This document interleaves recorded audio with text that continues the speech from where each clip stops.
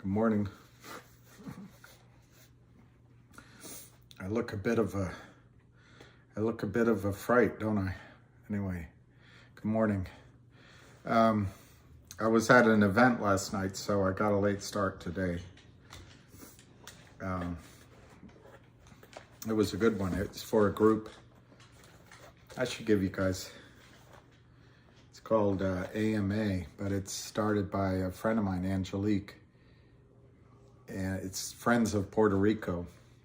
It's pretty amazing. She raised something like $10 million from scratch for the last hurricane. Anyway, we had an event at a restaurant called Immigrant Food, and it was really good.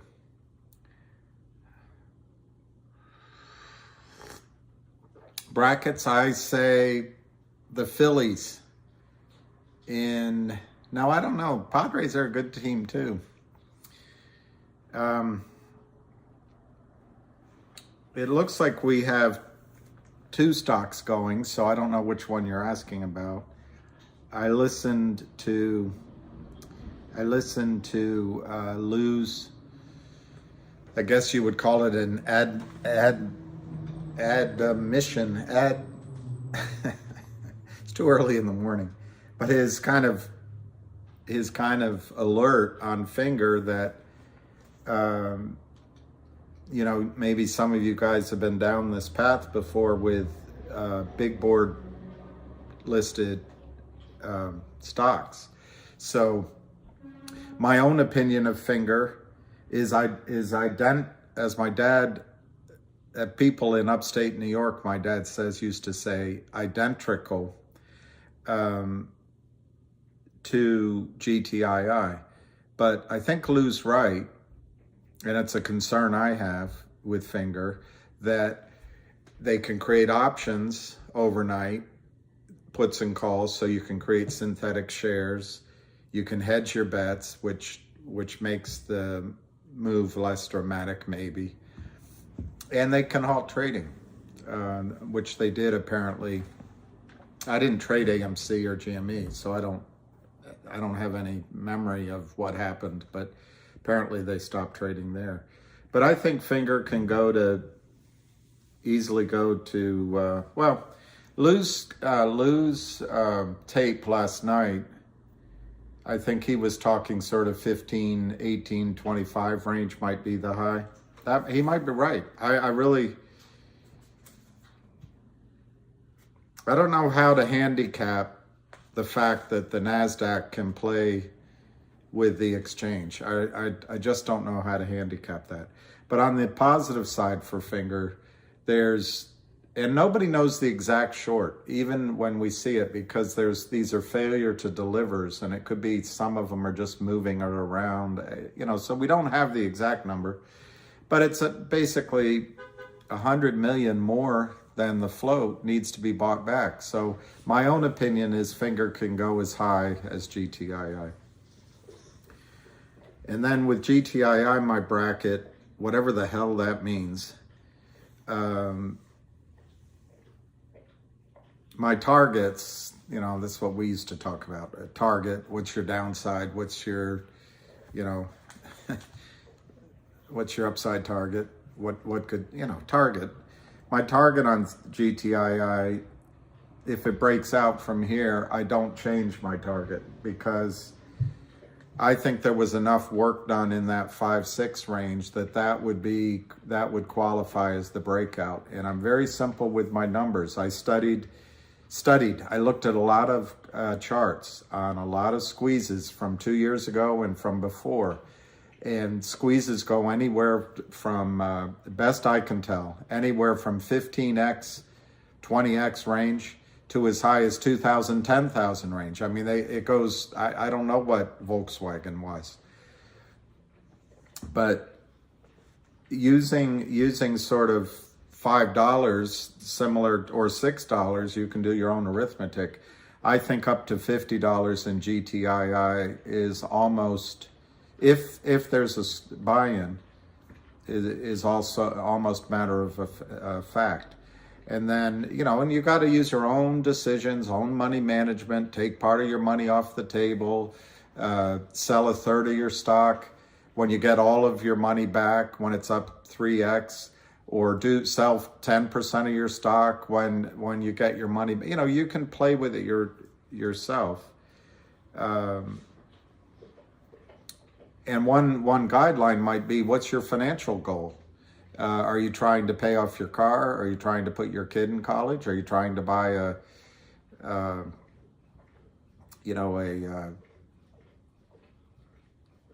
fishing shack up in Manitoba? You know, who knows? Maybe that's the number you start trying to work around, divide it by the number of shares. But anyway, conservatively, I think 10x. I saw a lot of those that spiked to 15, 20, and 25, 30x. So I just use as my kind of conservative number 16x. And 16 times $5 is $80. So I think, you know, I give it high odds of getting to 50, like 95%, 98%. Getting to 80 to 100, I would give it 85 to 95%. And then there were many squeezes that went 50x or 100x. So 100x is 500. So if you layer some prices up to 500. And obviously 1000x is out of this world. It's 5,000. But could you get a spike up there? Sure. But the higher you put your prices, you know, to the spike level like that, you know, the less odds of it going off, obviously. So I wouldn't put all my hope on that. Anyway, that's my answer to your brackets. Wow, 397. I see 393, but that's great. The high in the day was 418. Yeah, today's 50x would be damn good, Big Pa. Good morning, Big Pa.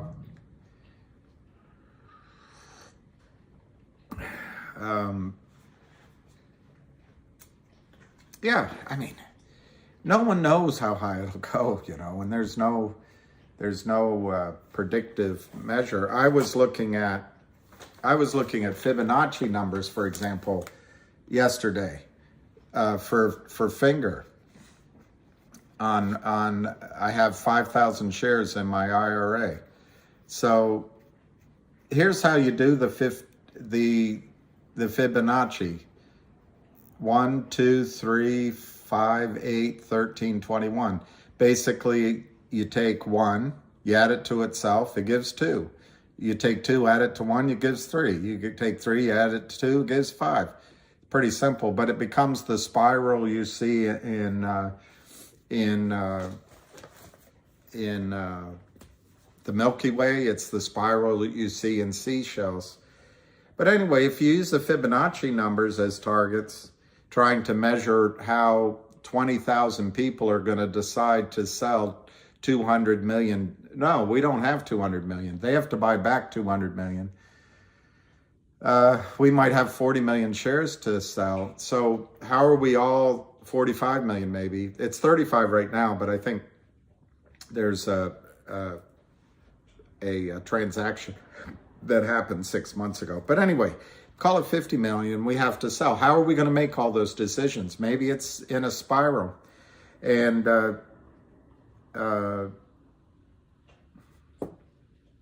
I was just looking at it last night, and the numbers that stand out to me on the high side, which, you know, it might stop trading, but if you want to bet at all, which is what I was kind of thinking, you get to, I'll read them out to you. What's really interesting in GTII, it kind of traded in these, and I said it on previous calls. We went from 3 to 5 to 8. We went a little higher, and then we've come back and we fought at 8, and then we kind of went down to 3.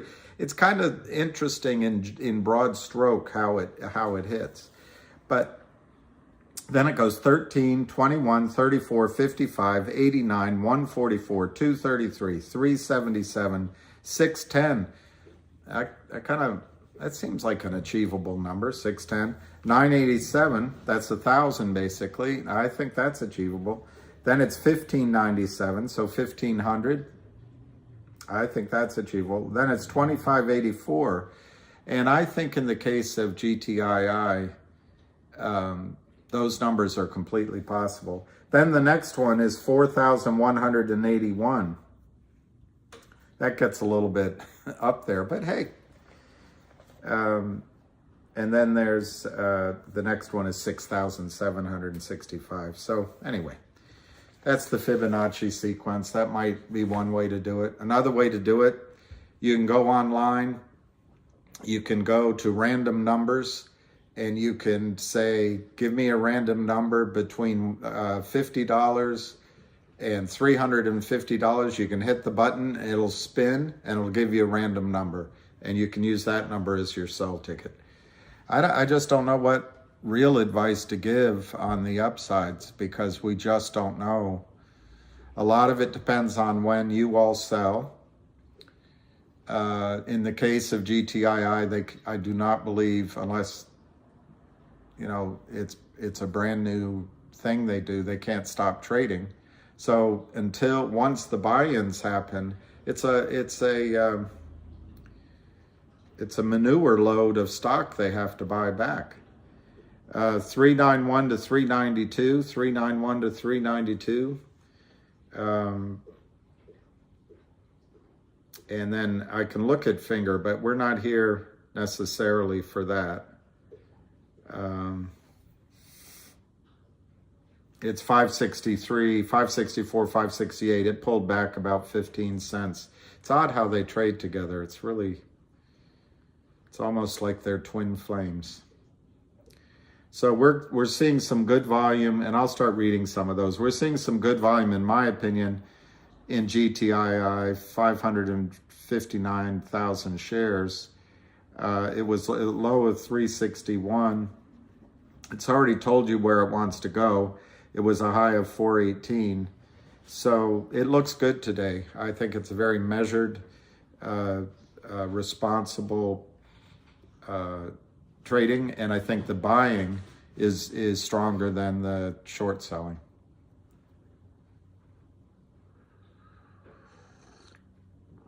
Okay, I'm going to start reading questions. Enough comedy jokes. I wasn't even going to sign on this morning because yesterday was so boring, but we never know when it's going to go, do we? Montego Bay. We're going to turn off your Wi-Fi because we're all jealous that you're going to Montego Bay. Actually, I hope you have a great time, and I hope it goes off while you're there. That would be amazing. I hope you're in some tiki bar, and there's only a small TV, and it becomes the nightly news story. I think that'd be great. What was the news? Let me look. I didn't check RN. Let me just check this automotive firm. Wow. I don't know what's going on with that. That's 41 cents. I wouldn't, unless you already bought it, I wouldn't go buy it now unless you know something I don't know. All right, let's see what the news is. 10:20 on Renova Health, Inc. Oh, it's the quarterly. West Palm Beach. Everybody's out of West Palm Beach now. Seamus Lagan recently joined Stock Day host Everett Jolie, or Jolie, I don't know. Jolie began the interview by referring, I feel like I've read this before. This is new? All right. Continued improvement in emissions and cash collections. Estimated revenues for $4 million. That's pretty good. But it's got so many shares outstanding. And if they do a reverse split, the shorts will just come in and crush it again. Reverse splits never accomplish anything. Jolie asked if there was any further progress. InnovaQ. I don't know. I'm not going to waste time this morning. I'll listen to the call. I don't have a comment other than the stock is not responding to that news, so it's not momentous. Let's go back to GTII. 398, 397, 398.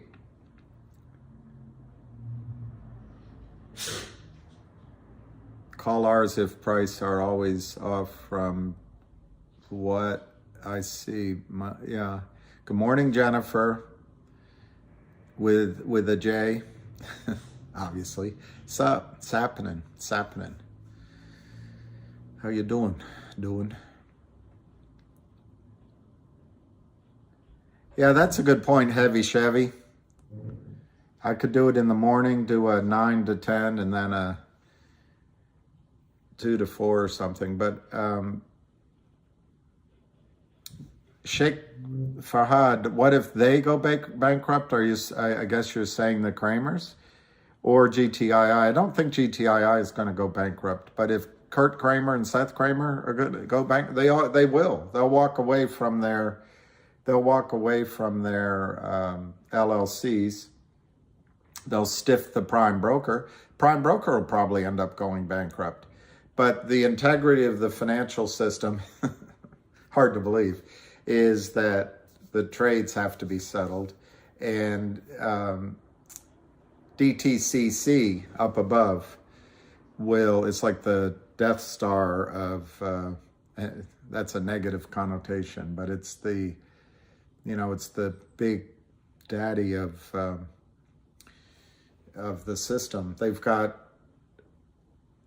I've heard 80 trillion, but I think when I read it was 75 trillion in assets, and they house all of the securities that, the financial securities, I think they house them all. I don't know why we have only one repository. I don't know why it's a monopoly, but if it's not all, it's nearly all. So anyway, 80 trillion would cover the losses in this case, but if you can start imagining the effect of many squeezes and many prime brokers being in trouble, 80 trillion doesn't go very far, believe it or not. So it could get really scary. I'm going to see what I can do about that. I don't know what to do. Anyway,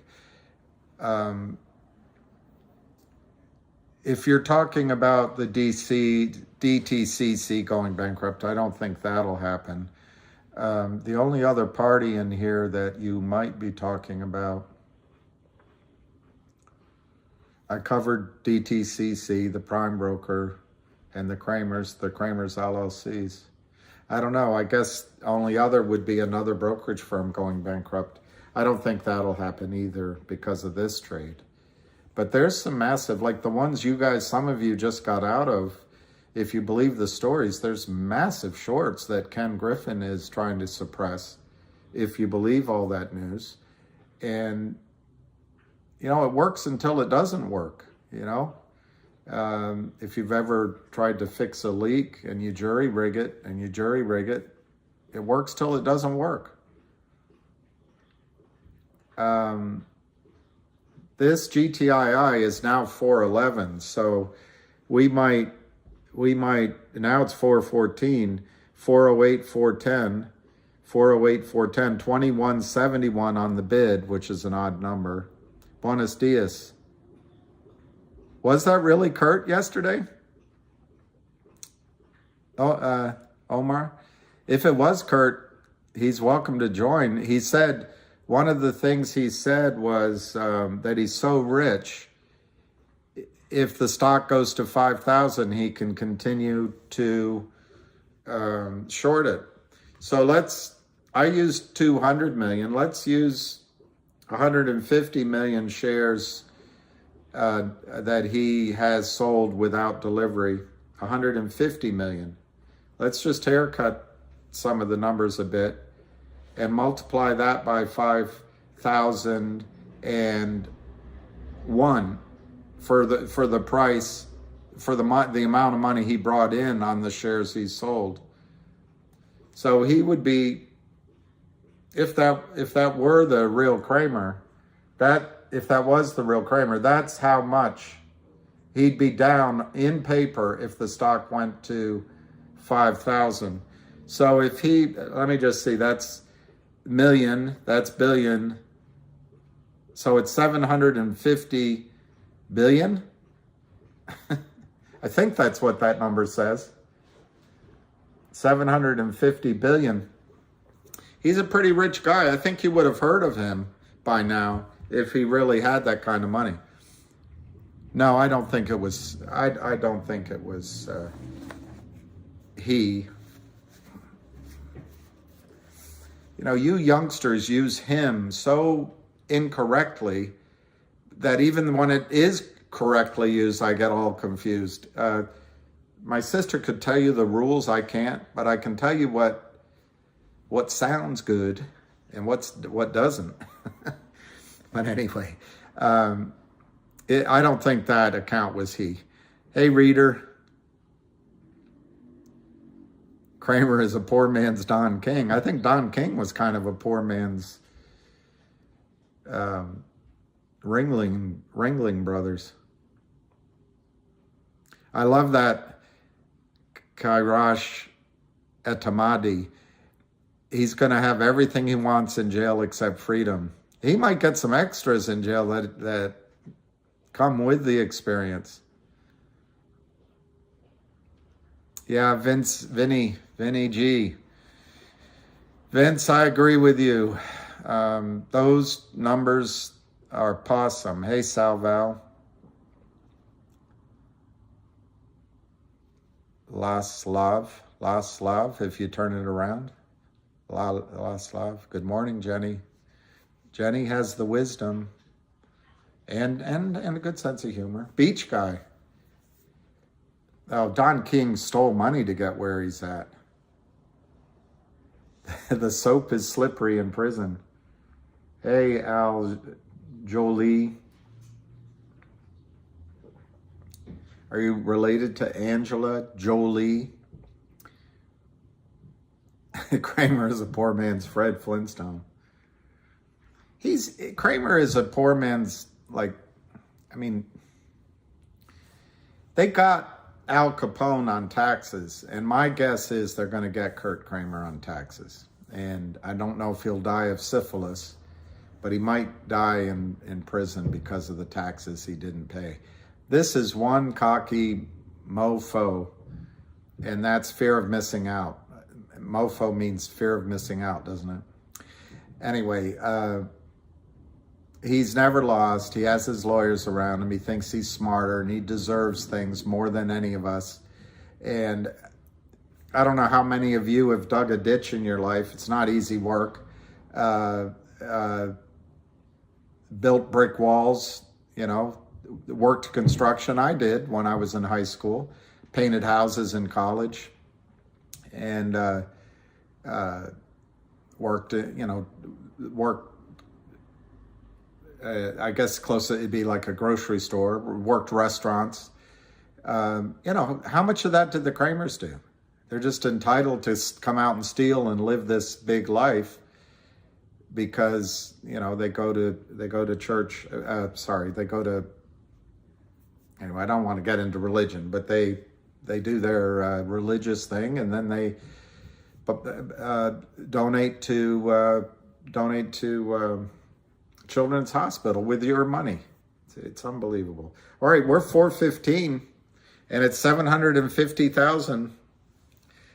I'm mofo more GTII.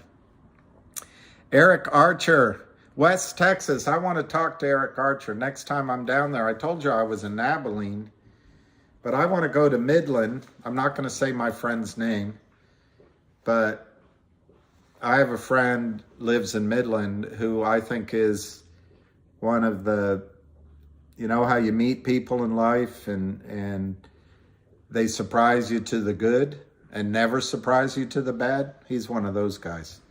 412, 414, 413, 412, 418.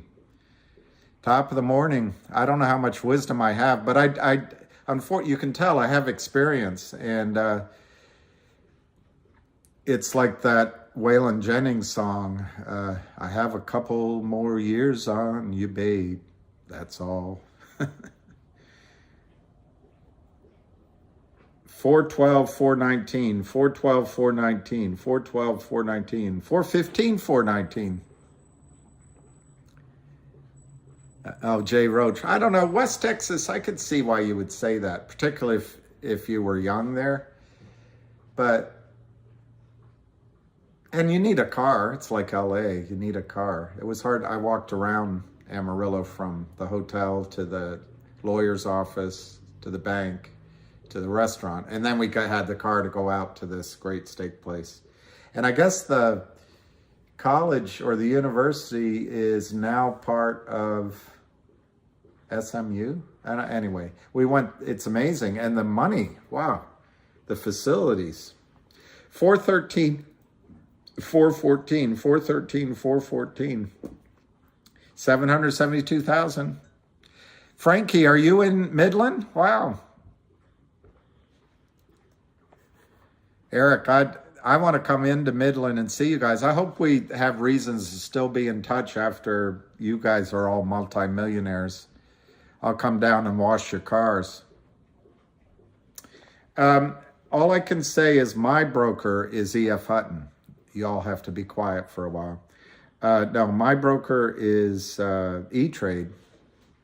And the numbers I'm getting are real time. I used to get level 2 before Morgan Stanley bought E-Trade, but they took it away for some reason. The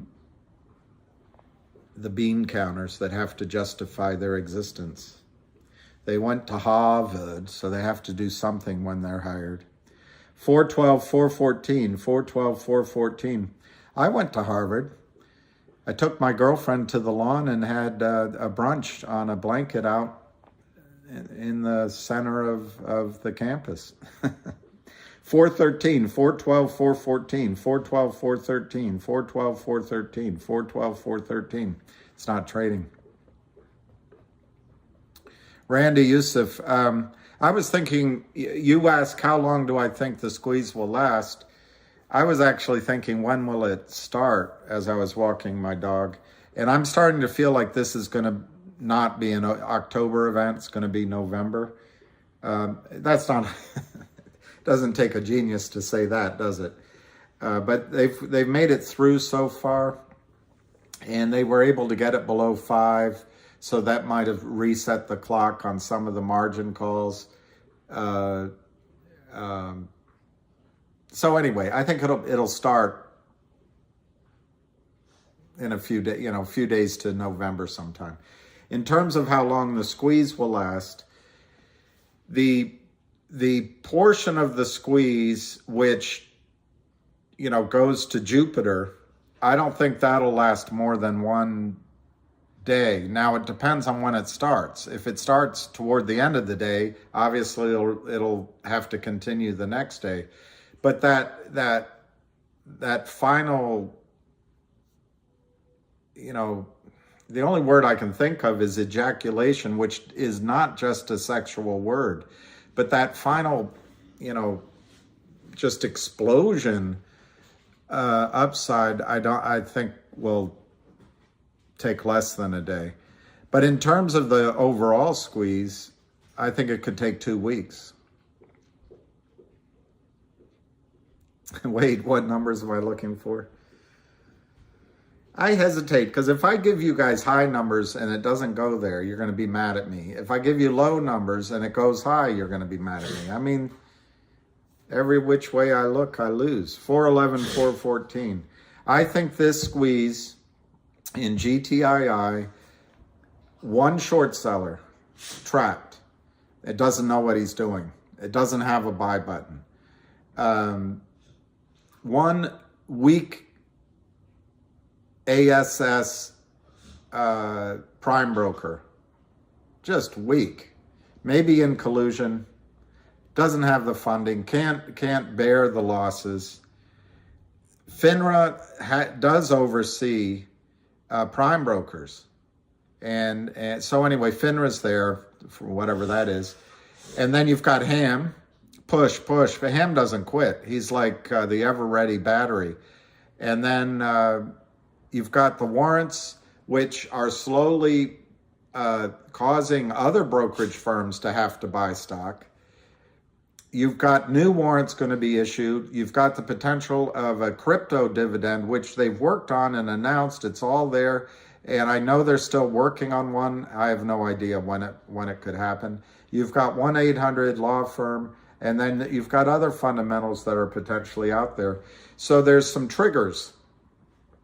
On top of that, I believe the Kramers are out of money. I don't care. I mean, at 410, they're down at least, they're down almost $500 million in paper profits. I don't care how wealthy you are. You could be the Hunt brothers, and that's a lot of money. So I think the setup on this squeeze, once it starts, is better than anything I've ever seen. Is it better than Volkswagen? I don't know all the variables in Volkswagen. Is it better than HKD? That was a mispriced, probably in collusion with Ken Griffin. This is my judgment. Loop Capital priced it maybe to help out Ken Griffey. Griffey. I had a friend in college that was Ken Griffin. Sorry, my friend was Ken Griffey. He's Ken Griffin. Gets too confusing. I'll have to look that up and check it. I'm all confused with that name now. 408 to 412, 408. So I think the squeeze setup in GTII, once it starts going, who is going to sell? There'll be some short sellers. There'll be short sellers, but then they'll cover. They'll do knee-jerk short selling, and then they'll cover. When it gets way up high, some of the big boys will come in because they have an ability you don't have. You try to go enter an order and for 10,000 shares and tell them you'll send them the check. They won't take your order. But the hedge funds can enter sell orders without shares. So at some point when it's high, other big boys will see how they can make money driving it back down. But that's a risky game because it can also keep going up. So my numbers, wait. What are your numbers? My numbers are, I don't know. I wrote them down so many times, but maybe I threw them away by now. But my numbers are basically I'll do it by memory, $50 to $80. I think you'll get that all day long. And then, 550 to 610 range, 650 range. I think you'll get that while the sun shines. And then I would say 1,000 to 2,500. I'd say 1,000 to 1,500. You'll get it at, most of the day. And then 2,500, 3,000, 3,500, 4,000. Very easily that could be the reason why this becomes a squeeze that's written for the history books. It could go to 5,000. It could go 1,000 times where it breaks out. And that's the reason it'll be in the history books. But that county pride, I like that. But guys, if you go for those numbers, you better have taken some of your money or maybe made money off the table before you put in those higher tickets. Because as Ham says, the only way to make this a losing trade is to not sell something. It's smoke screen. See, that's the thing. As soon as you as soon as you put out a high number. But by definition, if everyone that owns stock refused to sell until it went to over $1,000, it would go over $1,000. You see what I mean? We're kind of playing against each other. We're trying to suss out what we're all doing and then what other short sellers are going to be doing. That's the other thing. You got to just, there'll be other people come, if they have money and courage, other people with no shares that they own, but they can short sell. The system is rigged. It's designed so insiders can make money, and the rest of us are just sheep. And it's really, and then they try to get us to vote against each other and get angry because it's Trump, it's Biden, it's Hillary, it's George Bush. That's just to distract us from the fact that they're just stealing from us. 409, 413, 409, 413. However, there's a lot of people that make money on Wall Street, and you can be one of them. All of you can be one of them, and you deserve it. You deserve it. 409, 413, 409, 413, 409, 413. Pretty boring, actually, on the volume side. Yeah, exactly. Scalp along the way. Britta is a beautiful girl. Who's Britta? If she's a dog, I say she is. But if she's a person, I don't know her. I'll be listening. All right, beach guy. Nightbot. I was reading an article about emojis. And apparently, if you use the thumbs up, or if you use the clap symbol, or if you use the heart, or if you use, there's a few others, it means you're old. You're not part of the younger generation. And guess which ones I use? 409, 413, we're up 4 cents. And let's just see, finger. Finger's still red on the day.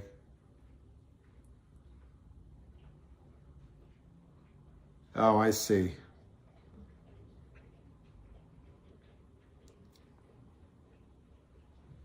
And Britta. All right, she's on the panelists. I didn't know that. Let's see, finger motion. Finger hut is 562, 565, down 13 cents. So it's staging a recovery. GTII is our horse. 409 up 4 cents. 410 bid. The bid is over the last price. 410, 413. Is it a 1037?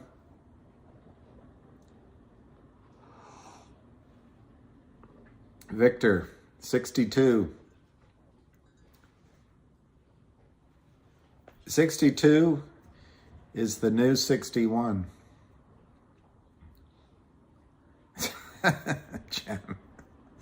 Gem Miner, I'm not going to read that one. Yes, I called it that because my other name was impolite. 410, 413, and it's all in good fun. Finger is, ignoring the squeeze.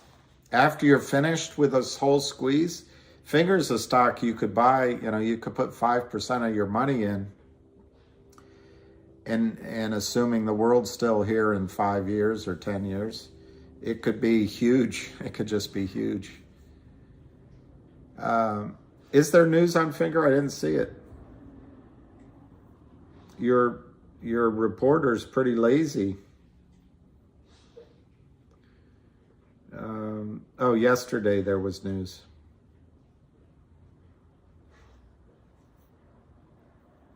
Yeah, that top-up business. They have 3 businesses. The top-up business, which is amazing. I mean, I think they have 2 competitors, and it's all the minutes in China. So you buy the minutes at a discount, and then you resell them to the consumer. It's like, utility money. It comes in, all you need to do is have the money to buy them. So it's I don't know what to call it. It's like, running for a few yards instead of the long pass, or it's like bunting and singles and even doubles, but over and over and over and over and over again. And then it's the foundation for their other business. I don't know if you can buy it on GTII. Wouldn't a gentleman's club be a top-up business? Oh, I see the humor there. Took me a minute. There was a Rodney Dangerfield joke about that. The girl go to this party, the girls are topless, bottomless. He went there, there was nobody there. I don't remember the joke.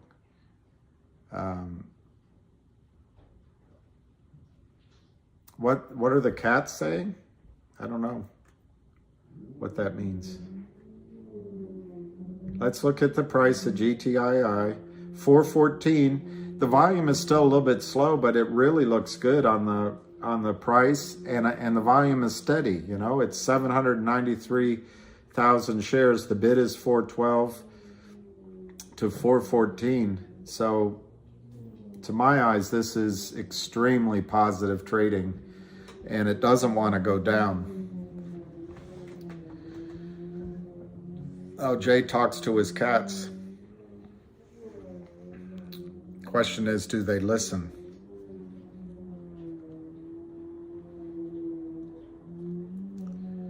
I had 2 cats once. I talked to them.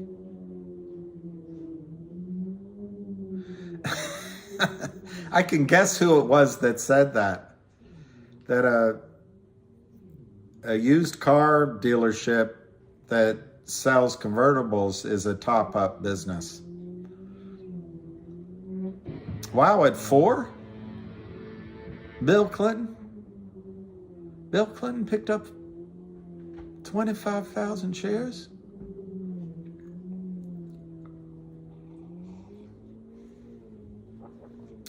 I did not have sex with that woman, Miss Lewinsky.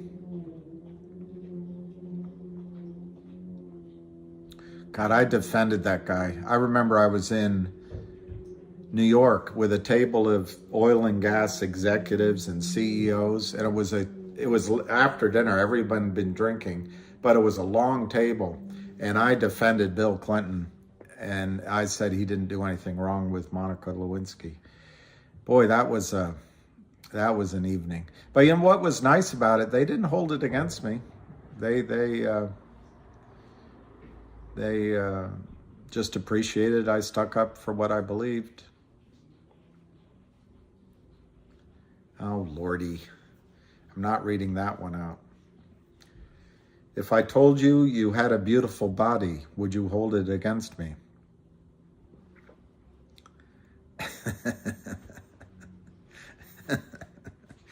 $413, $414. $413, $414. Last trade, $413.65. Who does that? 4.1365. Who does that? I guess somebody that wants to make little tiny bits of money between a bid of 413 and an ask of 414. 1,342 by 1,465, 413 to 414. I don't have a graph out, but it feels like they're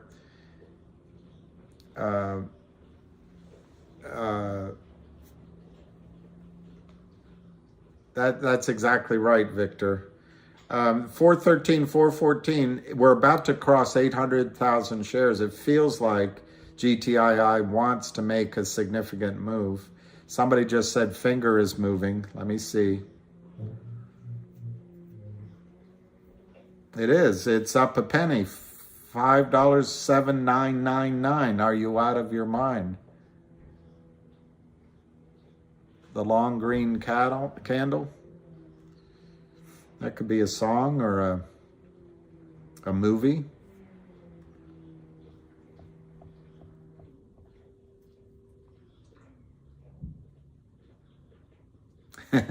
Karen Finnerman just put up a picture. I'll show you. You guys probably saw it. I think I know Karen Finnerman, or I know someone named Karen Finnerman. Look at that. On Fidelity sign, she put short squeeze GTII. Somebody yesterday, I didn't know what he meant, but in the middle of the night, I realized what he meant. This is GTII, not GTLL. It's GTII. Idiot in Indigo. Indigo, India. GTII. Let me see what Lou said. Tommy Wang just put up a post. And it was just very simple. It was a response to Karen Finnerman. Wow. I don't know Karen Finnerman, but she looks like she's quite accomplished. But he's responding to her, and all he wrote was GTII. Pretty cool.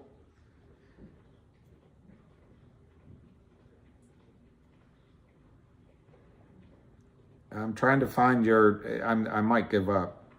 I didn't see that green candle. I may never see that green candle. But judging from the milk we're getting now, there certainly must be one. I love this picture too. This is great. On the subway. What does clip, clop, clip, clop, bang, clip, clop, clip, clop, bang? I don't know. AC, I would kind of. Who's going to be bikini ready when we squeeze? We're all going to come visit. I've never been bikini ready. That must be an accomplishment. I got to try to cover that, but I don't know how to do it. So I've got a newspaper. I could put a newspaper up. I'm not going to talk about me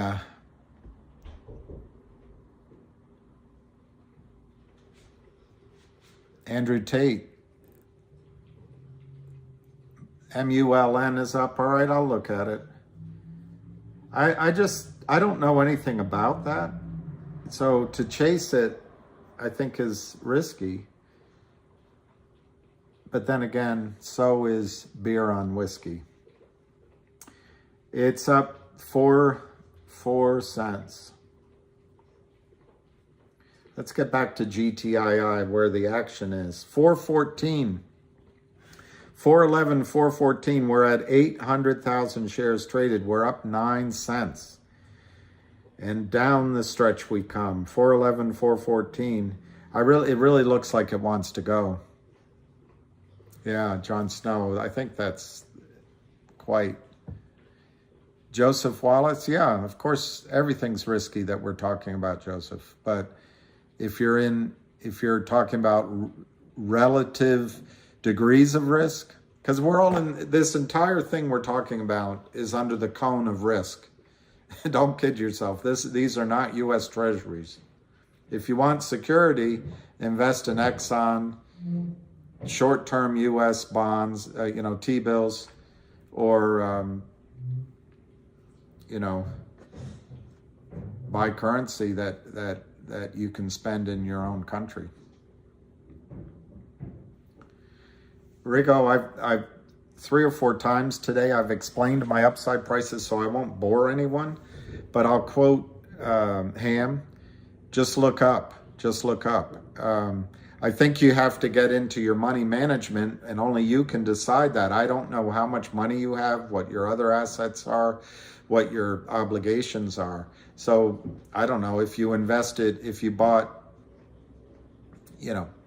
making it up, 10,000 shares at $3, maybe you sell,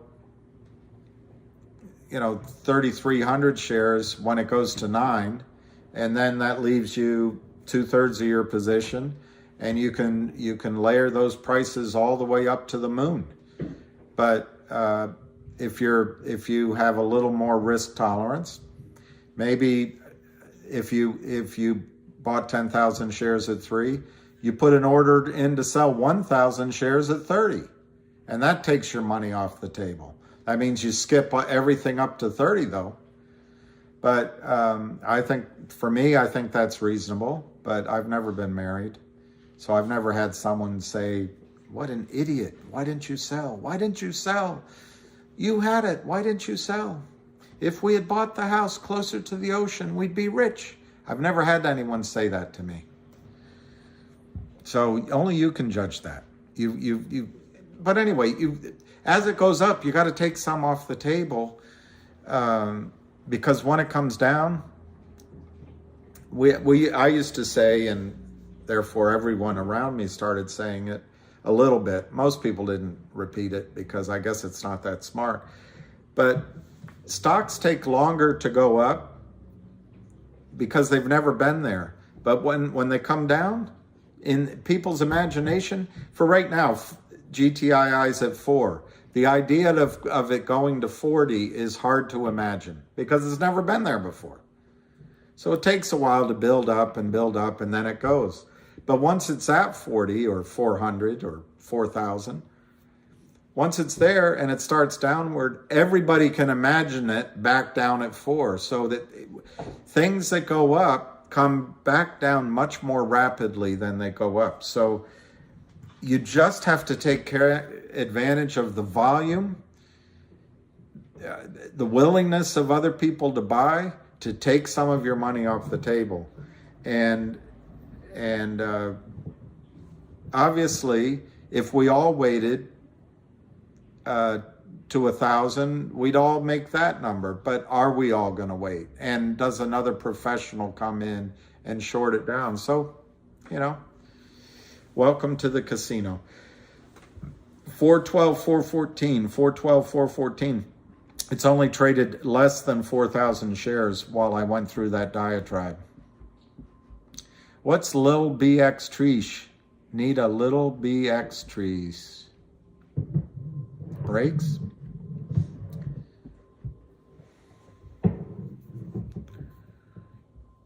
Good morning. All right, so we're 413 to 414, 800,000 shares.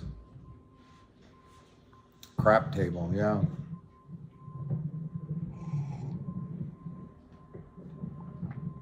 But of course you are. But of course you are. Need a treesh. I don't know what a treesh is. I don't know what that is. So if I'm saying something bad, you got me. Good morning. Dr. Suss. We're at 414.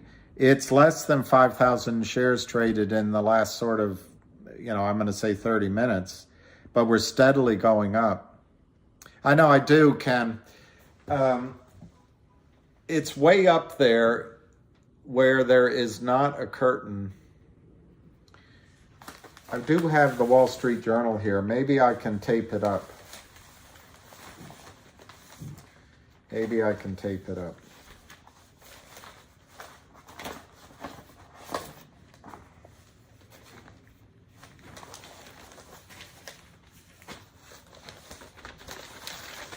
I'll put the part about G.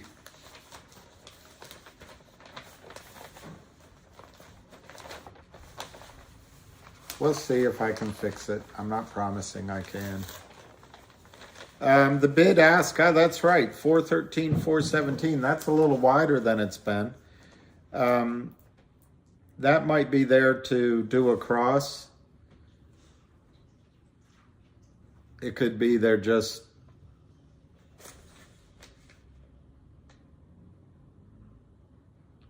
I don't know. There's not a lot of volume there. It could just be normal. 413, 417.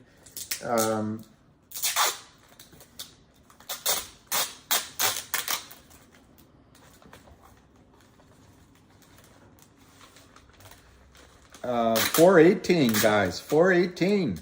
Now there's some volume coming in. It's 816,000 shares. 419 last trade. 420 last trade. 420 last trade. 418, 419. But it's 420 last trade. 420 still. 419 to 420. 3,400 by 100. Now all of a sudden it's 858,000 shares. $4.20. 424 on the ask. 2,700 by 600. 419 by 423. So they're trying to hold it, but this is a steady march. 420 last trade. I bet we go over 1 million here shortly. Oh, shoot. Shoot. Okay. Okay. I'm going to try to fix this. And if it works, it works. If it doesn't, we're living with it. We're living with it if it doesn't work. 413, 416. So they got it to settle back a little. They got it to settle back. But it's not, that wasn't on a lot of volume.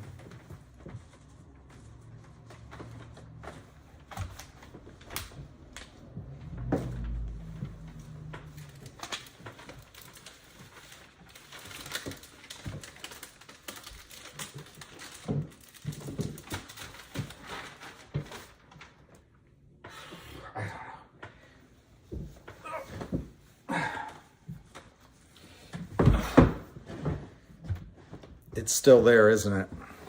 All right, it's better, but not good. I'll keep trying. Trying to get rid of this sun for somebody that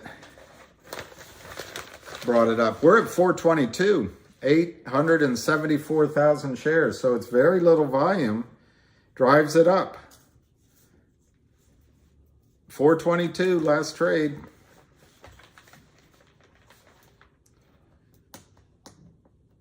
Maybe there's a, oh my God, be careful. Oh my God. Oh my gosh. Oh my gosh. Yeah, all it does, you know, if everybody you think of that you love, all it takes is one fall and their health is ruined for a long time. Now I can't get this tape going. 418, so it slowed down. That's why I believe there's a professional buyer in there. They're not letting the stock get out of control, and it's steady on, and there's very little volatility, which, and as you see, the spread between the bid and ask isn't, well, right now it's 5 cents, 6 cents, but it doesn't give Kurt Kramer any room to play his reindeer games.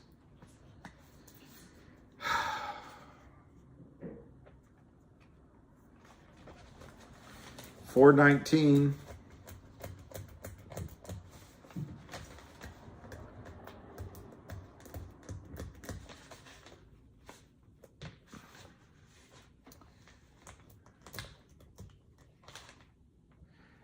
Chema, how long can they hold it? I don't know. I'm astonished they've been able to hold it this long. My guess is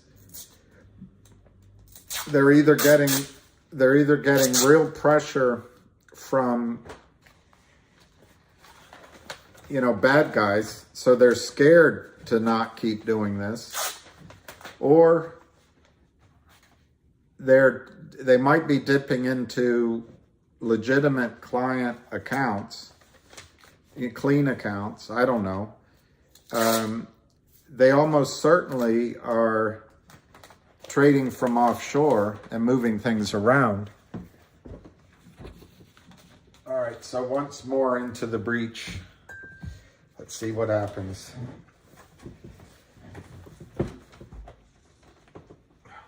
Let's see what happens.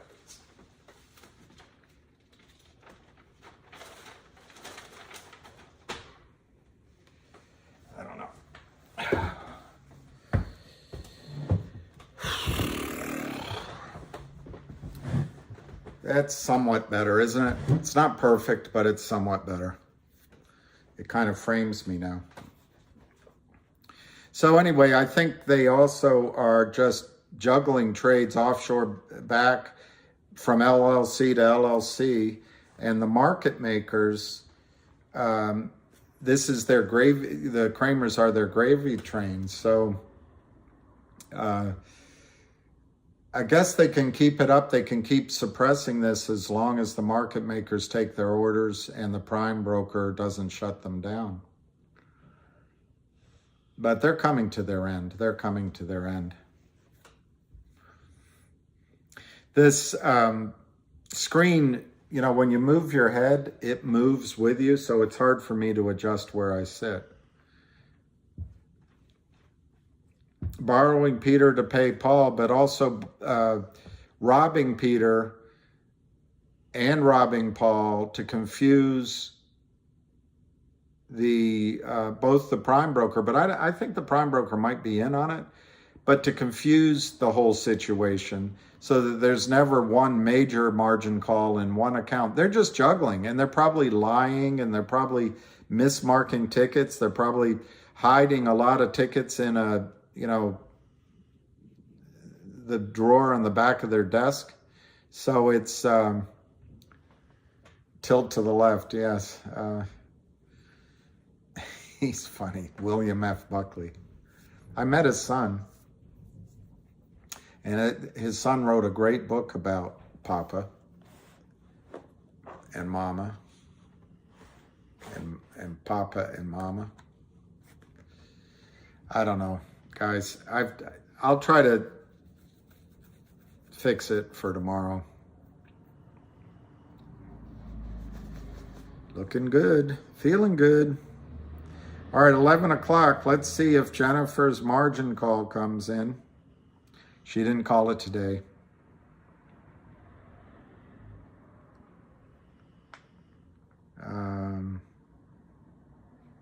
Let's see if this automotive company, oh, it's up 3 cents. Let's see how Finger's doing. It's doing all right. It's up 6 cents, 585, 581 to 590, 659,000 shares. GTII is 419. It's so beautiful how they're trading this. 418 to 419, 887,000 shares. It's great.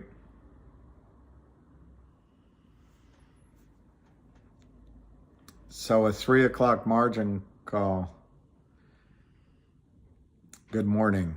This is God. Most men that do that are substantially small in other areas.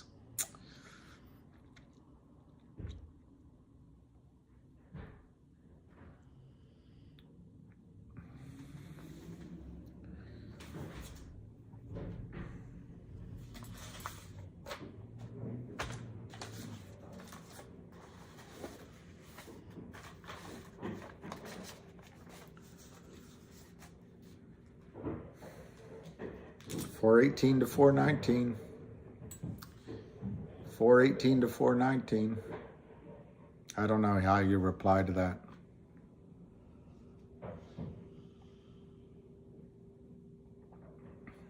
On YouTube. If you finish every sentence with on YouTube, the answer is different than in normal life.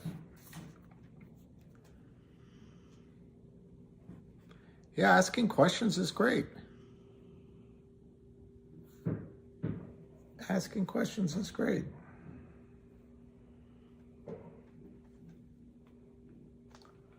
$418 to $422. Last trade $420. We're going to cross 1 million shares, maybe. Going to cross 1 million shares.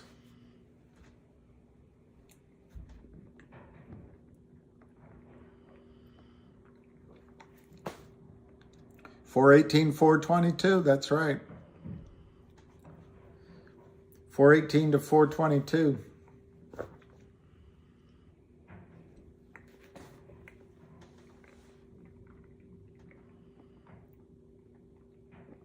899,760 shares traded. This is a master class in professional buying, in my judgment. In my judgment. I think there's a pro in there buying. 418 to 422, 418 to 422, 419 last trade, 899,860,000 shares. Ham and Lou said there's two more.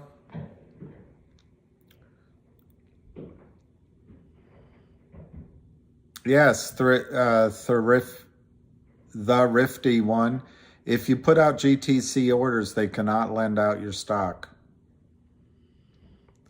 Vemos. Wake you up. Wake me up when it hits 420. It's at 418, 422. And it's 901,000 shares traded. That's a good question, DR. Would a quick spike to $10 kick it off? It didn't last time. I mean, it went to, what, $8.97.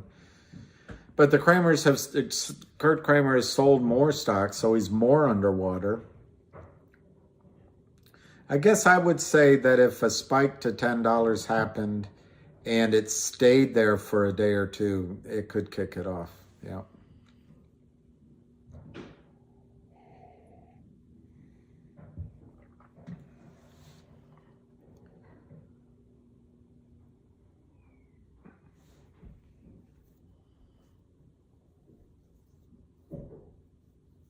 $417. Well, they can't lend it out because at any time your order might go off. So it's not, the shares aren't free. They're not free to lend.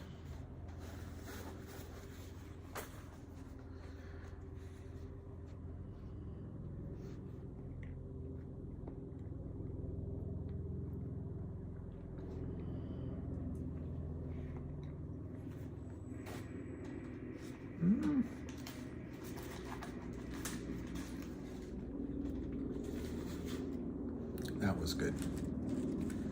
Buenos dias. Citadel and Virtue are helping the Kramers get out of this play. It's always possible, but I don't think so. If Kurt Kramer called up Ken Griffin and said, help me out, the next thing you know, there'd be somebody somewhere in Wall Street that heard about it and they'd be buying the stock.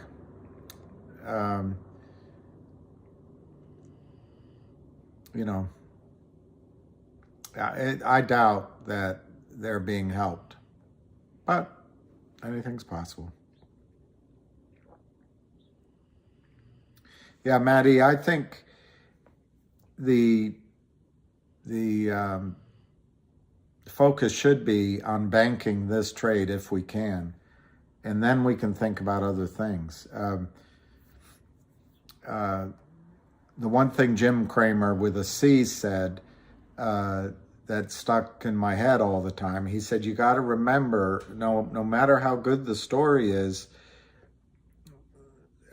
stocks are just pieces of paper, so you don't have your money until you sell. And of course, they're not even pieces of paper anymore. They're just electronic entries.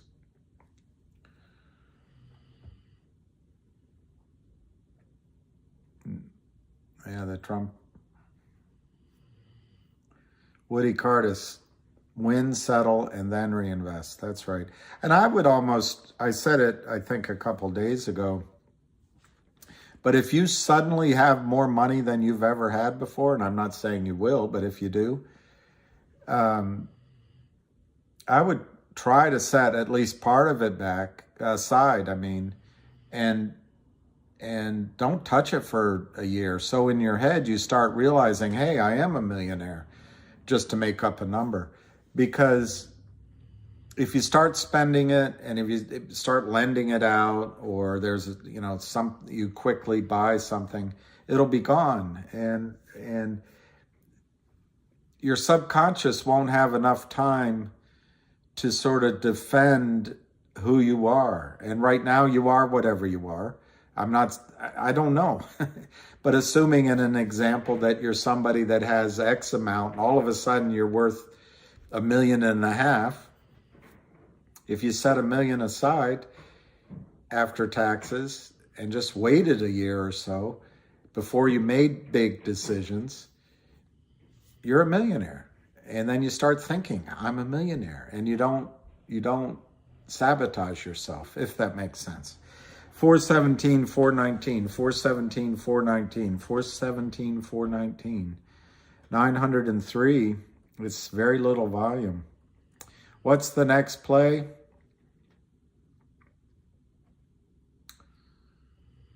I don't know it. I don't know it. Vladimir Putin. I will increase my net worth 1% with this stock. All right, Vlad. I wouldn't wait to buy silver or gold. I consider those, for me, I mean, you have to make your own determination, but those are interchangeable with cash now. And I think at some point in the future, they may be more valuable than cash. But yeah, I wouldn't wait to buy gold or silver. I don't know that there's one that will squeeze. I'm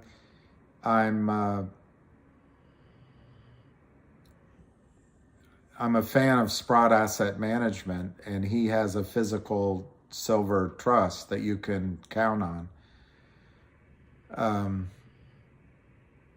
And he also has one for gold. I didn't focus on that, but I believe there's one for gold.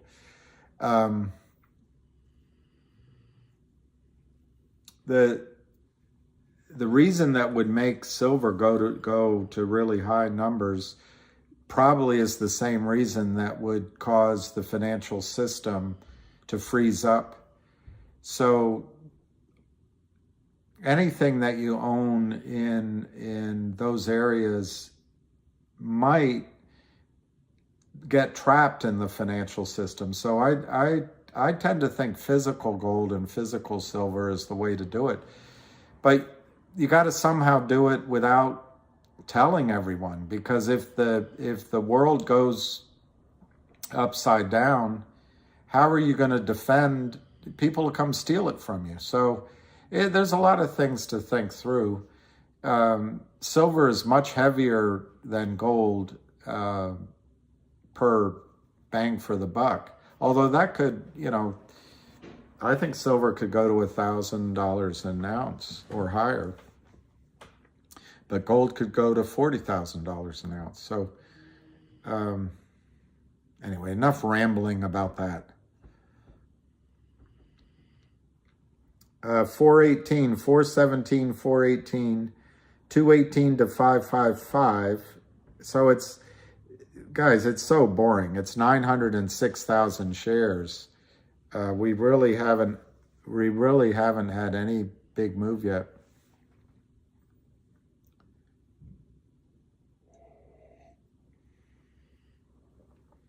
Yeah, I notice on Twitter, there's all of a sudden all these people coming over with the best financial advice you've ever seen. All you have to do is sign up and pay them. Where were they all along? I think listening to him, you guys made, depending on where you got in, you made more money listening to him. I know you had to wait. Made more money for free than any of these services that you pay for. Shema, my opinion, I can't give financial advice because I don't specifically know your situ. But anytime the Kramers are selling GTII, I would buy more if you're inclined to buy. Because there'll come a time when the Kramers will not be selling and the buy-in will come and you won't be able to buy. So it's a gift. And You know, to argue whether it should be $4.18 or $5.20 or $6, I mean, it's also, this, what I'm about to say is also silly, but I would focus on the number of shares you'd like to own and just try to buy up to that number of shares.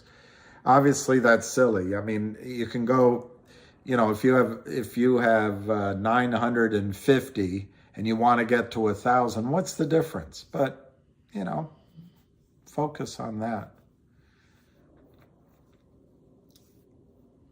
I'll be back. Hey, Alicia. Liam Bruni. I like that. Liam Bruni. I have to hear it once. But good morning. Liam Bruni.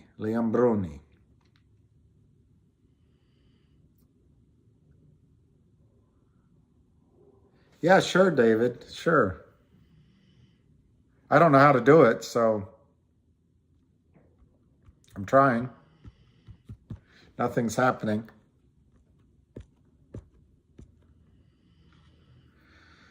All right, when your name comes around again, nothing happened, but I'll do it, David.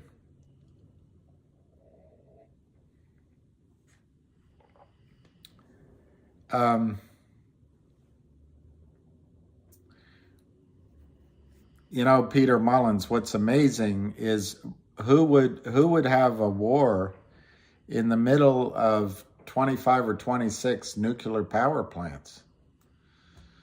And it's the breadbasket of MENA, the Middle East and sort of North Asia, Near East.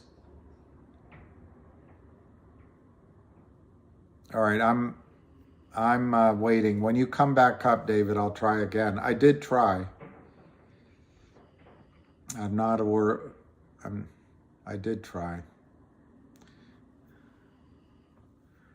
Roger, I don't know the answer to that because I've been in a lot of stocks that went parabolic, which by definition is a squeeze. But this one is the first one where all the things that I listed before have lined up that I've ever done. I've never had access to the information that Ham provides, nor have I ever had knowledge that there's one short seller or the amounts, you know. So this will be my first. Jennifer. The beauties of the beautiful women of the zodiac. Leo too, but you're a guy. All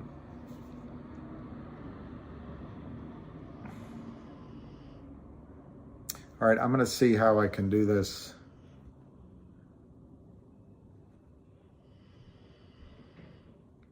David, I don't know how to.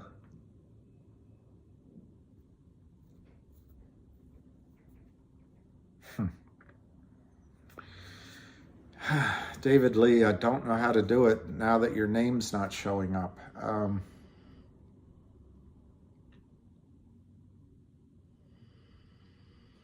Maybe I can Google it.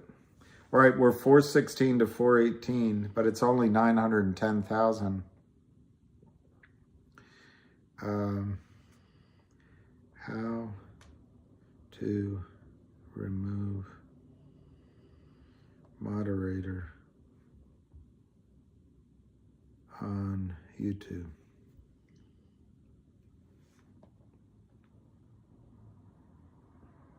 Open yours, click left, click settings, click left, click settings.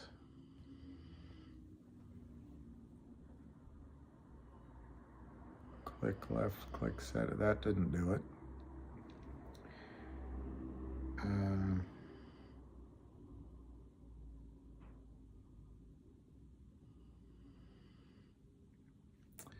All right, so click left. That just didn't do it.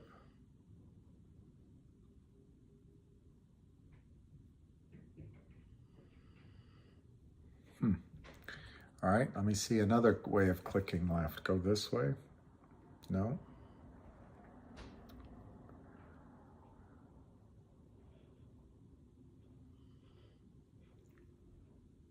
Media, text, widget, playlist. I don't know how to do it. How to remove moderator.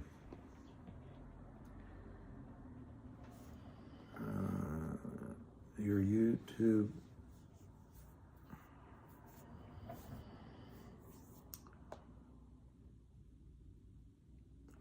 Open from left, click settings. So I have to find settings. That's what I have to find.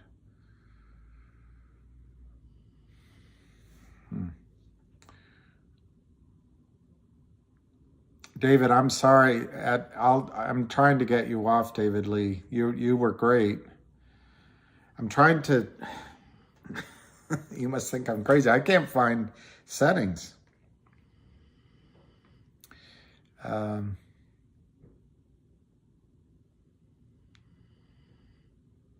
Thank you, David Lee. You were great. Settings in studio, then click. Okay, settings in studio. I don't see it. I don't see it.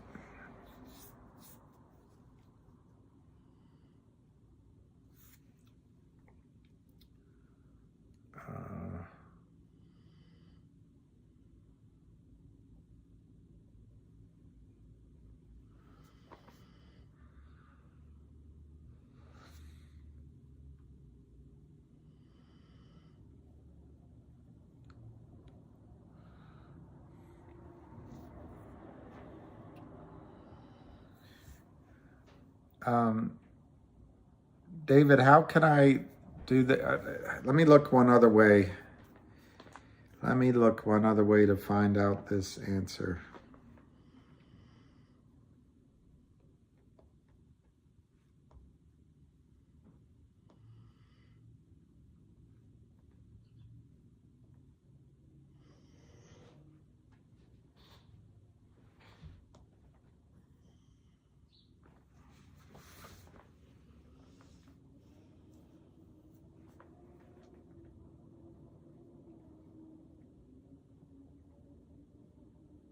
Okay.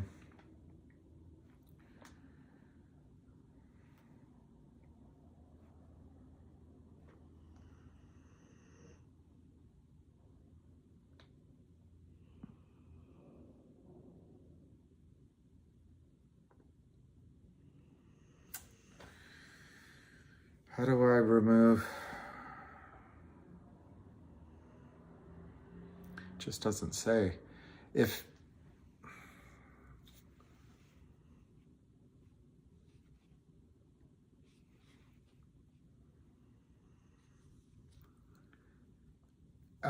yeah, you will be missed. I wonder if I should just shut it all down and start over again. I'm trying to, David wants me to remove him from being moderator, and I'm just having a hard time. His name came up only once, and when I clicked on it, nothing happened. So, and I'm using Prism, I think. So 3 dots on the left side of chat. Okay, 3 dots. Mic, view screen, camera, save video, use live. That doesn't do it.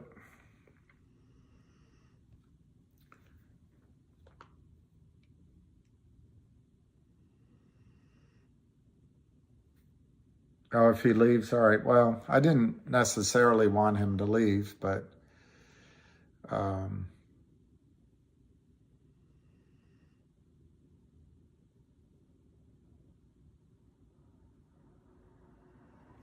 right. Well, I'm sorry, David. You were great, and wish you the best. If his name comes up again, I can click it again, but it just stopped coming up. There's a couple of buttons. I know, but his name only came up once.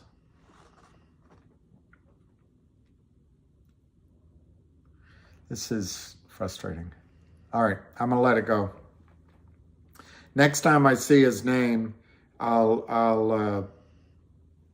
try. But anyway, 414, 416.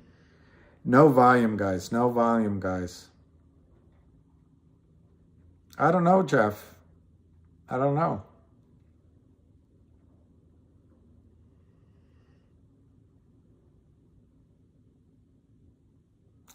Basamo, you can short a over-the-counter stock if you borrow it, but there's this market maker exemption called Reg Show, and so you can also, in certain parameters of Reg Show, it's legitimate, but you can also break those rules. Now, David was great. All right, NYX. I'm going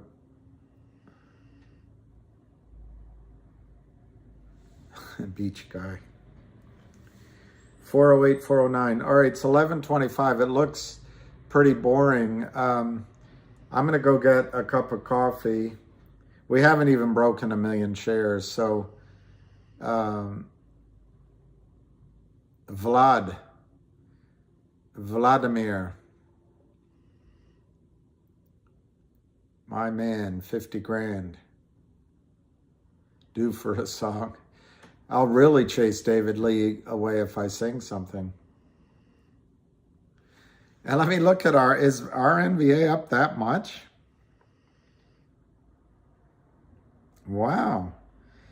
It's up 9,900%. At 0.0001. That's the best performer in my memory that I've ever had.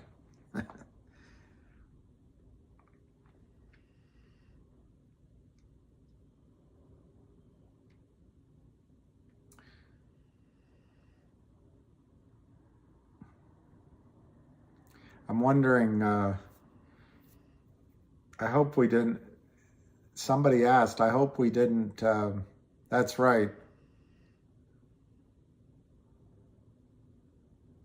Yeah, that's a real good question. What happens if there's further downturn in the market? I tend to believe, but I don't know. I don't have all the research that I used to have, but I tend to believe that the market is going to surprise people and go up, at least in the short run. But I don't think it's going to be a miracle this time. Remember 2 years ago when the market collapsed and then in the space of 45 days or so, it made new highs? I don't really see that happening this time, but it could.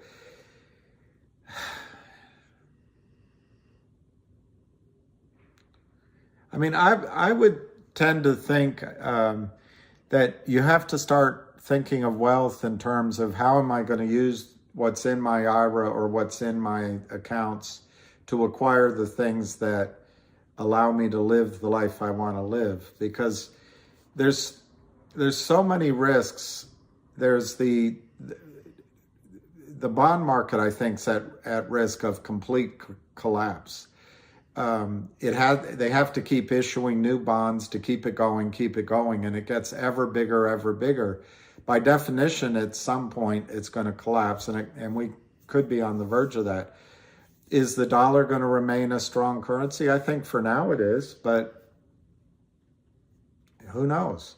So, and then performance. We've had 40 years of bull market in everything. Can that continue, or is it more likely that we have 5 or 10 years sideways or even down action? Yeah, I mean, only you can judge all those things, but there's also a risk in IRAs that the federal government someday says you can keep your IRA, but you can only buy U.S. government bonds. And I don't know. I don't know how to give you advice on how to protect those assets. I would, if I were, a wealth manager, as they call it now, I would put at least 10% or 15% of the IRA into the Sprott, I think it's called Sprott Precious Metals Trust, or it's Sprott. Let me look it up. But it's a physical. They own the physical silver. They own the physical gold, and I would at least do something like that.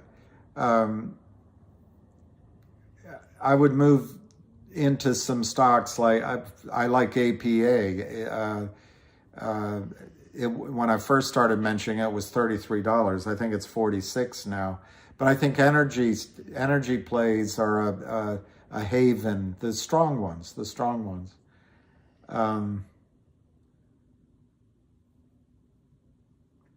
Any of the defensive stocks, which are stocks that you know them, but the stocks where people buy things which they'll buy during a depression.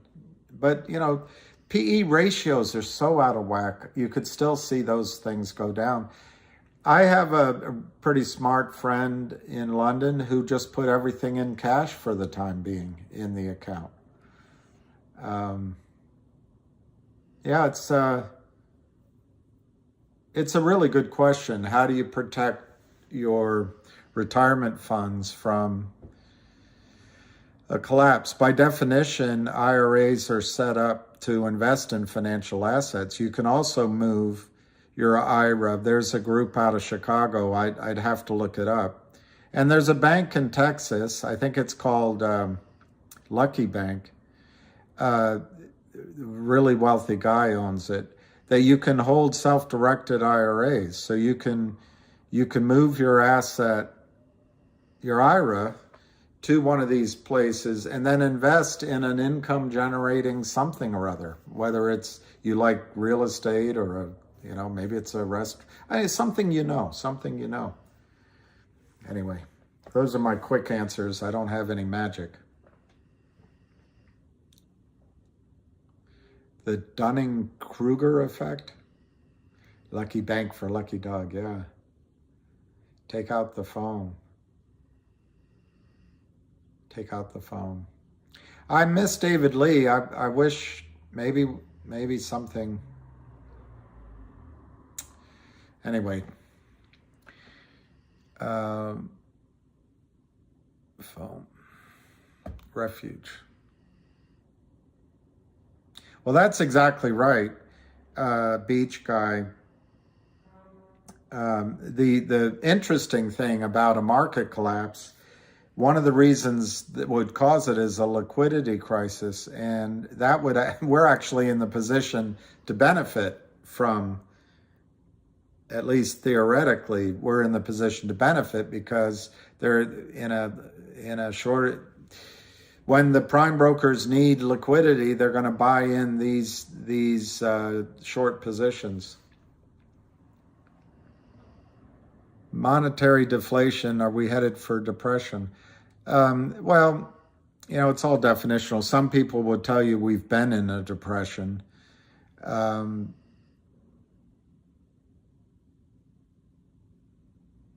don't know about monetary deflation. They say there's a lot of inflation. There is, but if we go and I don't know, there's too many variables to. Seems like they use most of their ammunition for that zero hedge article, NYX Trader.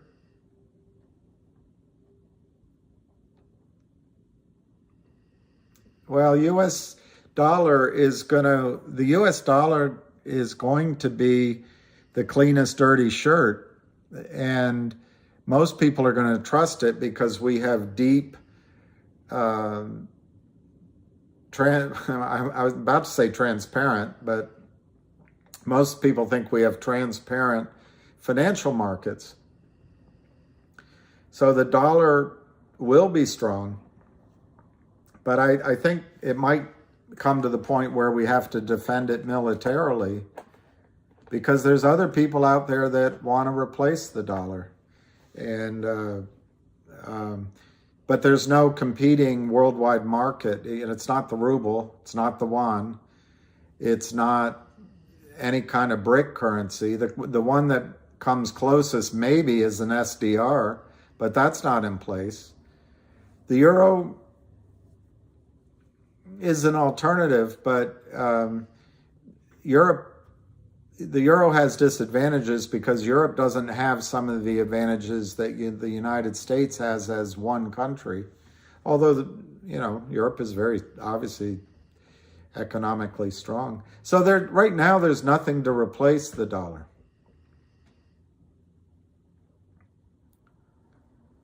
Good morning. We're at 398. So we're under 4, but it's still not 1 million shares. It's still not 1 million shares. Well, globalization worked,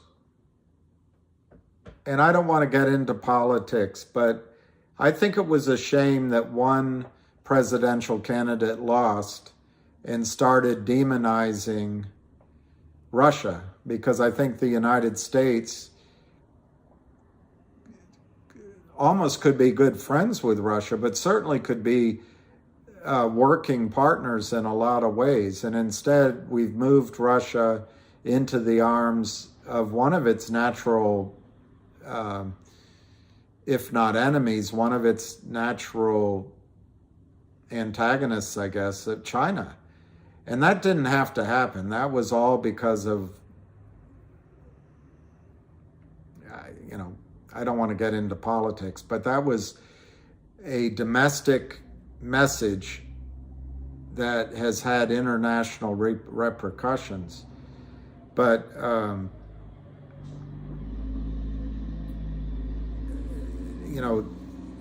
it's unfortunate. It's unfortunate that Russia has been put in the position of being our enemy. When Russia, we said that Russia could join NATO. They asked to join NATO. Well, I don't know if we ever said they could, but what we did say is we wouldn't move our NATO closer to their borders. And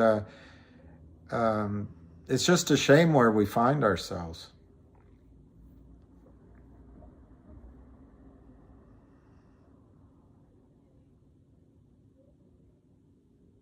Yeah, Turkey is,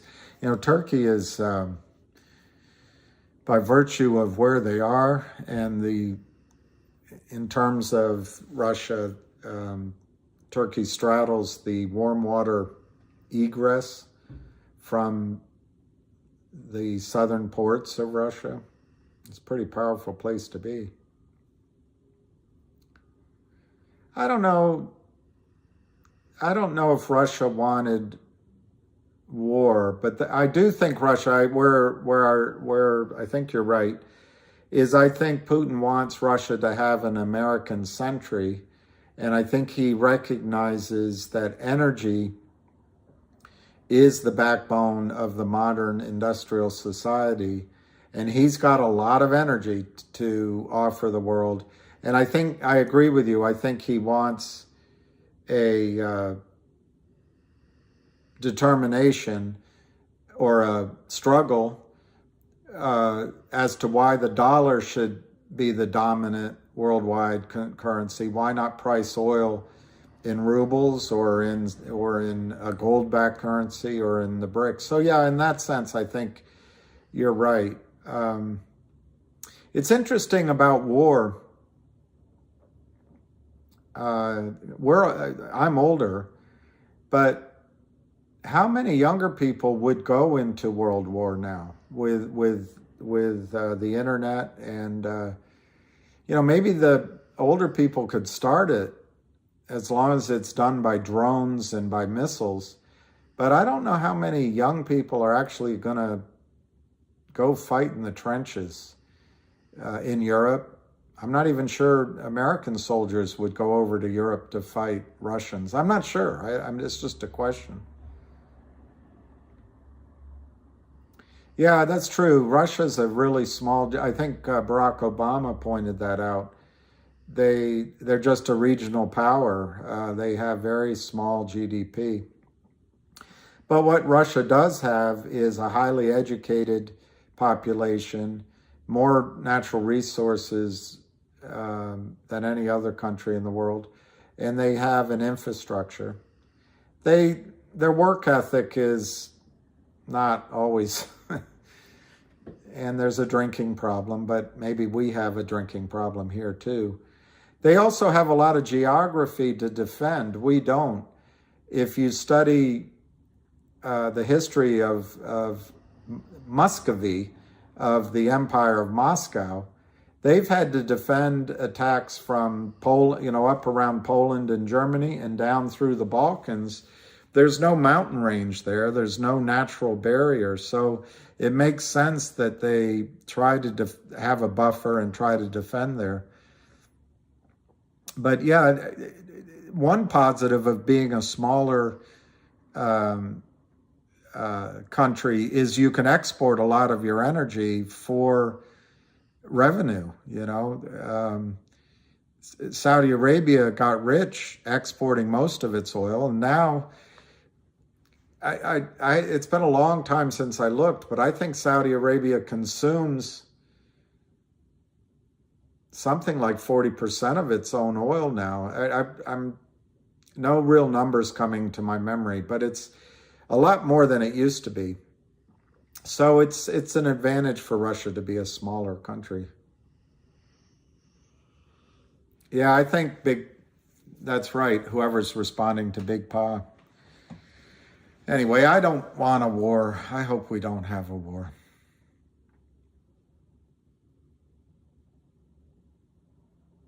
I think successful day trading is nearly impossible unless you have a mindset for it. To do it, you just have to be in the trenches, and you have to go into battle from early in the morning. And when you go home, you're probably going to get drunk or do something else because your brain is going to be fried. But day trading it, you can be successful with it. But I think you have to start slowly. You have to be taught how to do it. And it's like any other thing. You have to do it 10,000 times before you're good at it.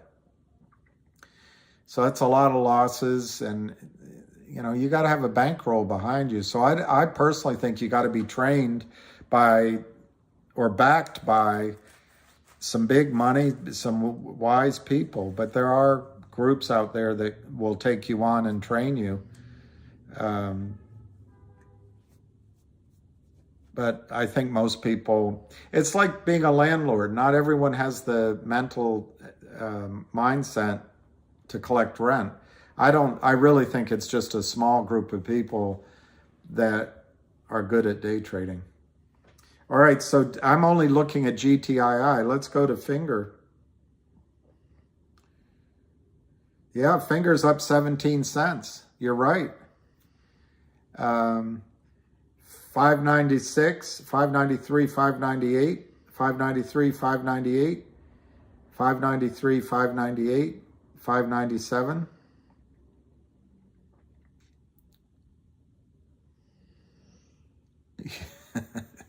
Yeah, Tim Sykes can make $180 when a stock when a stock.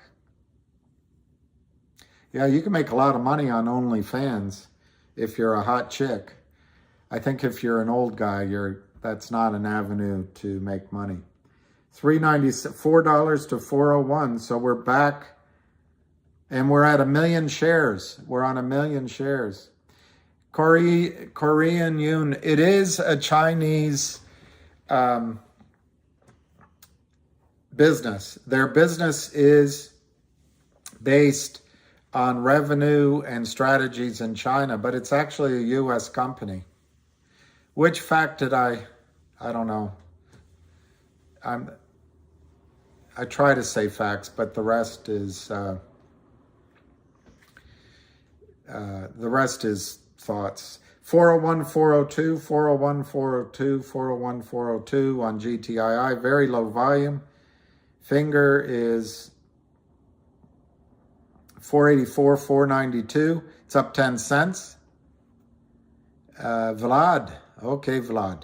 You're going to start a fans only. Okay, Vladimir. Очень хорошо. Очень хорошо, Vlad. All right, so 47.48 on MULN, unless I misread it. No, it's sorry, 37.38 on MULN. Catch me outside, girl, 1 million. Well, it's kind of a screwed up economy. I don't have a method. The closest method I have is a guy, when I trained at Merrill Lynch, a guy came in. There was one guy that taught us to be careful with SUDS, and I forgot what SUDS stands for. S was stress, D might have been depression. Anyway, he related it to, once you're on Wall Street, you can tend to then start drinking to offset the effect of SUDS. And I've lost that lesson in my memory. But I do remember that guy because he warned everyone in the class that there was a high risk that as a trader and an investor on Wall Street, you could become alcoholic. And as I went on in life, I noticed a lot of people did. So I remembered that. But there was another guy that he was a research analyst, and he was older. It wasn't Bob Farrell, although Bob Farrell came in to teach us too. I just don't remember the gentleman's name. But he said the best thing to do when you're investing and trading is to, you got to read everybody. You got to follow everybody. And when somebody has a hot hand, follow them. But still follow the others that you trust. And as soon as he stops working, maybe there's another one, you switch horses. And I do a lot of that. I mean, it's a lot of work. You got to read a lot, study a lot. Yeah, drinking alcohol is a zero-sum game. Maybe substance use SUDS. Maybe that was it, substance use disorder. It was a long time ago. That was in the 80s. The biggest benefit of an IRA, J. Fro, is not having to pay taxes on your gains. Then you can invest again. But and if you're young, which I think you are, J. Froze, that has an enormous effect on your returns. But in return for that, when you take your money out, you got to pay taxes at your current income level. Also, if you take money out early, you pay a 10% penalty. At least that's what it used to be. I don't know what it is now. I think one risk I've already mentioned about IRAs is if the United States gets into trouble funding its debt, which that's the battle going on. Even though you don't really realize it, you might feel it. That's the battle going on right now in the bond market. And if for some reason it becomes difficult, the government might just say that all the money in retirement plans has to go into United States debt. And so it'll take away some of your flexibility. But the biggest advantage of an IRA or a 401k is you don't have to pay taxes each year. You're kind of like the Kramers, and then you can reinvest those profits.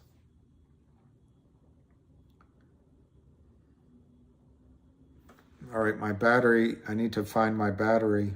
This MULN 38 to 38. Very interesting.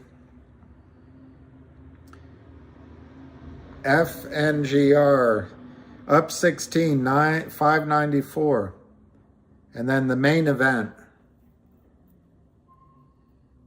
The main event is GTII.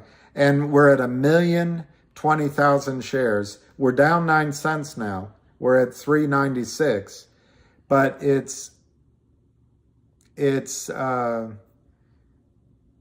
literally no volume. So I'm going to go get a cup of coffee, and I might get something to eat. And what I may do is leave you guys for a little while because this is boring, but I'll leave it on so you can talk. And whoever knows David Lee, I did push to try to remove the moderator button. And I really appreciated all he did and that he was here, the creamers. All right. Let's see how this works.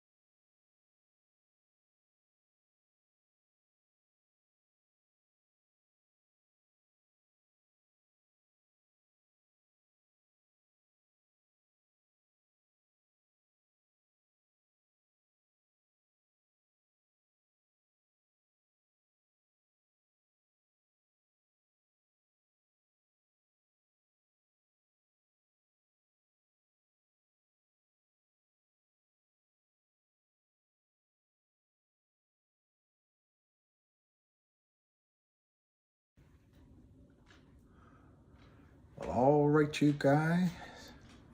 Okay, low on the day in terms of viewers. Low on the day in terms of viewers. There was something wrong with my heat. Turns out it's just the thermostat needed batteries. But I took the opportunity to fix it. So let's get a quick 2 o'clock update on share prices. Something's happening in the world, and I think it has more to do with Finger being up. It's up 80 cents, 655 to 659. Last trade 659, 2,000,002. And then just for kicks and giggles, we'll check out RNVA. That's up 9,900% at 0.0001, no bid. And then we'll go to the main contender. The main contender, 410 on GTII, 408 to 410. Wow, no volume. I didn't miss anything. It's 1,310,000. I didn't write it down, but to my memory, I'm going to say that we've traded 250,000 shares in 2 hours.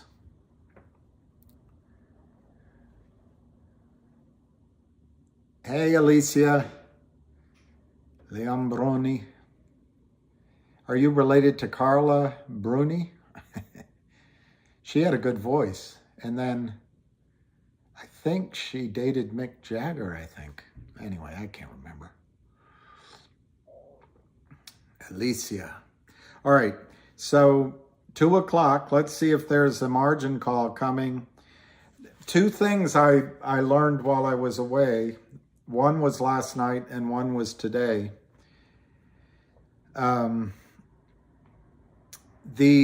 Apparently on Twitter, Dr. Aziz put out that one of the brokerage firms called, I'll read it to you so I'll get it accurately. Here's on Twitter.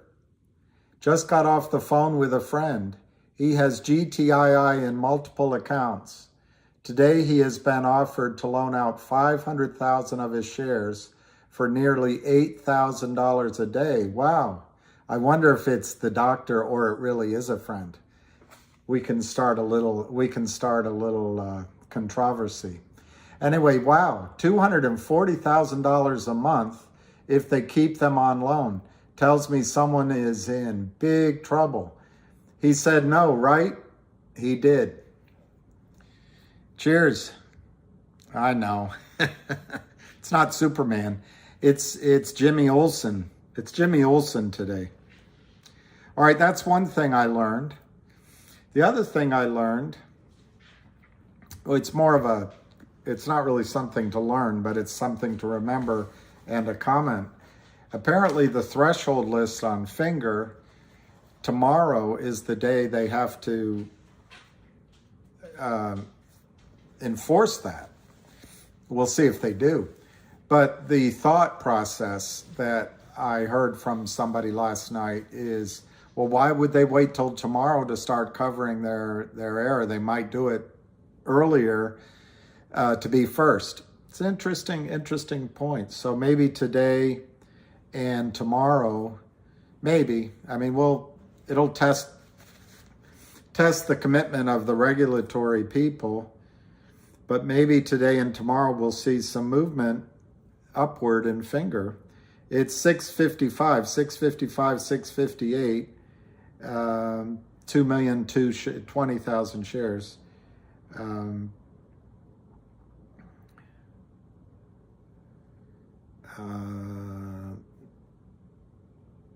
For those of you following that automotive company, it's still 37 something to 37 something, basically just under 38 cents. And then we get to the main attraction. No, GTII is not on threshold finger is, FNGR. I wonder, though, what would cause it to be on threshold. That's an interesting...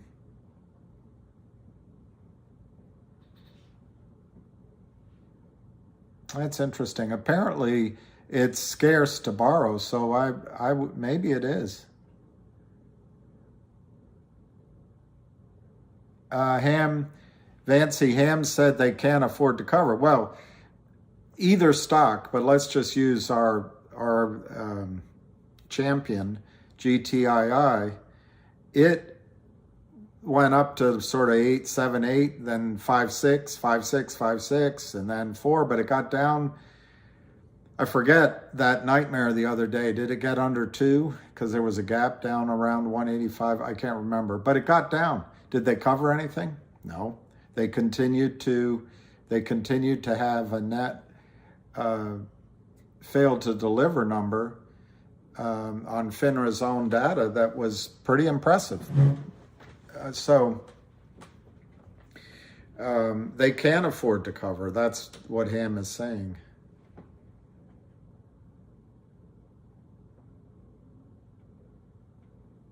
I just don't remember. It's MULN. I don't remember the full name. There were 2 or 3 or 4 people bringing that up yesterday. I do not recommend it because I don't know anything about it.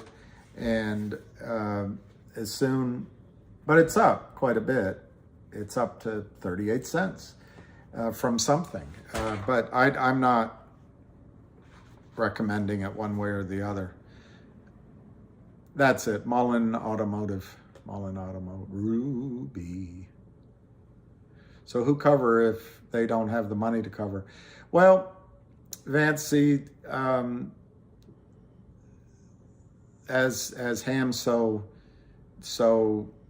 illustratively puts it, Kurt Kramer's not going to put the gun to his head and pull the trigger. So waiting for Kurt Kramer to buy back his own shares, whether at a profit or his own non-existent shares that he sold, whether at a profit or not, it's probably not going to happen. So then the question is, who does do the buy-in? The first person that can buy in is Kurt Kramer. I don't think he ever will.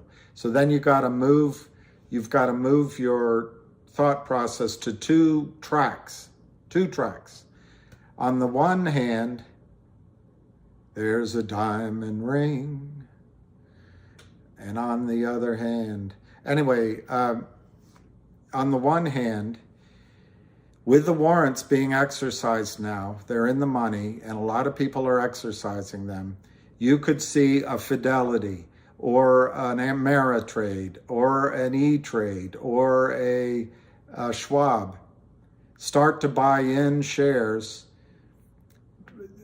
for 3 reasons. One, they want to cover their risk because they have to accept money from you at 275 to then go buy shares now. They want to limit that risk. 2, they may cover because the person that sold them the shares, the brokerage firm, is saying we can't find shares. So they buy it in, they send the bill to, I'm making it up, they send the bill to Goldman Sachs. You sold us those shares, or to Alpine. They send the bill to Alpine. Wherever the other side of that trade was, they cover. Those are 2 reasons to cover. 1, to put shares in your account and limit their risk. 2, to buy in the fail to deliver broker and then bill them before this gets too ugly.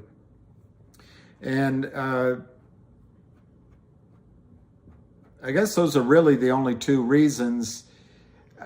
I would add a third one is to act preemptively as this starts to snowball like an avalanche.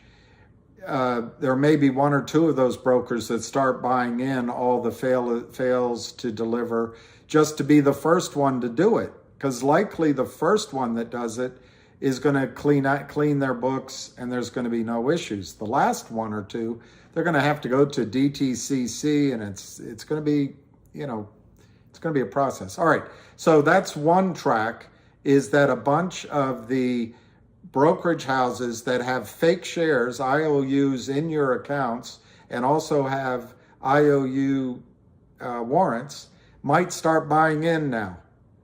That's one track. The other track is that the prime broker buys in, the Kramers. But I think Alpine is their prime broker, unless they have more than one. And I don't think Alpine's going to buy him in, because I think Alpine is in on it with them. That's just my judgment. So who'll force it then? Well, who'll force it then is, well, Alpine may have no choice. If the accounts get so upside down, you get to 25% equity, that's a Fed call, and you have no choice. So it could be Alpine. But if it's not Alpine that wants to pull the trigger, right above them is FINRA. And FINRA is charged with making sure prime brokers are in compliance. Now, of course, FINRA's the 42nd president made sure, but it's a push from, I guess, from both parties to make sure that the financial markets are self-regulated, because they're such geniuses that, they went to Harvard and MIT and Yale and Stanford. So the dolts in the government can't regulate them. Let them regulate it themselves. They're looking out for the best interests of everybody. Anyway, that theory is going to be tested if whether or not FINRA actually causes Alpine to cover. Those are the paths. Those are the paths. And the only other thing is the Kramers sold a lot of stock to a lot of people like you and me. That doesn't exist. Those brokers at some point, as the price goes up, can call Alpine and say, hey, pal, where's our shares? And they can start buying in and deliver the bill to Alpine. So there's several sort of straws that can break the camel's back. I don't think the camel is going to lay down voluntarily. So that's what we're waiting for. And the other part of what we're waiting for is for the Kramers to not be allowed to sell anymore. So when you combine the fact that Kurt Kramer can't sell anymore, and then there's several buy-ins going on, you got a Elon Musk SpaceX rocket with a Ferrari or whatever his car is parked in front, going out to the outer reaches of the solar system. Finger is running. DC is DC. Well, I know a DC. 407, 409, 407, 409. Oh, that's the main event. That's A1. That's A. And no, that's the one entry. This is 1A. Wow, fingers up $1.11. No volume, whoever pointed that out, because it's now 691, up 113, but the volume is 2,770,000 shares, so it's not really that much. Why are the Kramers obsessed with GTII? Obsessed. I don't know that it has anything to do with being... I don't think the Kramers take anything personally. I don't think you can insult the Kramers. You can't hurt their feelings. I don't think they have a personal vendetta on GTII. They have something like 400 of these notes, according to one lawyer's research, toxic notes they put out. They killed every single one of their clients. Every single one of their clients they destroyed. So I don't think it's an obsession with GTII. But why are they stuck to them like glue? Because they issued I think in November of 2020, they issued something like $75,000 note with a $6,000 discount at 10%, convertible into, a nightmare number of shares after they sold the stock down, then they got a further discount into, hundreds of millions of shares. I don't know. I'm not looking at it. I did look up the document, but GTII bought that note back in February, I think, 2021. You can look it up. Go to GTII.com or whatever their full thing is, and you can see the news releases.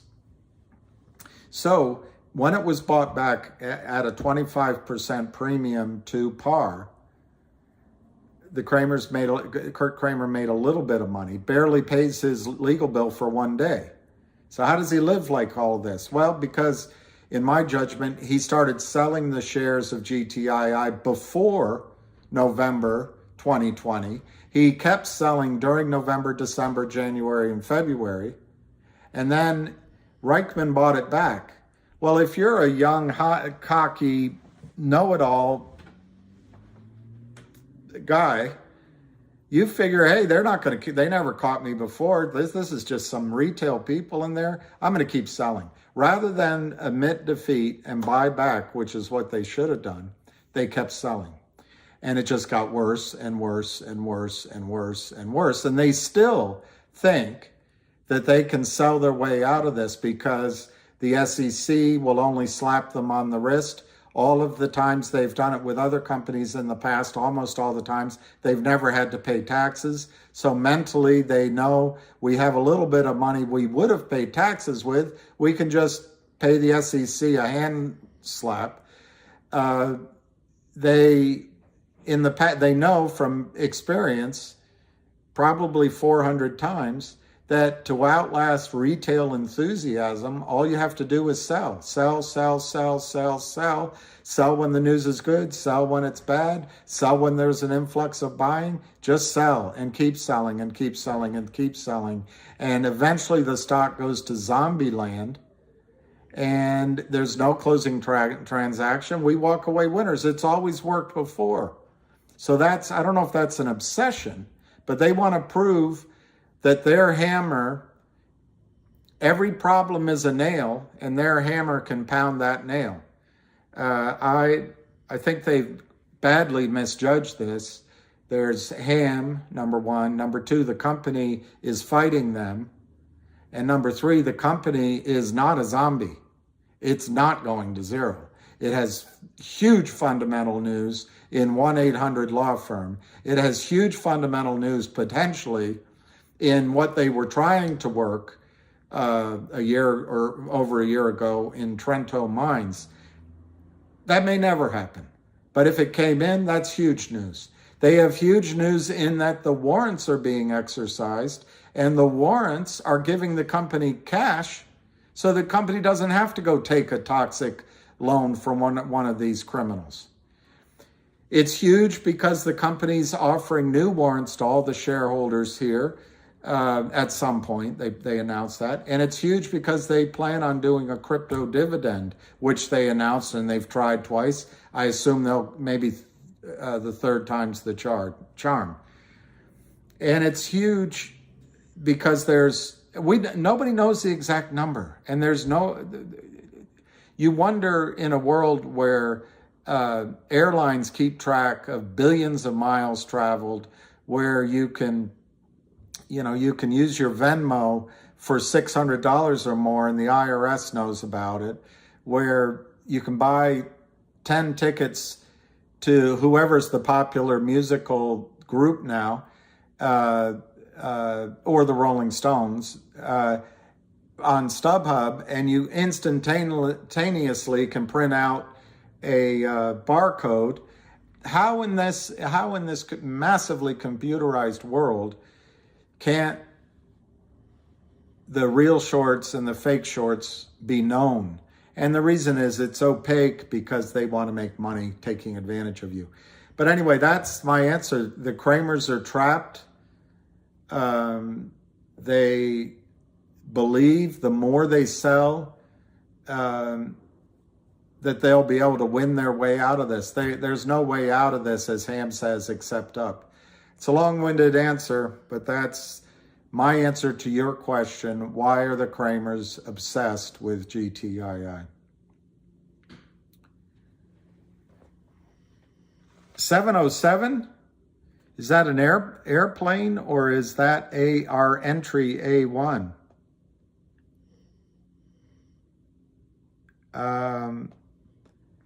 Low volume, there's probably not, wow.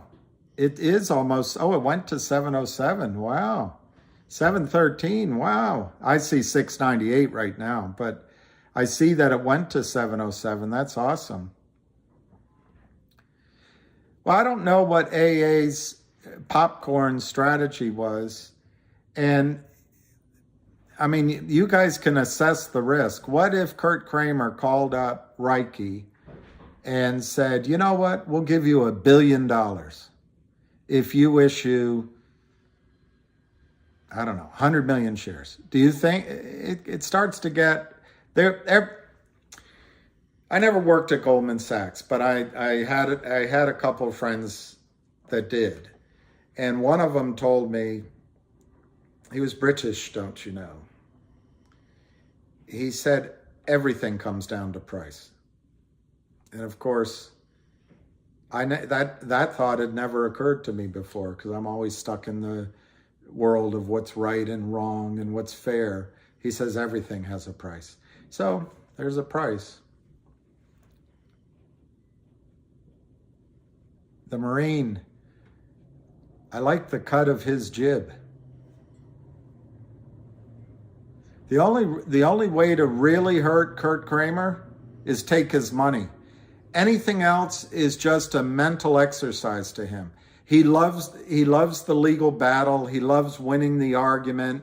He loves misleading the SEC with very finely worded lying. He doesn't mind lying, in my judgment. He just, nothing matters to Kurt Kramer except his money. So by what you're doing, you're going to be more effective in destroying Kurt Kramer than the regulators. Why?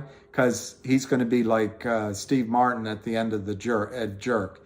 He's going to have his chair. He's going to have a pair of glasses. I forget what else he took. That was all he needed. But it's going to end in tears for Kurt Kramer. All right, we're at 220. I'm stuck over here on finger because somebody asked. The last trade is 691. Not a lot of volume, guys. You got 2,390,000. You didn't even do 400,000 shares in the last 2 hours. All right, Robot Kabar, US 1 Tahoe. I see your cues. So GTII, that's II, not LL. That's GT, Indigo, India.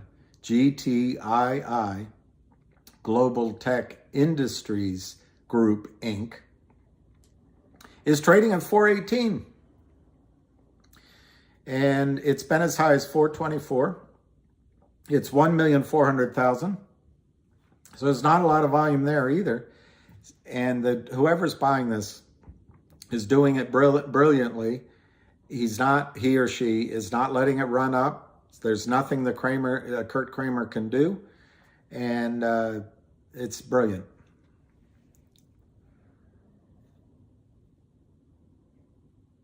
Well, lawsuits, lawyers, my sister's a lawyer. She said all lawyers are good.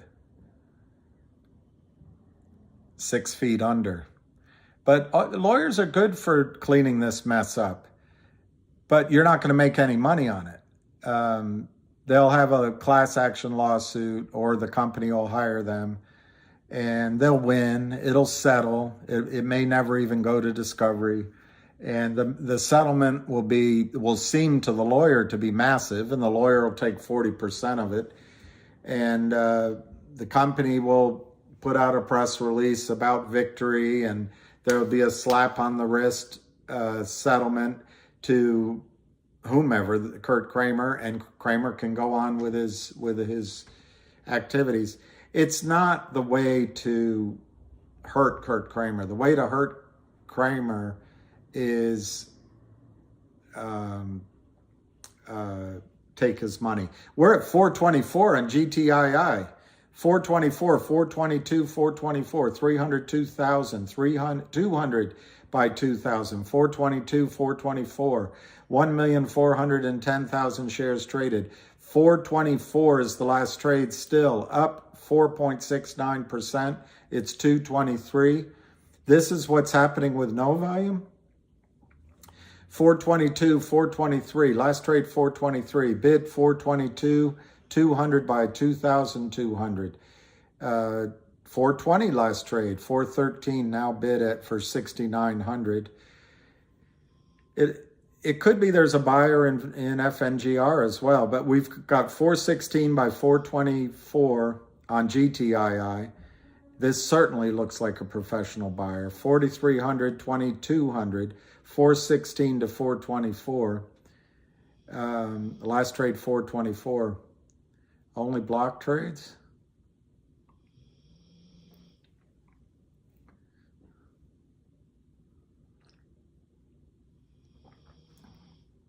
One hour to the hamsters call. 1 hour to the hamsters call. If I say it again, will it come sooner?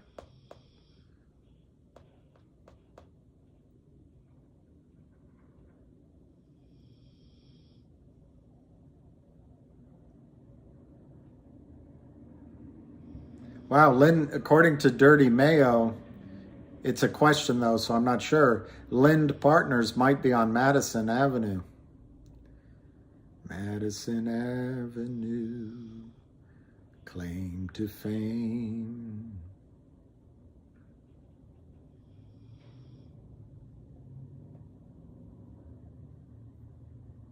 Not much on the Twitters.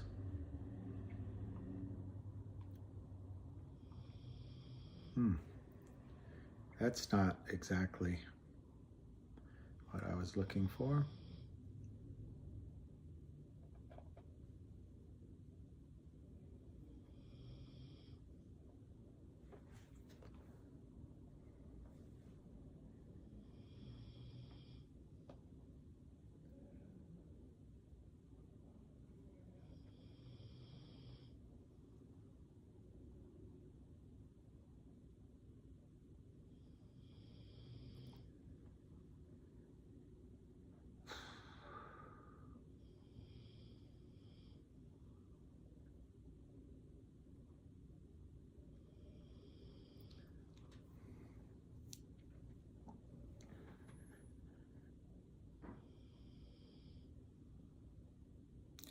Phil Scribb, you got a feeling they'll hold it around here for ages? Well, if it's up to Kurt Kramer, they will, but I don't think he has the power to do it.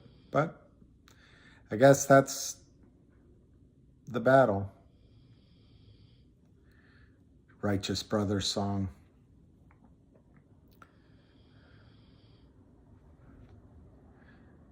I didn't hear about DBMM. I'll look it up. They have several that they've. But remember, a lot of their other victims still have notes outstanding, and they don't have ham.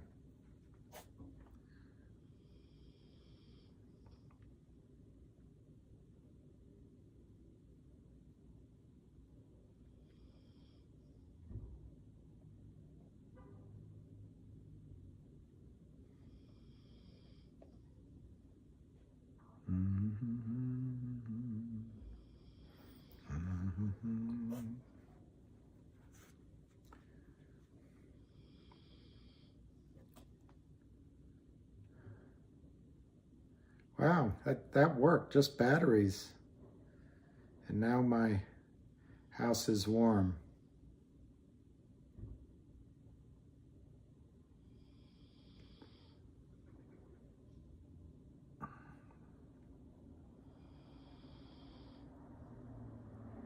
Oh, wow.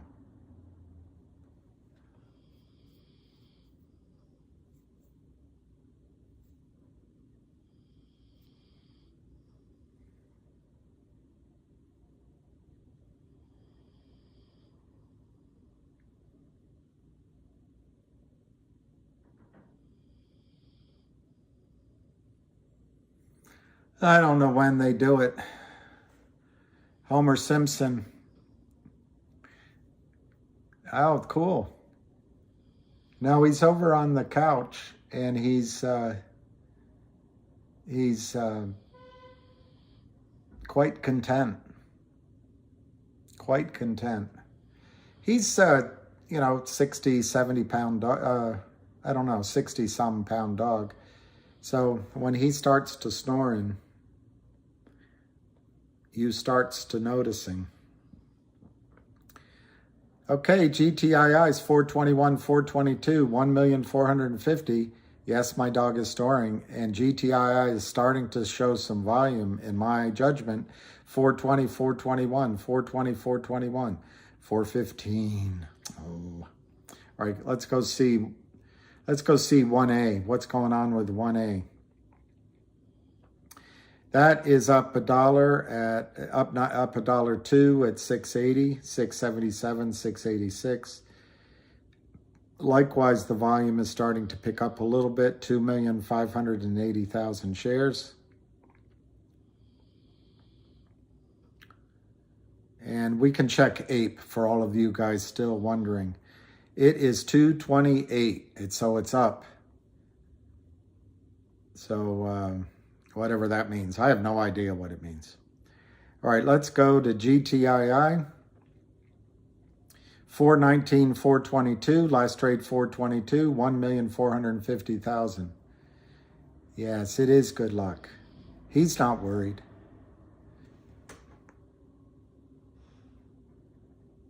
$42 more companies borrowed from them. Wow.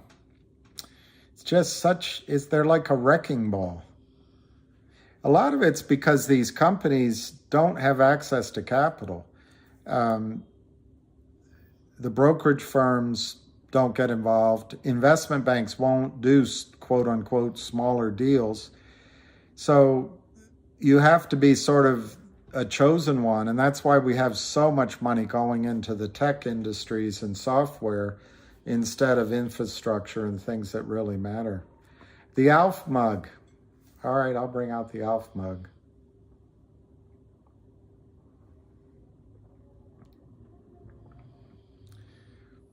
Well, he's a good boy when he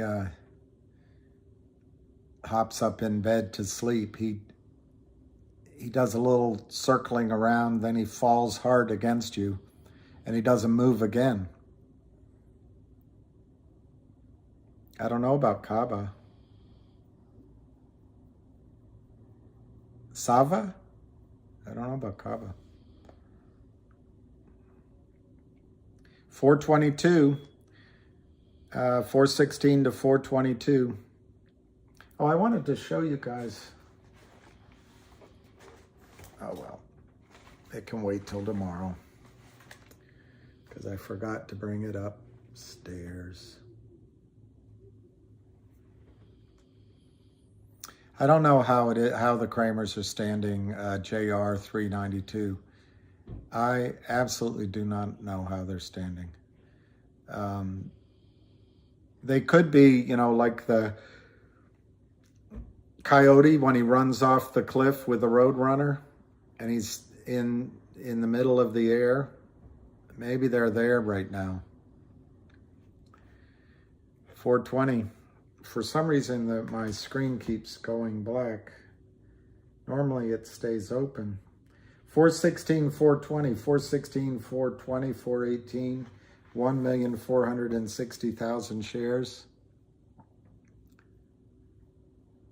Wow, 360%.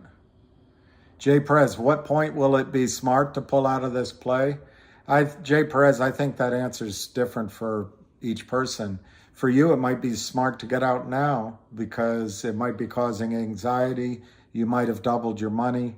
You might have another idea that's better than this idea.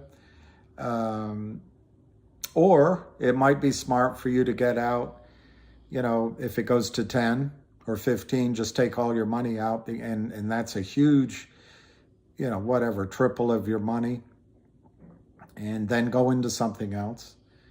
Or you can stagger out your money, take a little bit out at 15, take a little bit out at 30, take a little bit out of 50, take something out at 100. And then if it goes much, much higher, take something out at 200, 300, 500. That might be a smart way. My personal thinking, which is not advice, I don't think you're ever going to see a setup like this again in your lifetime. You may see other situations where there's criminality. You may see other situations where there's a large short cover, but you're never going to see one short seller who's behaved like an idiot, who has nobody to rescue him, and is so upside down that when the covering happens, it's going to be like a rocket. So in my personal judgment, the smart time to get out is up, and have the courage to wait for up. You just have to believe that a squeeze is going to happen. I mean, the real thing is here, it's an on-off switch. Once the buy-in is on, the squeeze will launch. It's on-off. If there's never a buy-in, well, then we've all been wrong. But I suppose two ways there won't be a buy-in. The Kramers are able to sell this back down to next to zero, and everyone forgets about it. I don't think that's very likely. And the second is I don't know, we go to war in the Ukraine and the stock market gets closed for 9 months, and then everybody forgets about it. How late, NG, you've been waiting for I've been waiting, if that's to me, it's been over a year. Yeah, Dog Vader. That's a good one. Go to the Vadar system. All right, let me look. 420. No, 419. Every time I look, it goes down.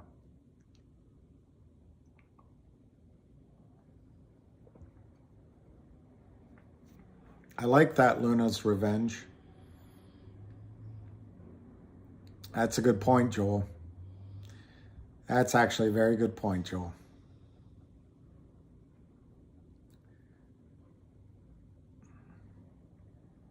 Thank you, Jay Perez. Stop looking. What? You're not dressed? I know, stop looking, because every time I look, it goes down. See, I'm a little slow on the uptick. The only way out is up, Alicia. I wonder, what part of the world are you in, Alicia? I hope it's sunny wherever you are. Sell it as it goes up. You would do, or wait for a big number. I see, we're all betting against our group, really. And so is it an over or an under of what the group sells? I'm inclined to wait for higher numbers, personally, but I reserve the right to change my mind depending on how the volume trades and how it trades. For me, I have a simple question. Would I be more angry at myself if I sold everything at $21 and it went to 210, or if I put all my orders in at 250 and it never got to 250, it just went to 210. And right as I'm talking to you, I believe I'd be more upset if I sold at 21 and it went to 210 and I missed out on all that, than if I put my orders in at 250 and it only went to 210. That's how I'm thinking right now. But like I've told you before, I don't have anybody in the house saying, feed me. I don't have anybody saying, you idiot, you should have sold. So we all have we all have to make our decisions based on the environment and our goals and our tolerance.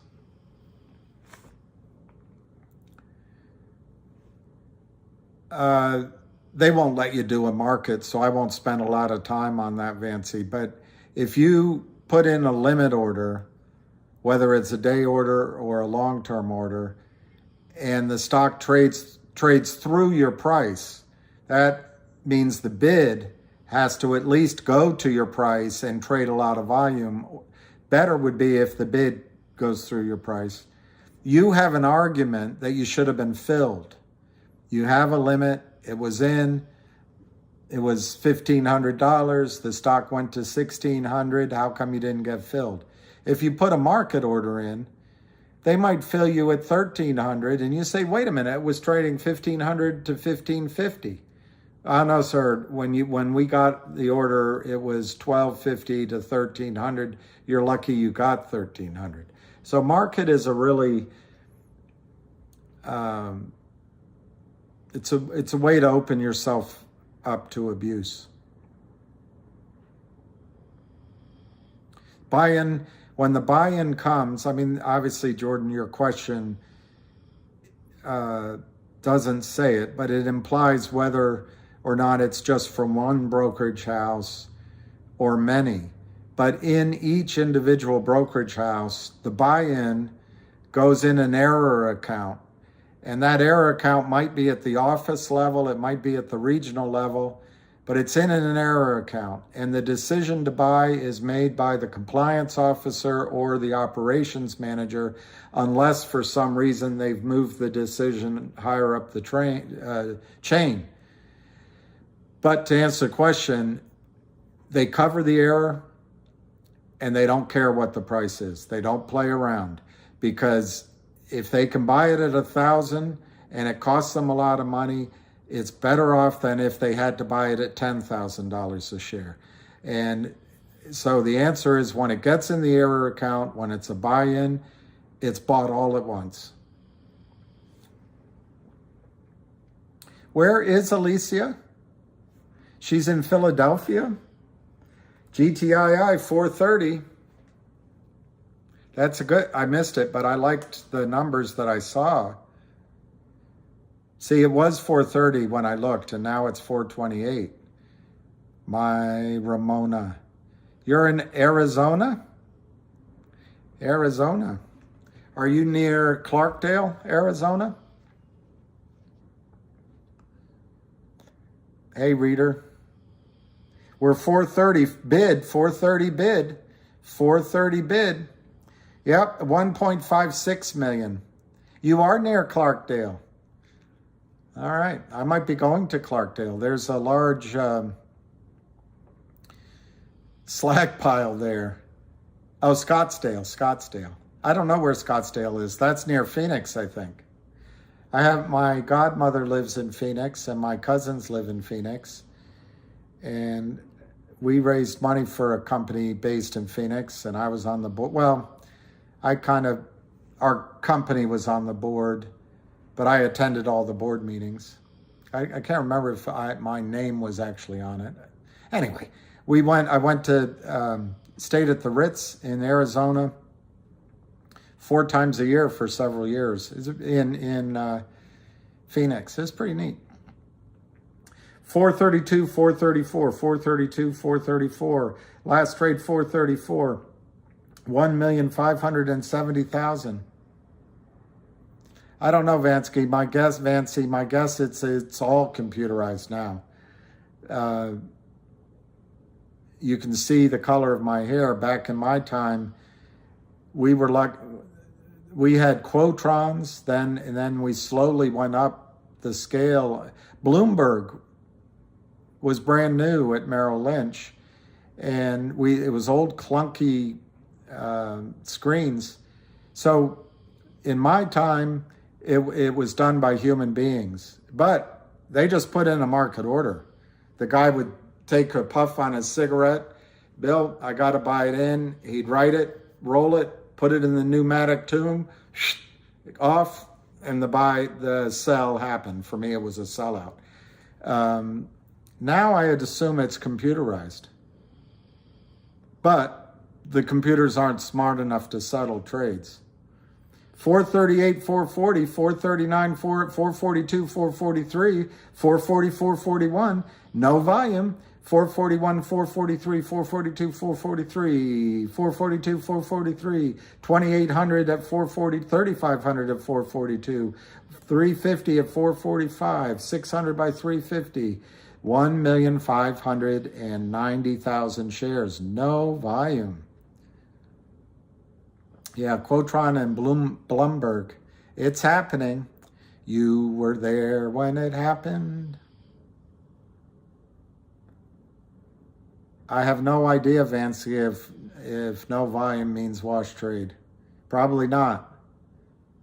443, 445, 443, 445, 800 by 300, 1,600,000 shares, 1,600,000 shares, 444, 444. That's got to be lucky like 111 and 222. How does it run up with not noticeable volume? Well, to me, it means there's not much selling. How's that for an answer? How's that for an answer? I use, we could hit 5 by the end of the day, particularly if the Hammeister comes on and he's on fire. I use E-Trade. Buyers coming in, true. And, you know, there's a thing I say almost every hour. It might be a 3 o'clock buy-in, 3 o'clock margin call.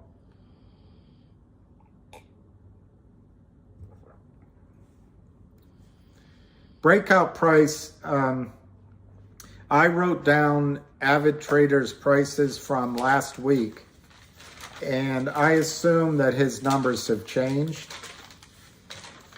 But since we never broke out of them, I still have them written down. He had, as his weekly number, he had 577. But on a daily number, he had 568, 577, 589, and then 620. I wrote down. I don't know if that was his number or I got that somewhere else. But his weekly breakout last week was 577. Don't listen to me, listen to him for technical. He's really good at it. I mean, I'm really impressed with his numbers.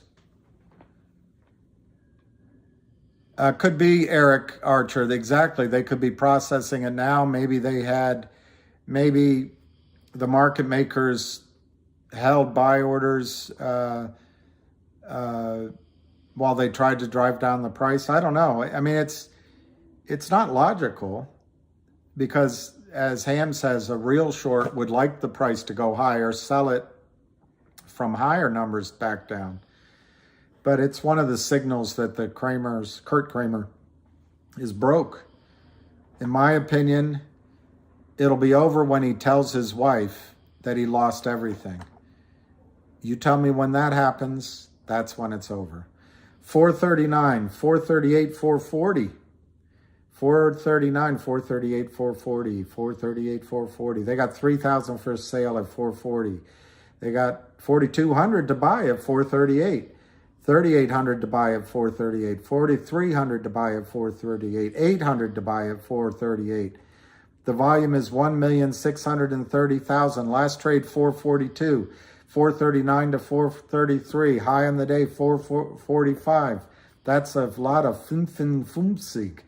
442, 443. 442, 443. 442, 443. 442. Take a breath. It could be lower, yeah. My situation was similar, except it was my wife's lawyer.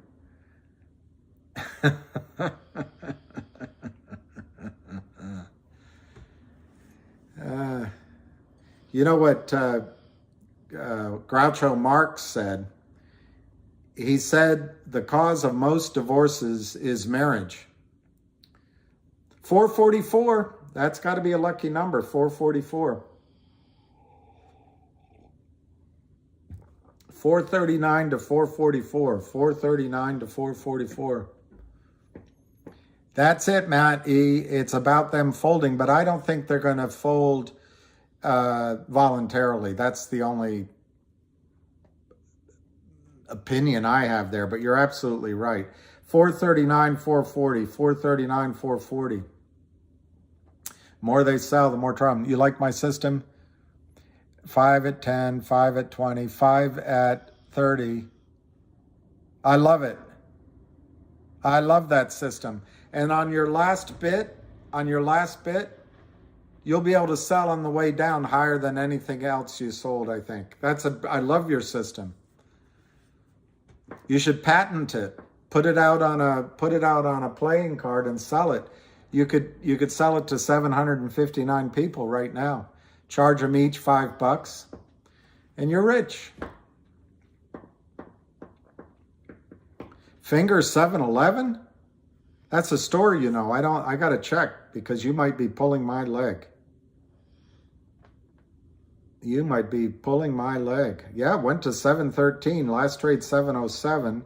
2,730,000. 708, 710, 712, 710 last trade. So Finger's having a good day. It's a test of that threshold due tomorrow. Maybe they have to buy in today. 709, 711. Last trade 711, 712, 712, 5. 711, 714, 712, 713, 716, 713, 716, 717. Wow. Finger is doing its job. What's the Slurpee? You could get a Slurpee at 7-Eleven. 714, 716, 713, 716, 714, 713, 716. Wow. That's a heck of a day going on in Fingerland. Let's go back to the main event. 439, not too shabby. 439, 443. We're up 8.4%, 34 cents, 1.65. We're not even, yeah, power hour. It could be margin in both cases. If that theory I discussed earlier is true, Finger could skyrocket in the last hour. If that theory is true that people want to start buying in because of the threshold list before tomorrow, but apparently the buy-in due date's tomorrow. I don't know much about history, don't know much biology, but what I do know is 2 and 2. 443, 444 on GTI. It's a lucky number, 444, 444, 444. That is a good name for my next dog, 444. 443, 444, 443, 444, 7375 by 300, 1,680,000. Chris Brown, that is so genius, Chris Brown. I think people should subscribe to your service. All right, 450. Yeah, I agree, Maddie. What if Ricky Lee Jones had written a song Maddie instead of Chucky? All right, 443, 444, 443, 444, 443, 444. 9,275 by 300. The bid is 9,000 by 300. 8,600 by 300. 8,400 by 300. 8,100 by 300. 8,100 by 300. This is professional buying. Wish I bought more in the threes. You know, Forrest Bradley, the one thing I've learned for myself, but I always say it, I wish I had, You're never going to get a straight A in this trading. You're never going to get a straight A in this trading. Lou will shave tonight. Lou will shave tonight. That would be fantastic. Isn't his number 100 before he shaves? I would love it. 440, 443, 440, 443. Last trade, 443. 1,700,000. It's like 300,000 or 400,000. Normally that'd be a lot, but that's not a lot of volume.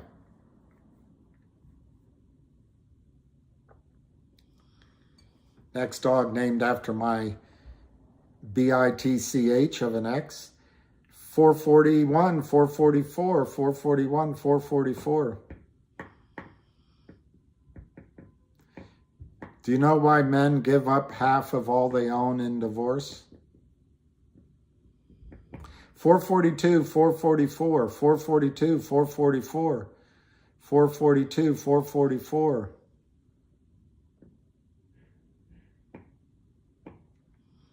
Because it's worth it.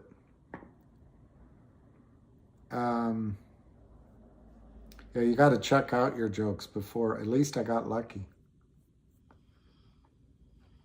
Yeah, he is something. You know, I was in Hawaii years ago. My Chinese client, a good friend of mine, she took me to this seer, and men and women pay this woman, the seer, pay her gifts, and the line, you can't get in to see this woman for months. She has such a long line. And we went in, and my friend came in with me, and this seer saw things out loud. She said them. I wish she hadn't said in front of my, about girlfriends and other things. But I didn't write it down. I wish I had. But one thing she told me, I remember it vividly. She said, you're going to get a dog. And there's a dog in your life. You're going to love that dog. She might have even said he would be black and white. And at the time, I had no clue I would have a dog, and I forgot all about it. And then I was at L2 party one day down, it's a late night party, and Fashion for Paws came in. All these beautiful women and there were some gay men, but mostly beautiful women, with dogs up for adoption. And Lucky was a puppy, and he came, he jumped up and down on me, sat on my shoes, and I just never could get him out of my head. And I now remember that woman said that.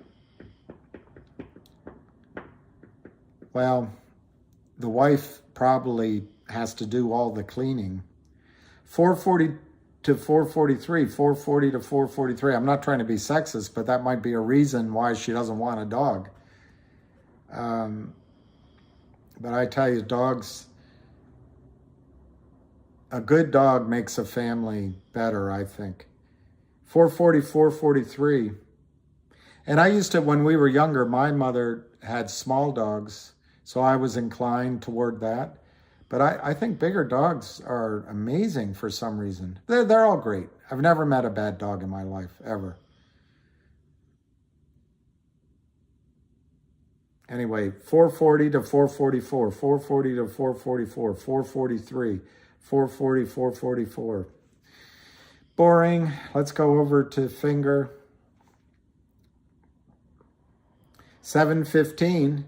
2,890,000, 712 to 718, 718. All right, that's boring now. Let's go over to GTII. 444. See Long Beach.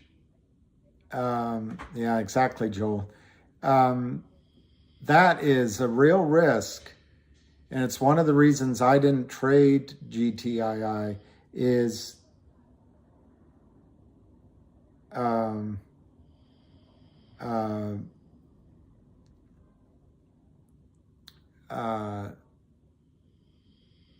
lost my track completely. If you sell, you might not be able to buy back in. And the other thing is, if you change your GTC order, they may tell you can't re-enter it. So in a way, whoever said it, we've burned our boats. 443, 444, 3,728, 3,000. Let me see.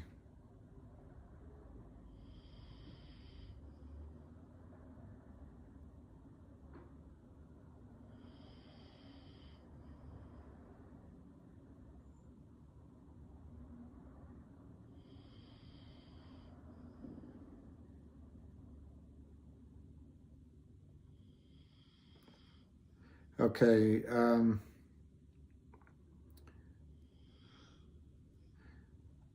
444.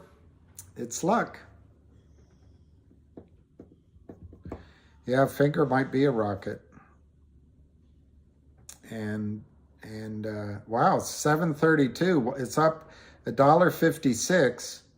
Are you home by 6? And tomorrow be prepared to be happy. Happiness is a warm gun, mama. No, happiness is in your head, I think.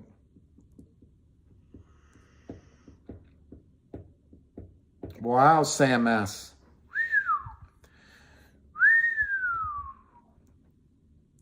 Sammy, when it all works, I'm coming up and having a steak. Hey, DC.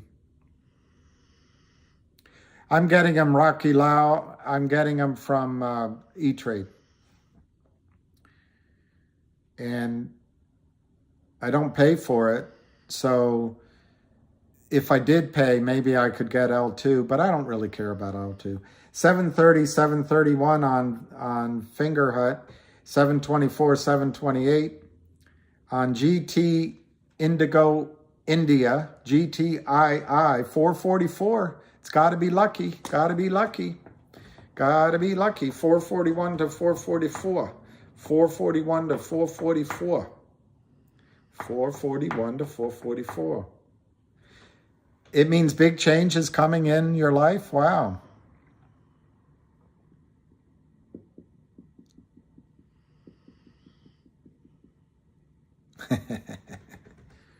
You know, my gift, I missed it, but my gift would be, I really mean it. If there's almost 800 people on here, if 700 of you became independent economic units, I think you should still work, because what's life without work? But, you know, if this trade made your life one where you had some of the freedoms that the upstairs people have, that would be my gift. And then maybe when it's all over, that'll be something that offsets all the other sins and sins of omission in my life. All right, we're at 444 still.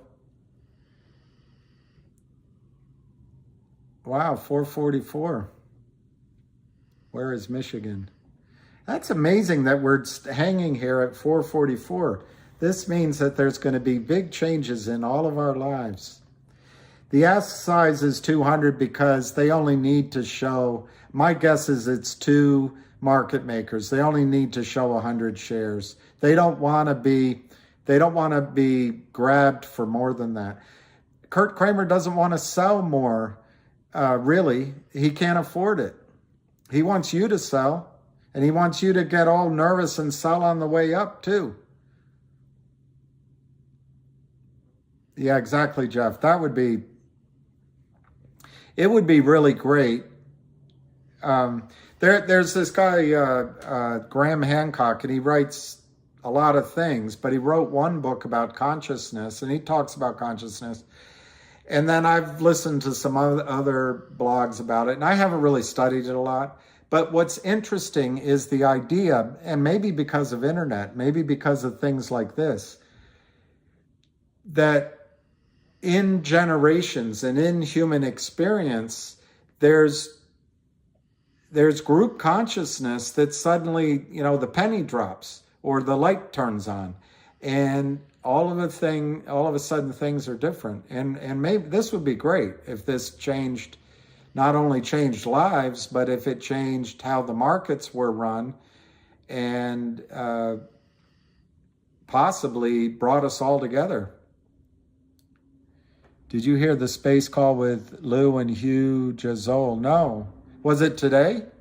I'll have to go listen to it. I'd like to, when I come to Chris Griffith, I like Bollinger Bands. I don't fully understand them. Expect to move in the next 10 minutes. So that would be either direction, I assume. PTSD centers. 444. A short wants to sell higher because it brings in more money to average their price up, but also they don't have to sell as many shares. And if they've done due diligence, they believe that higher price is the wrong number. So they see it as a gift and they sell it down. But they have to be well heeled. Well, we're at 442, 440. It's not a lot of volume, 1,770,000. Let's see what halts you're talking about. Maybe over at Finger. No, it's trading 736, 740, 740. We're up $1.61, 737 to 741, 736 to 741. That is more volume, 3,220,000 shares. So maybe the 3 o'clock alarm call is coming in for Finger. Who knows? But that is not huge volume, but significantly more volume than when I sat down. GTII is 440 to 444, 1,326, 1,078,000. Yeah, 1 million would be a great lucky number. It doesn't go as far as it used to. 441, 444. Marge probably already made the call. And now Vern is calling. And next it'll be George. And then it'll be, I don't know, Lucinda. Well, I'd like to hear it. Hugh Jazol and Richard Hertz. I didn't hear it. Wow. I love that. I didn't know that. PTSD. Well, imagine putting guys, I'm not everything, but putting guys into prison for essentially what other people get to go to the shrink for and get help. And then you're in such an environment. I just don't know how. Anyway, there's so much sadness in the world. 440 to 443, 437 to 443, 436 to 443. Plus, prisons have become profit centers.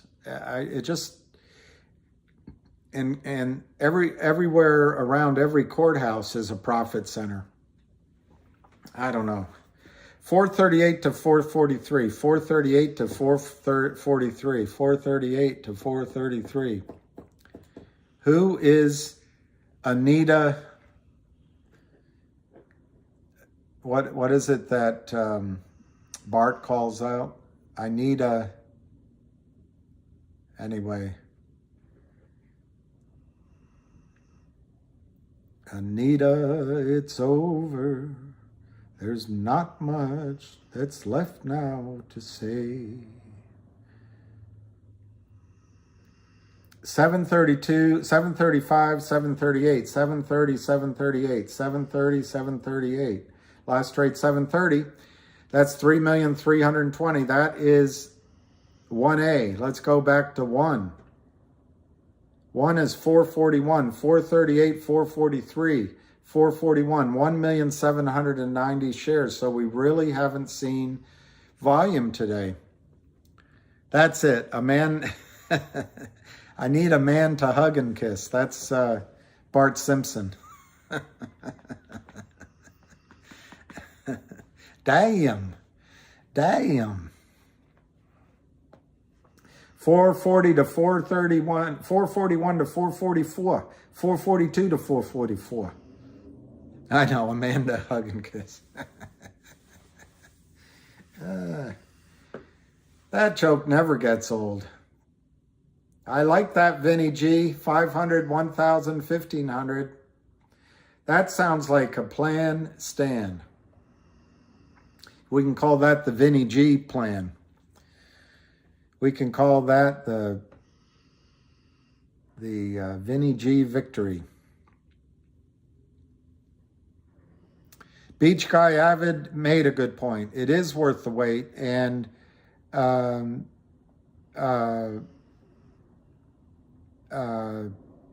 just looking, 444.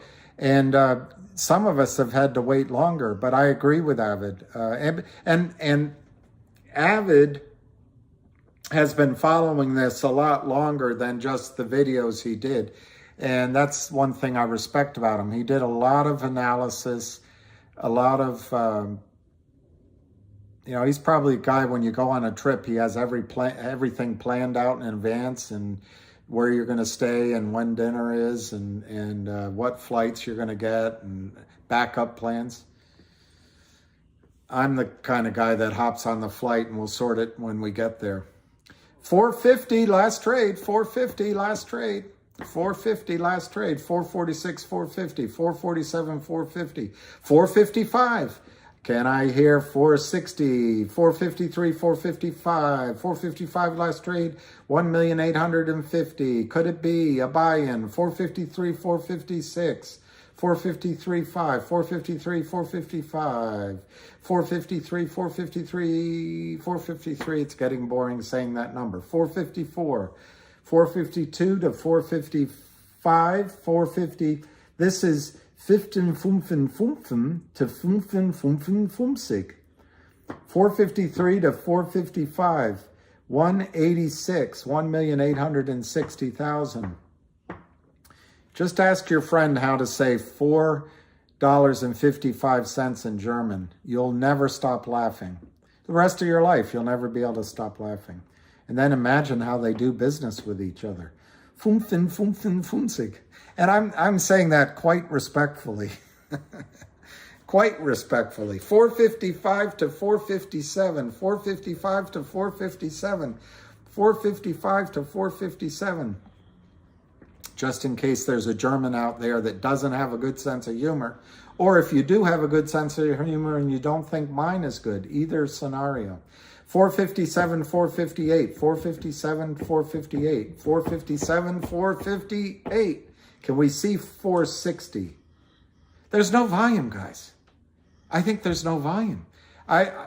When this happens, I would come down just to be around your dry sense of humor, 460. But I would love to see, if you are able to start that center, I would love to see it, and maybe bring attention to it.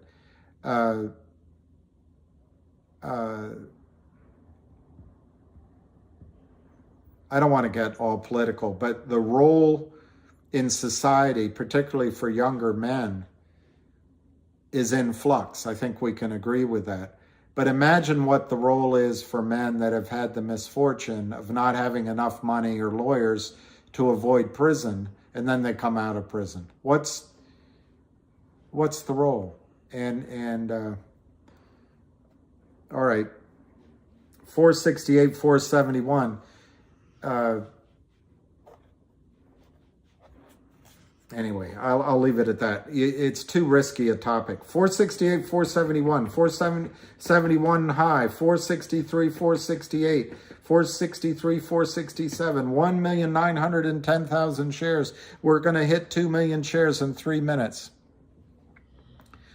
It's not 444 anymore. No, I know. It's 465.99.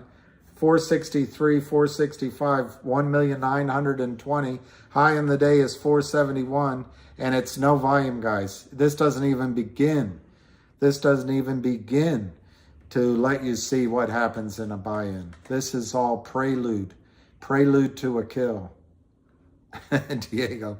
Well, if you're listening to some of the boo birds, maybe now's the time to sell. I'm not saying that. Do not. The whole reason I'm here is to get you not to sell until the buy-in happens. After that, it pretty much is. What did the band say, Chris? Is this the buyout, Chris? Are we outside of the Bollinger Band? 469, 459, 460. 459, 460, all very orderly. 1,900,000 and the Honda Prelude. Oh, Lordy. Is a drink a prelude?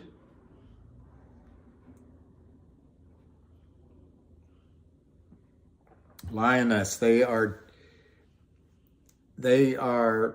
I'm not going to touch my nose because I touch it too often. I don't want to call attention, but I'm open-minded. I'm open-minded, Mark Dinger. $5 brings in buyers from Merrill Lynch and Merrill Lynch's clients, Goldman Sachs. I don't know their rules, but all the big houses have a minimum. In the case of Merrill Lynch, it's $5. Other shops might be 5, they might be 6, they might be 7.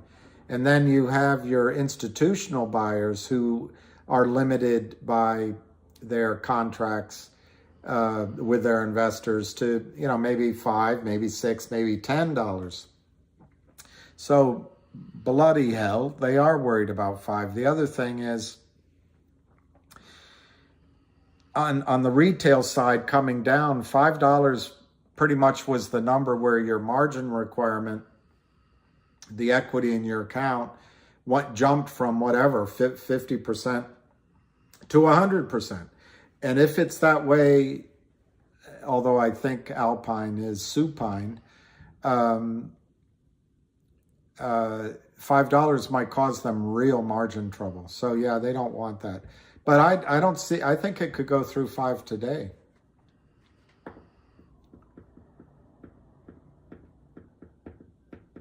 $464. I'm going to go get a cup of coffee because the Hammeister comes on in 15, but I'm going to turn it on in 10 in case he comes on early.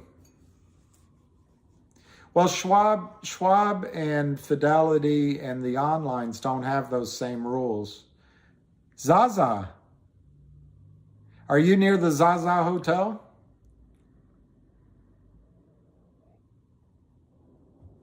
I used to stay at the Zaza both in Dallas and in Houston. Let's see what's happening in the automotive department.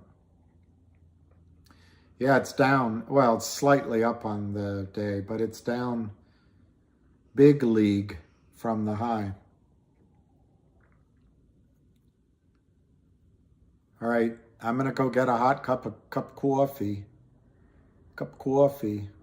Yeah, they'll catch you outside when it's over 5.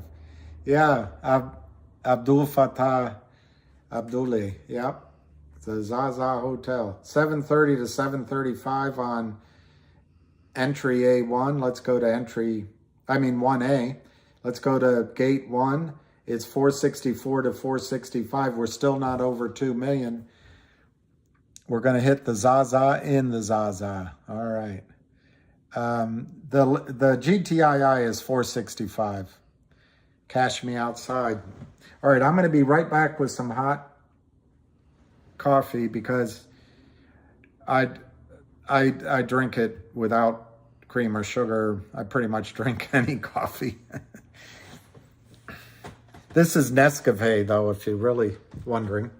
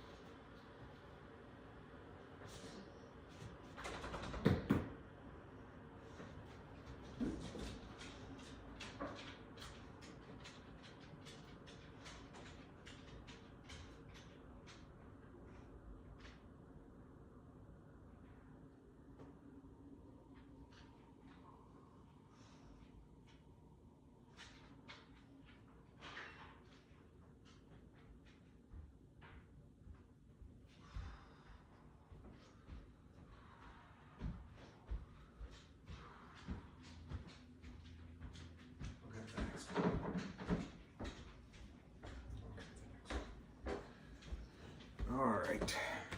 Getting ready for the 476, so it could be 5 smackers by the end of the day. 476.5, high in the day is 479, 476. We just crossed 2,010,000 shares. So I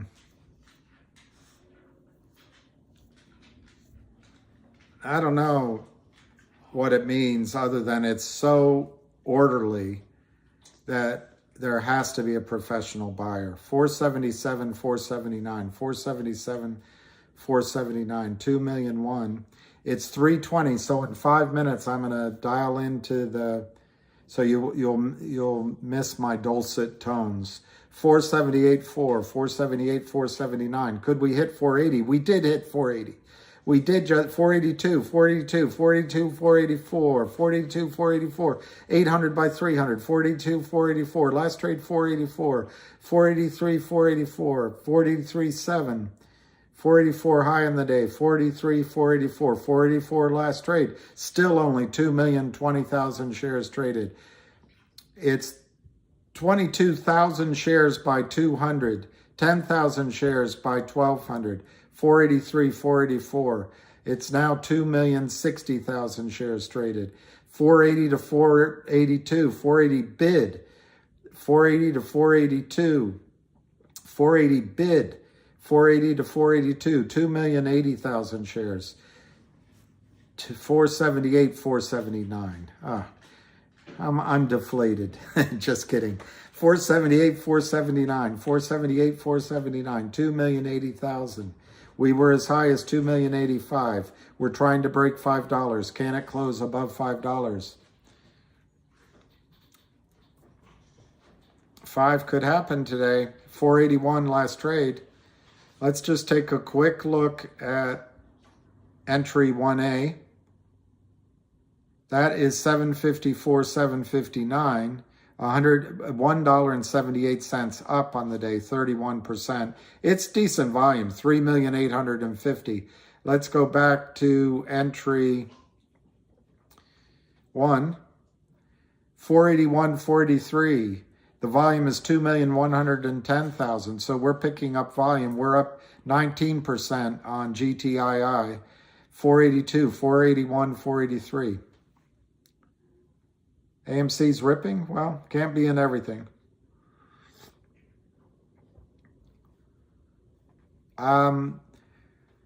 Bulls are in full control. I'm not sure. I think bears are hibernating. You know, it's not over yet. It's huge. 486, 488.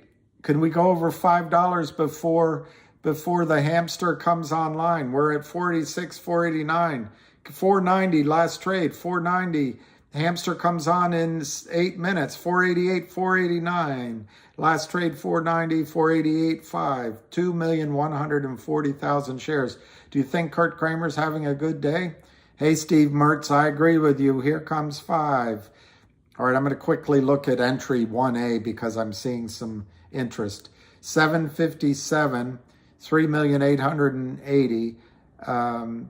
It's basically the same, but it's great. It's up 31%. But back to GTII.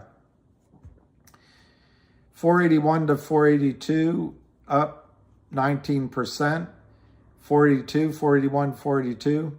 In 3 minutes, I'm gonna call in bring on the phone. I'm gonna call in the Hammeister. 477, 478 in 2.5 minutes.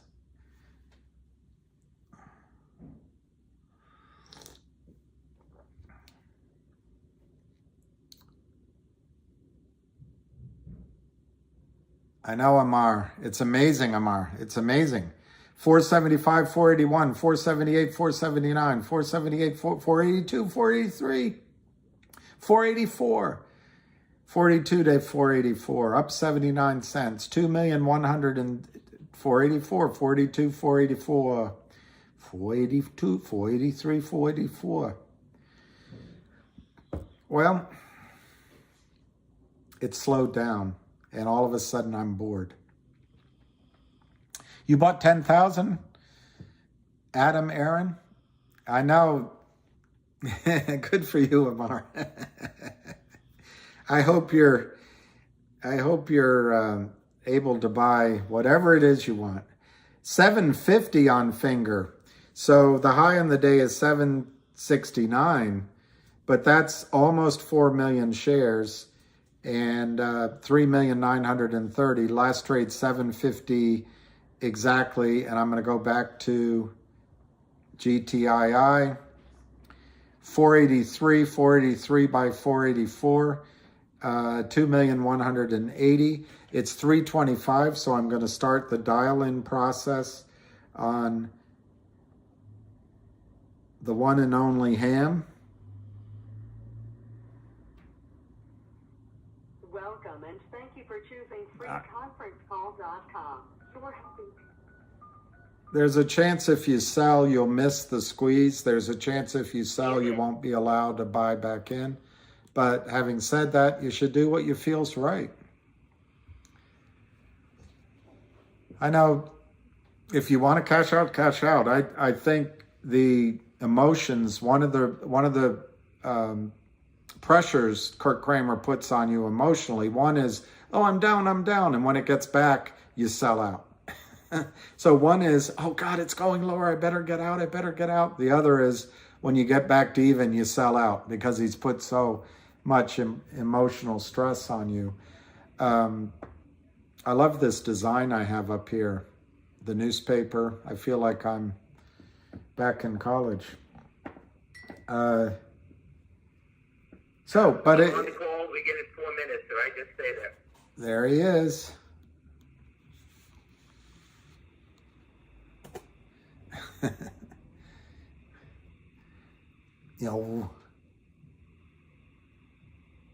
He looks over wondering why I get so worked up, but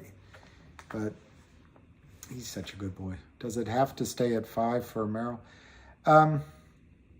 I think I got that question. I don't know what they do if you bought it above 5 and it goes below 5 if they sell you out. I don't know. I imagine they don't, but I don't know. Yeah, it could be, I know, silly human. I think Lucky is a bull, but if you told him he was a bear, he'd be just as happy. He's an adaptable boy.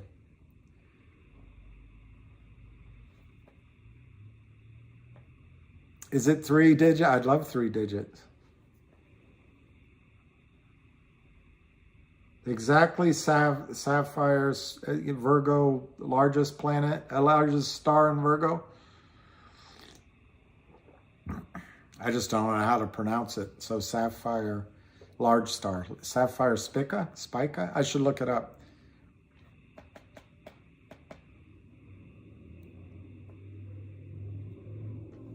Lioness. Elsa. Is your name Elsa? Born free, free as the wind blows. You can only sell. All right, but they don't make you sell, Nelson, right? In other words, you can hold it. You buy it at 6, it goes to 4, you can hold it. I was just worried they make you sell.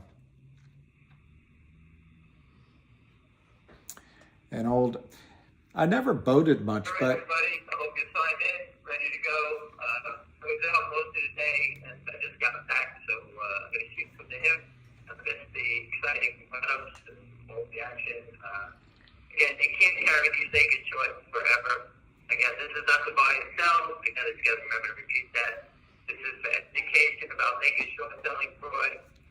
There's hundreds of companies, but I focused on 2 by accident, and here we are. And the short sellers have jumped right into this trap, and here we are. I just want to step back for a second, and a lot of people have been asking me about yesterday.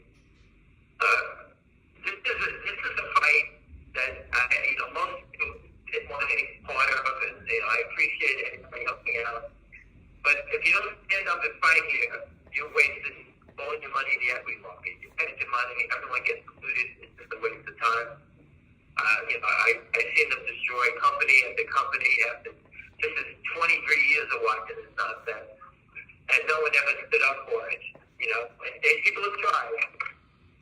And I told you, I have friends of mine that passed away from this. People have killed themselves. I know they lost their families. It's just disgrace. And when you see it hit home where people are getting sick, and I tried to tell people a story yesterday. A friend of my wife has breast cancer and has to go through it now. My mom died of breast cancer, and I fought the battle against Adam Fonstein. He's a disgrace. And he did it to IMMU. I can pinpoint it to today.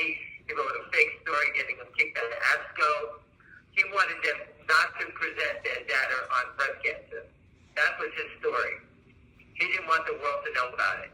It's right there. You can go look at it. IMMU, kicked out of ASCO, ABSO. It's the prestigious cancer conference. You can Google it. He worded it as though it was a fraud. The stock went down, people bailed out, and the stock turned and went from $2 to $88 and was acquired by GTII. I can show you 100 stories like that over the last 23 years. One story I wanted to tell you about, I'm just going to go without looking at the stocks and trading. I don't need to recap this in real time. For those who just joining for the first time, I used to recap the day trading in these stocks. Because it was we call it fraud in slow motion because they didn't have that much volume. I always told everybody once it becomes the big volume, it's hard to pinpoint the fraud. You got to study it all day long to actually pinpoint it. But going back in time, that's why I recapped it. I want to go back to take a second so you understand that the short sellers will do anything to try to destroy a public company, and I see them do it. One of them was, a famous one was during Pat Burns' time. They had the lawyer Milberg Weiss. If you Google that name, Milberg Weiss went to jail. They would wait for the short sellers to attack. They actually had their friends buy stock before the attack. The shorts would kill the companies, and they would have the lead plaintiff because they knew who bought the stock and who lost money. And they were suing public companies because they knew they had directors of liability insurance. So the lawyers, and I'm sure many of you have seen, every time a stock gets destroyed, the next day is 40 attacked lawyers presenting that they want to look for people to sue the company. And I'm sure everyone has seen that. That's another part of the fraud. So going deep into the rabbit hole, it goes out many different ways. It just shows you how the lawyers work with the short sellers. And think about the last 20 years, how many companies use the directors of liability insurance to pay off these crimes. So they just a quarter, whatever the short sellers posted, and destroyed the stock. But you lose money in this stock, and people all did, and that's how these guys got paid. Right? So this is a crime. I keep trying to go many different ways with it. William, who keeps doing the posting all day long, he's a gentleman that invested in oil and gas company, gold deals, all destroyed. He put his client into it, a 40-year vet. He had no idea how deep this was. I educated him. There's many people here, companies with cancer. If I told you how many companies call me up now looking for help, from all walks of life, entertainment, gold, silver, this one, that, you name it, and you have no idea. You're a doctor, you're a CEO, you're a geologist, they have no idea how Wall Street tries to steal your money. The system is rigged against you. These guys have found loopholes where they can sell stock and not deliver it, and they use that to lend money, your own shareholders' money, back to you. That's all they're doing, and they destroy your company.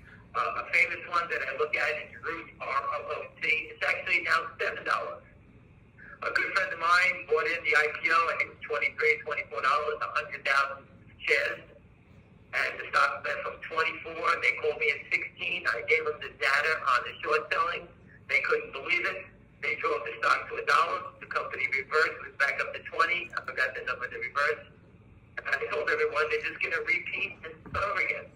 So the short sellers, when a company reverses your stock, they first drive you down.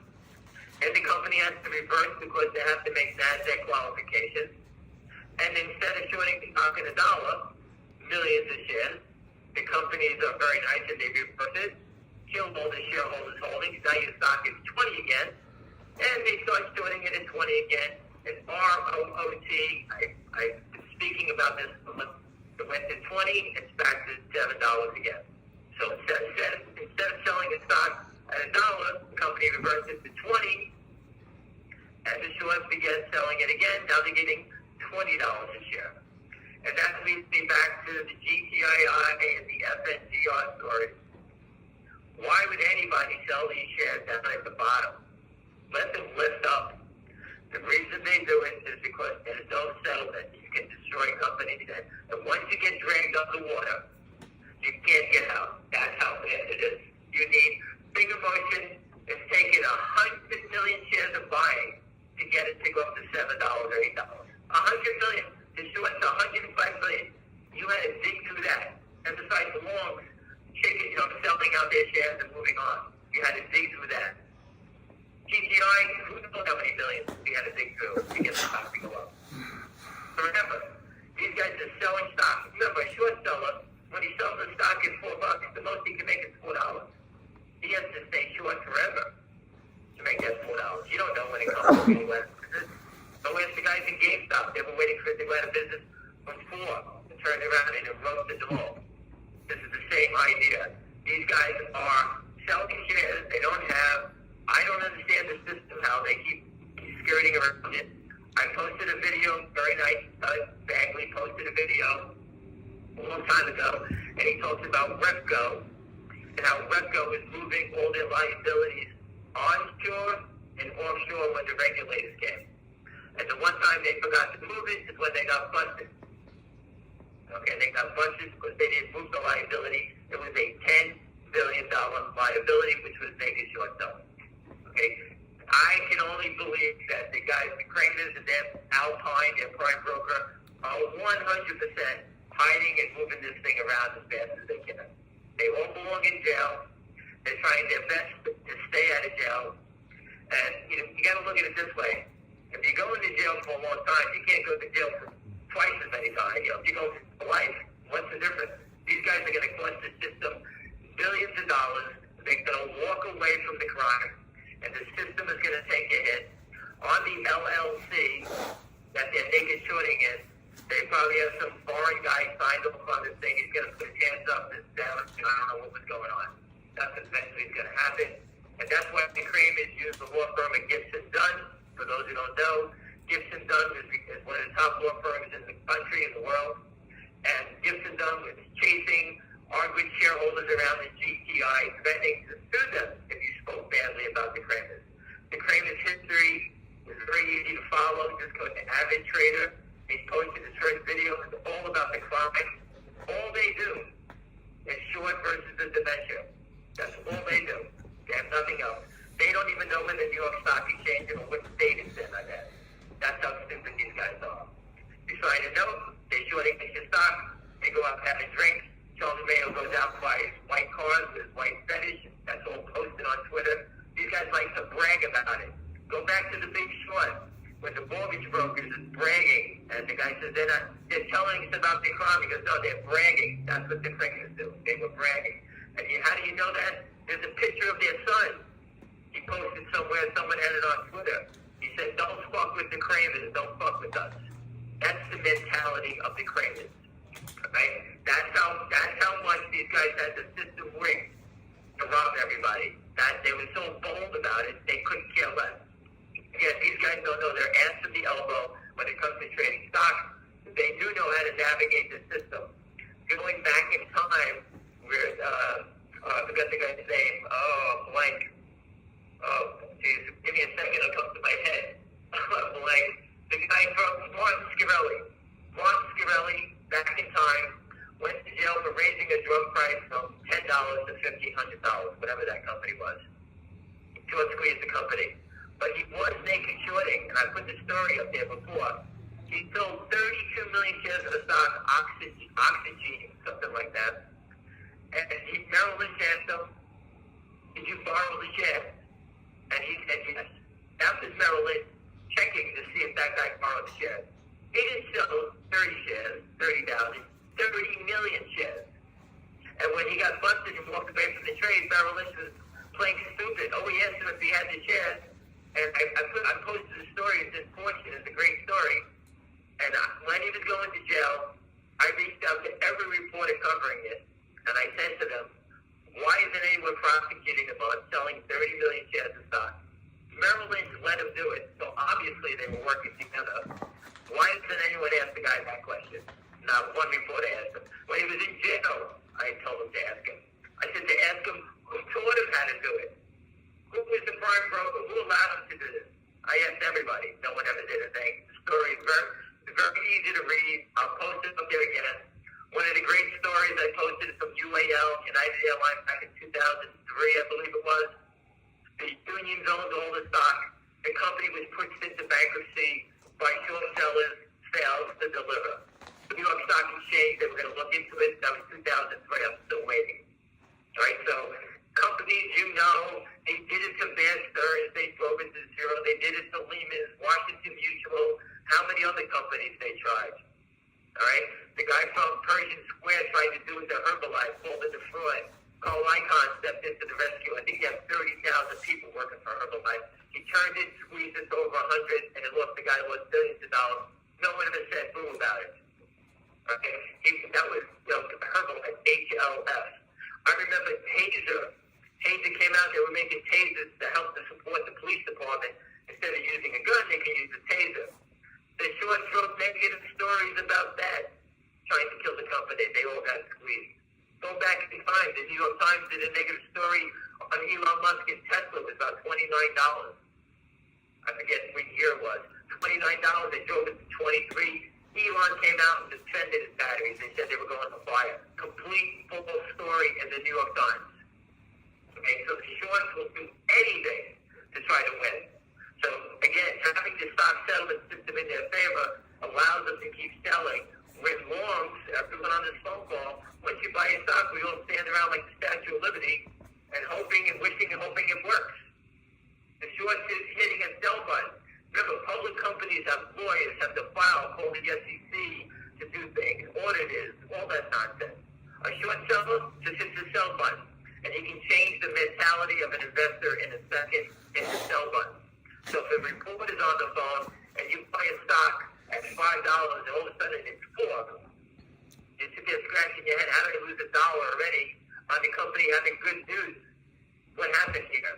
Most people, since no one fights together, we all take our loss by ourselves, put our tail between our legs and we walk away. Losing 10,000, 5,000, and the shorts keep laughing all the way to the bank. That's the game. That's the fraud. GTII has trapped them. They had a debenture. It was paid off. I posted it last night or this morning. Just watch the video, change the names. I put it up there 20 times. It's very easy to follow. It's the same playbook. It doesn't change. Okay, the difference between a GTII and a GameStop and AMC, those have options on it. This has no options on it. There's only one way in. It's like a rat trap. One way in, one way out. These guys shorted it. They need to buy it back. End the conversation. We've had numbers that we counted. We've seen 60 million shares in 20 days. Can you imagine how many shares they did before? If they're doing that, how many shares have they done before? Right? We can't. The numbers are enormous. Okay? I showed you finger motion. I get the daily data from Tom Roth from Buy-ins.net. He showed us 105 million shares in 20 days. 105 million shares of stock was sold by some crook in 20 days. And no one can see it. We put the truck in front of the SEC, the DOJ, the FBI, and DC, FINRA, Gibson Dunn, the DTC. We even put it in front of Boston Sports before he killed himself. Dave Portnoy. He got ripped off. He doesn't even know what happened to him, that guy. He was cheering when the stocks were going up. When he got slaughtered, he had no idea what they were going to do to him. I knew what they were going to do to him, and I tried to reach out to him. But he's too stupid to figure it out. Right? This is a tough game. It's very difficult to beat them. GTI has them. Finger Motion has them. We're going to educate other companies, whether it's in cancer, food. I remember investing in DENE or GERN. I can't remember both had great news on cancer and stuff like that. They destroyed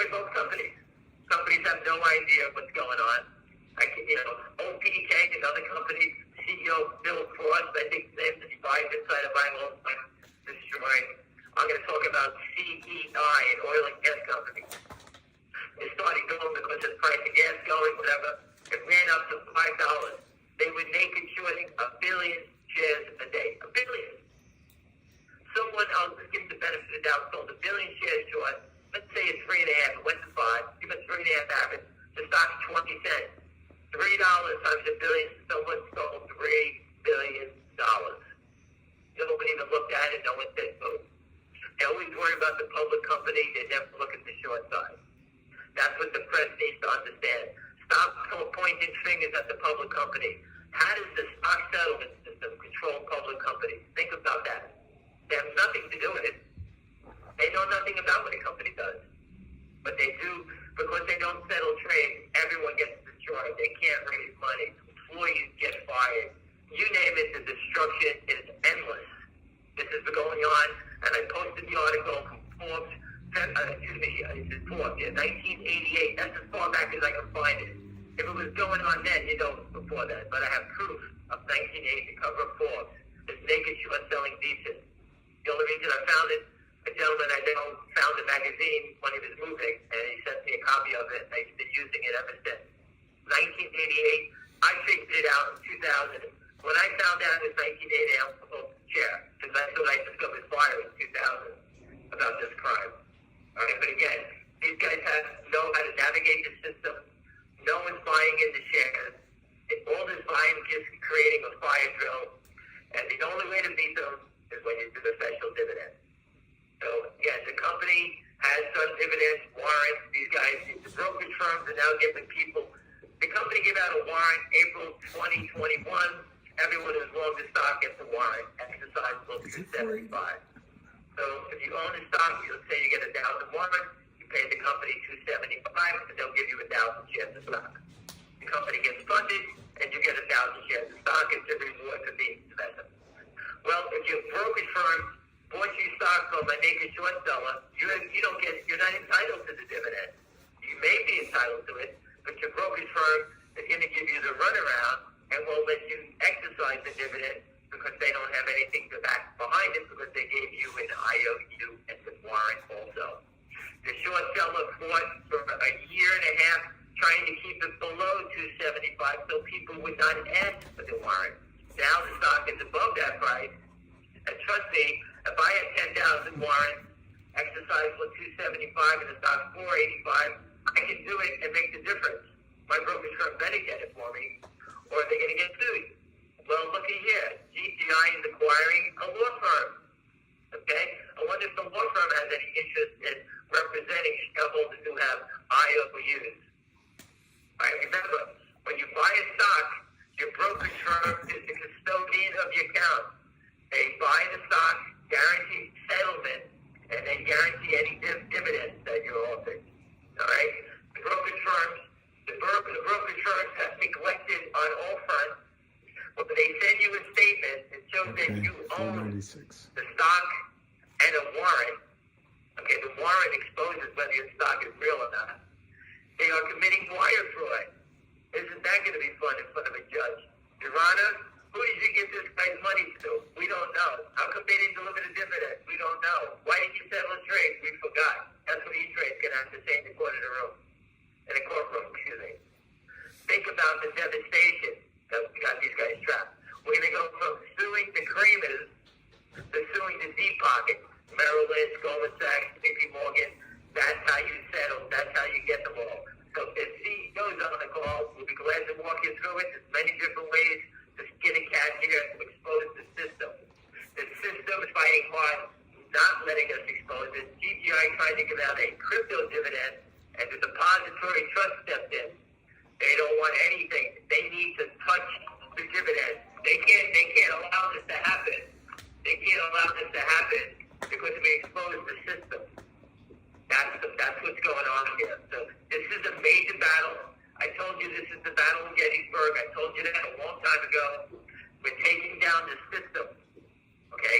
And many people here, your family members, children, whoever you may get sick one day and you're going to need someone, a doctor, working on something for you to save your child and save your your mom or whatever. These guys have disregard for everything. Even the people at the SEC, I can't even believe it. FINRA.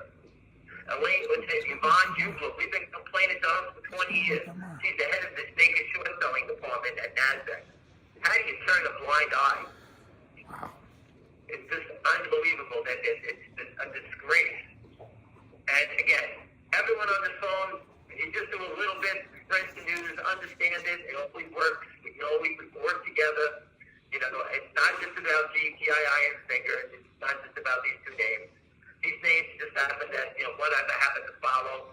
Who the hell knew that Lynn Partners was going to go kill himself and steal 100 million shares into the stock? I had no idea.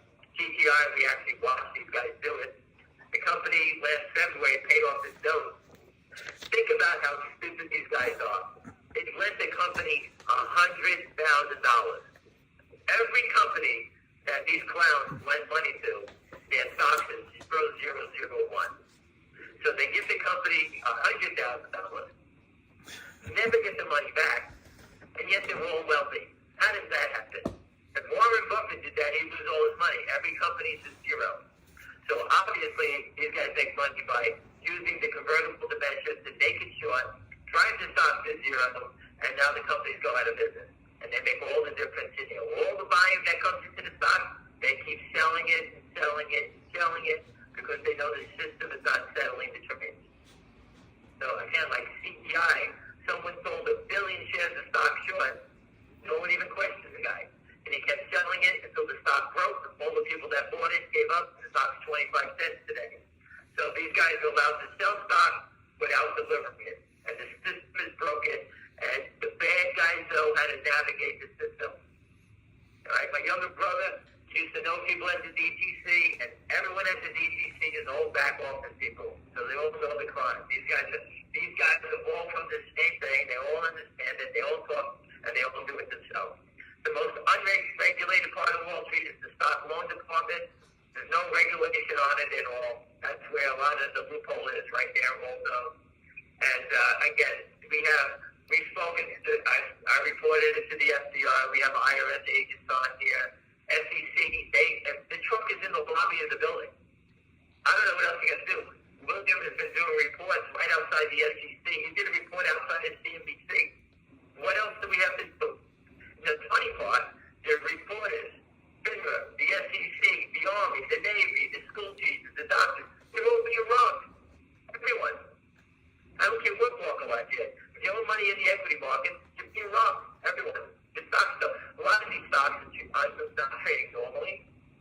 It got destroyed. I don't know about this MULN. I bought it yesterday.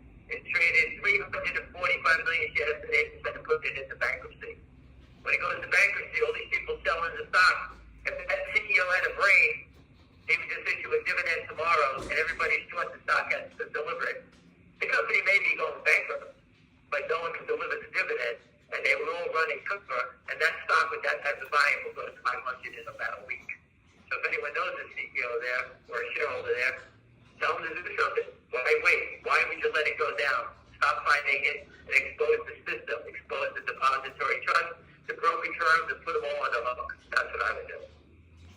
Anyway, just take the first for a second here. I'm just going to look at the stock. GTII 481, up 76 cents. If you were short the stock, that's $7. A normal person, you sell 10,000 at 7. I'm going to short it, borrow it. Hey, it's also at 481. You know what? I'm going to lock it at $2. If it goes back up to 781, I'll sell it again. Why would I even say that? Because you know what? I worked for short sellers before, and that's what they all did. So when the stock goes up, they short it. When it pulls back down, they buy it, they sell it. When it goes back up again, and that's how these guys play. When GTI goes down, there's zero buying by the shorts. They don't cover. Because if they start buying, they know the momentum is going to make the stock explode. Pat Byrne always had this great line. These guys step on a landmine. Once they take their foot off it, it blows up. And that's what's happening in both these names. Once they stop selling, once someone knocks on their door, once someone serves them, once someone starts looking for delivery, that's them taking their foot off the landmine. They can't sell anymore, and boom, that's what's going to happen here. Remember, the short sellers are the buyers. Maybe. I could care less if you bought another share or buy back all the shares they sold. Remember, jail or bail, so you better not fail. That was a line that we had from many years ago. But again, these guys have been selling it. They lean on the stocks. They never stop. And you can see the way stocks trade. When the stock goes up fast, all of a sudden, they're marking it down as fast as possible. And for people that are new to the call, we post the daily short volume every day. Remember, there's only 4 ways you can buy and sell a stock. You can buy a stock. You can sell a stock. That's the normal. You can sell a stock short when you actually borrow the share. And the 4th way is the loophole, which is the market maker exception, where they can make it short and are not forced to deliver on a timely fashion. And that is the number we're getting from FINRA. We get it every day. Remember, you have to market ticket. Wall Street has its checks and balances. You have to market ticket. Nothing gets into the system unless you have a ticket.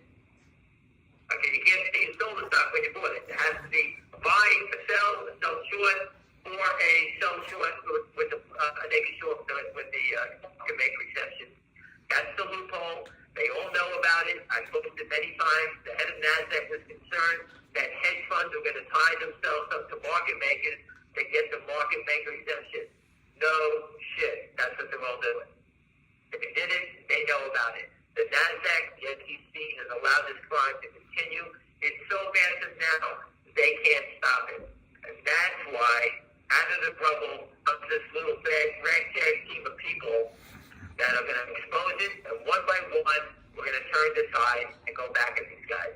They deserve it. They robbed everybody, and payback's a bitch. Remember, on the short side, the most they can make is where they shorted out, 4 down to 0. The most they can lose is infinite. Let them keep selling. Okay, when these things turn and you force settlement, watch what's going to happen to the upside. All right, you can see how difficult it is that the system, GTII called FINRA up and told them we have too many shareholders. They have proof they have too many shareholders. If you think the SEC and FINRA know about GTII, I don't know what to tell you. It's just a matter of time before these guys get the hook. The truck is in the lobby. We've insulted everyone in creation. We stuck it down there, right in their face to everyone. And we're not going to stop. The truck's got plenty of gas. He's going to ride again. He's either tomorrow, next week, he's going to pop up in New York, and he's going to make his way around. We're going to get Wild Bill up here back from D.C. to do the show live, so everybody can see that. Again, spread the word. This is about saving, these guys have been stolen from your grandparents, depending how old you are, your parents, and now they're stealing from you, and soon your children. I don't care who you are, whether you're a reporter, a butcher, a baker, we have the crying baker here. Just to change the subject for a second, the crying baker finally learned how to trade. He's doing very well now. He finally figured it out. He doesn't sell low, and now he's selling. He's buying low, selling high, versus selling the opposite way. Excuse me. And just one last thing before I get going today, I just want to give a shout out to the guys. If anyone who follows baseball, the Houston Astros hit that home run last night. The ball just flew past Las Vegas. It's still in the air. That's how far he hit it. I had to think there was a lot of Yankee fans on the call, and it was a monster home run. And I'm lucky enough I'm going to the game on Saturday night. If anyone's there and they want to meet up, I will be at Yankee Stadium. I do meet people all the time. I don't meet everybody. This is a dangerous game. Okay, this is a very dangerous game. If the Longs are making money, someone's definitely losing a lot of money in this game. So again, this is a dangerous game. Anything you can do is spread the word. Education is the most important thing. If you find a company, feel free to say something about it. We'll look into it. Yeah, this is not, we're just going to throw a dart. Wherever it lands, who knows? But we're here to help people out and stop the fraud. Again, they stole it from your grandparents, they're stealing from your dad, they're stealing from you, and soon your kids. Companies are destroying. The SEC delisted 170 companies in 2021. If you just do the math, if those companies were $5 and then 20 million shares short, you're talking billions of dollars that was looted. Most CEOs, when you start a company, who are the first people you tell to buy the stock? Your family, your friends, your relatives. You slaughtered them all. Over what? Your company was a great idea. The SEC always makes it sound, well, the companies were bad companies. Not true. They were all destroyed by naked short selling. All right, don't get me wrong. There's some bad companies. I'm not going to deny that. But a lot of companies He's got great ideas and never got a chance. Anyway, listen, it's 3:59. I don't know what they can actually do on the close here today. The stocks, these guys need to deliver the shares, settle the trade. The momentum is going against them, and I guess sooner or later someone's going to step in and report this crime. Hey, by the way, take a look at all those bumper stickers all over New York City. All right? People are fighting back. Have a great day. Thank you. 496. Ding, ding, ding, ding, ding, ding, ding, ding. 4 o'clock. Let's see where it closed. Let's see where it closed before they screw with it. 486, 487 is what I see as, okay, 487. Yeah, he was on fire. He's on your side. And he's a good man. And FNGR's closed at 757. They're trying to take it down a little bit. And then I know you're dying to know. We can look at MULN, that's 35 cents. So whatever. I'm not recommending that. But we have to look at RNVA, see how it closed. 0.0001, it was up. No, they're showing 0.00 close. All right, so it's pretty amazing.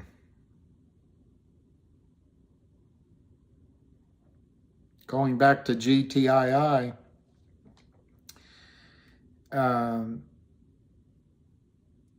it looks like they printed a bunch of shares after the close at 401, $4.01. I don't know the volume; it doesn't show. But the only number that matters is the close, 487. That was up 20%, up 82 cents, and the volume was 2,690,000. It's a terrific day. That volume was so steady, Eddie. You just can't beat that. To me, that means a professional's in there buying. It's not the buy-in yet. That's a professional buyer. It's beautiful. It's just what you want to, I never surfed, but it's like the wave is pulling back just in time and you're going to catch it as it moves to shore. That is just beautiful. Let me see what Fingers volume was at the end of the day. Wow, pretty good volume, 4,750,000. It was up 30% and closed at 757. They also crossed some shares at the end that, it doesn't matter. Whatever. I guess they're actually trading it. I guess on NASDAQ you can trade it. It's 728 after the close, 727. Doesn't matter. That doesn't matter.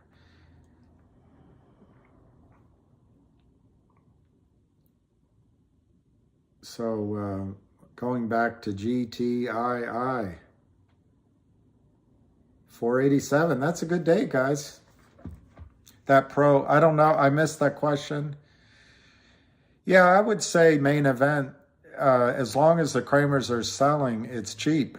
Obviously, you might have to pay more tomorrow or on Monday, but it's either buy it or never have a chance to buy. And I'm not giving advice because anything can happen. All of a sudden it can all collapse and whatever. I can't imagine all the scenarios that could change the story. But as long as the story is the same, as long as the company's on your side, there's almost 200 million shares failed to deliver.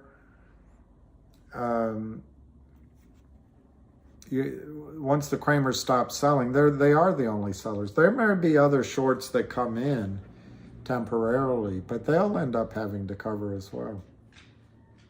Exactly, Alan. I think they're on a flight to, I don't know the countries. I guess Iran, Venezuela, Israel, Russia, North Korea. I don't know if there's any other ones, but they're going to fly wherever they can avoid extradition.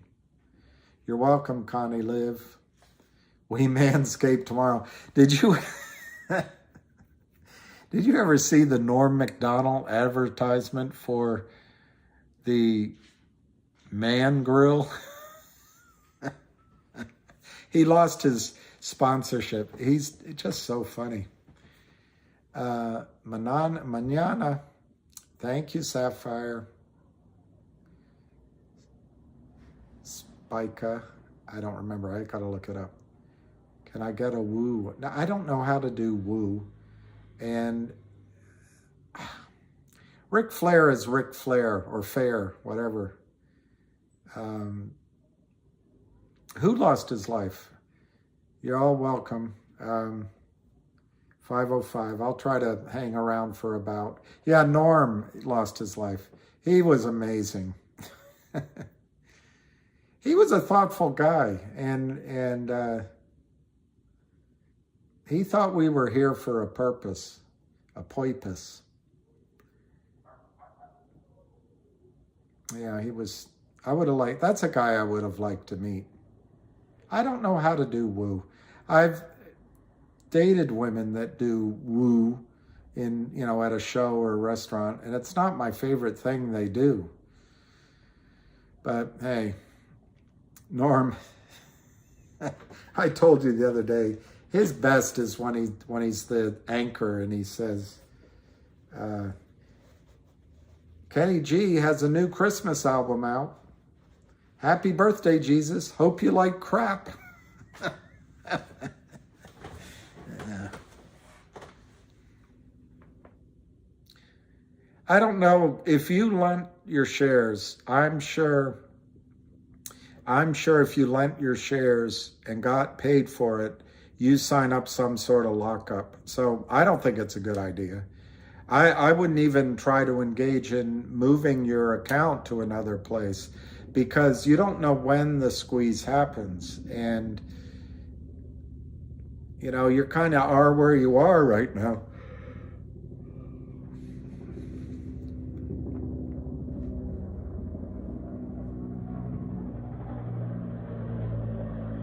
Thank you, Michael Scott. More excuses, Ham says. Michael, I'll invite you on to the call and see if you can handle a 30-minute call every single day talking to people. We invite you. 30 minutes, though. You can't stop. You can't read from anything. You just have to give your talk as to why it's always more excuses. Norm had Jesus in his heart and wasn't. Yeah, exactly.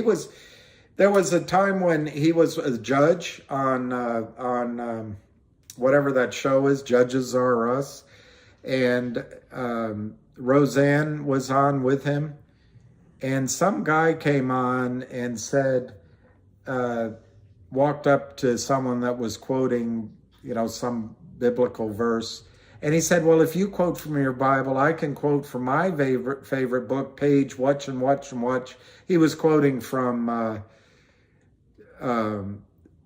Harry Potter, and Roseanne thought that was hilarious, and everyone thought. It came to Norm's turn. He said, I don't think that's funny. I don't think that's funny. And if you did any of your homework, you would find out whoever wrote Harry Potter, I'm forgetting her name right now, she said in an interview that if you knew the Bible, you could figure out the ending of her stories. I don't think that's funny at all. I couldn't believe he said that on national TV, and I give him all sorts of credit for it. And I'm not trying to be a Bible thumper at all, but I admire him for that. I'm calling in. Let me in, Will. You're calling me? I don't see a call from Sapphire.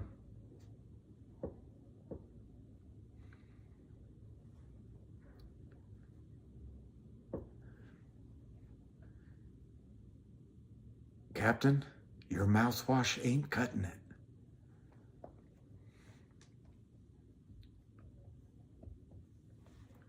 I'm not offering you anything special.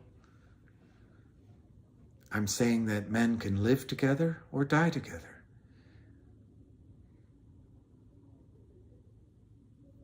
I know that's true. I'm not trying to get into a religious debate. I'm just saying that it was courageous of Norm Macdonald to stand up for the fact that he's a believer and that you shouldn't make fun of the Bible on national TV. I'm not I didn't have anything more to say than that. Sapphire, I don't know, I don't want to give my number out to everyone, but I'll figure out a way to, there's got to be a way. Maybe we can talk in codes. Maybe I can put in orders and we can see. Je vous remercie. À demain. Guillermo. Je vous remercie. Remercie. I have to look that for tomorrow. 3 digits. Yeah, I think it'll be 3 digits. Might be 4 digits. It might be 5 digits. Okay, Jeff. I gotta figure out how to use Twitter. Wow. See, I didn't even know that. I'm a Catholic, so, and I'm not, I like being a Catholic, but I'm not someone that read the Bible, so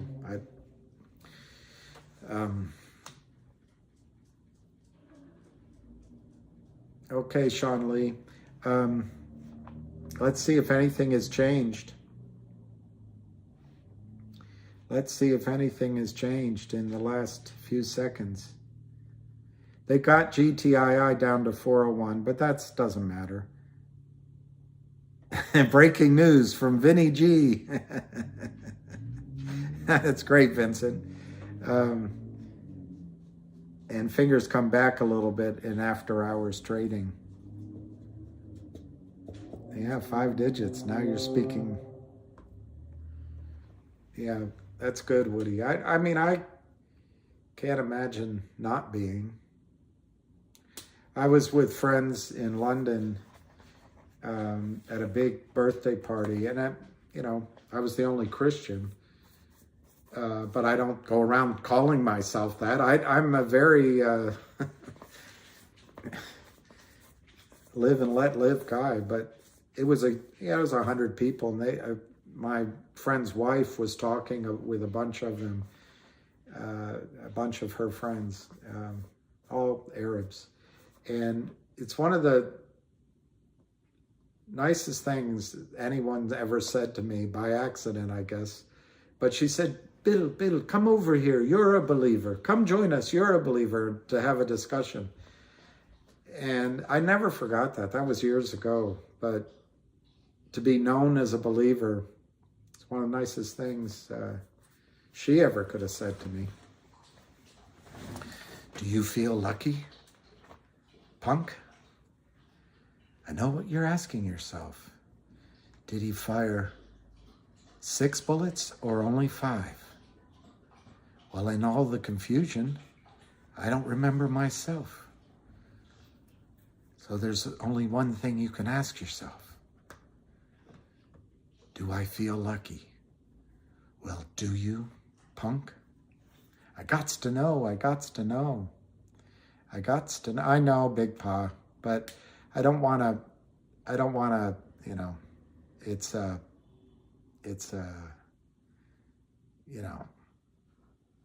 Well, Jay Roach, my father died in April, and that was really hard for me. My cousin flew out, my godmother's eldest, and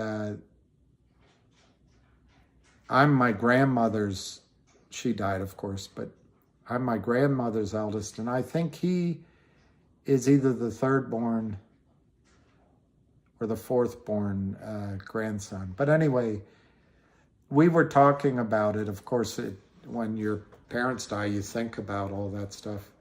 And he told me that all is required is if you have the faith the size of a mustard seed. I like that. So you don't have to be, it's not that you have to be any hot shakes, just have a tiny bit of belief. Exactly, Beach Guy. I don't. He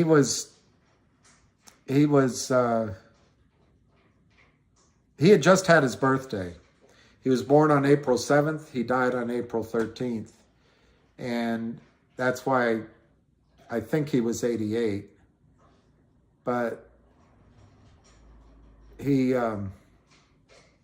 was ready to live another strong 5 years, and it was unexpected. At least, I mean, it wasn't, but he was a good man. Best man I ever knew. Best man I ever knew was my father. J.K. Rowling, exactly, J.K. Rowling. No, I never lived in Kirkland, Washington. Yeah, Vincent, yeah. It was, anyway, I'm not going to talk about it because but what a remarkable human being. Is it showing 487? Let's look. No, I don't. Oh, I'm looking at the wrong one.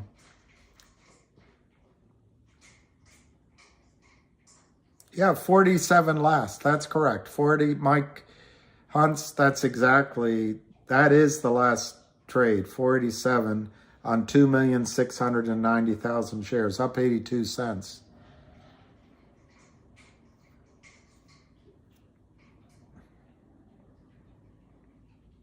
Big Pa.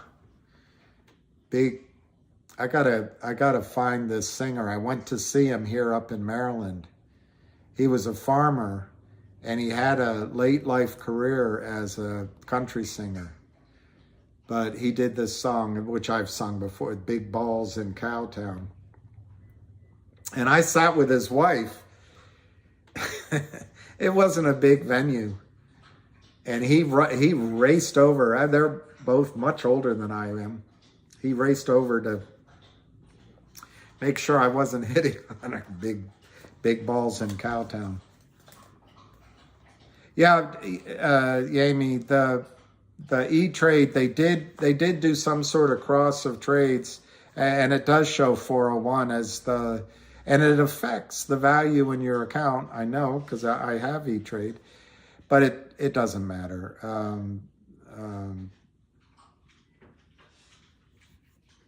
No, yeah, it's not, yeah, Bob Wills does it, but let me see if I can find this singer.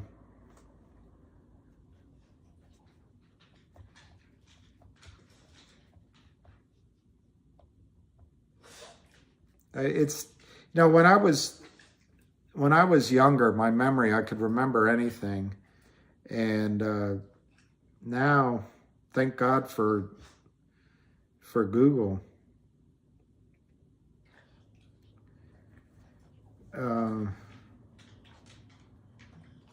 Big balls in Cowtown, big balls in town. Is it Don Walzer?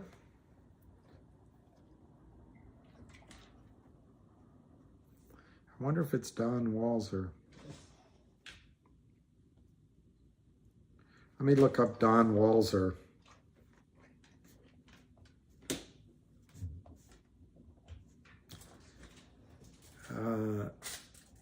Don Walzer. Images. Yeah, Don Walzer. It was Don Walzer I saw. It was Don Walzer singing Big. Here, let me see if I can get a song of his. I doubt they have a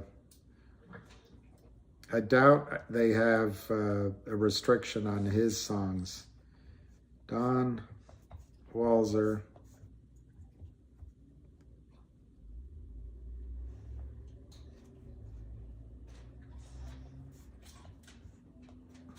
I think it's Don Walzer that I saw.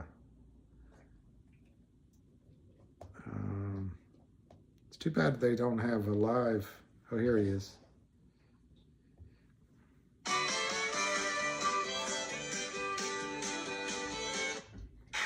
There he was. Thank you very much. That's who I saw. Thank you so much. We sure appreciate the help we get.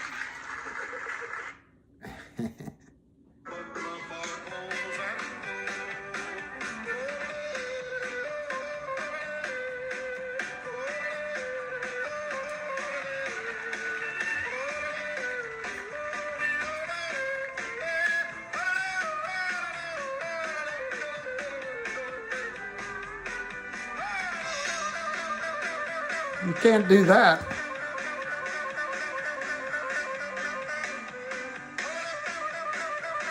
Can't do that.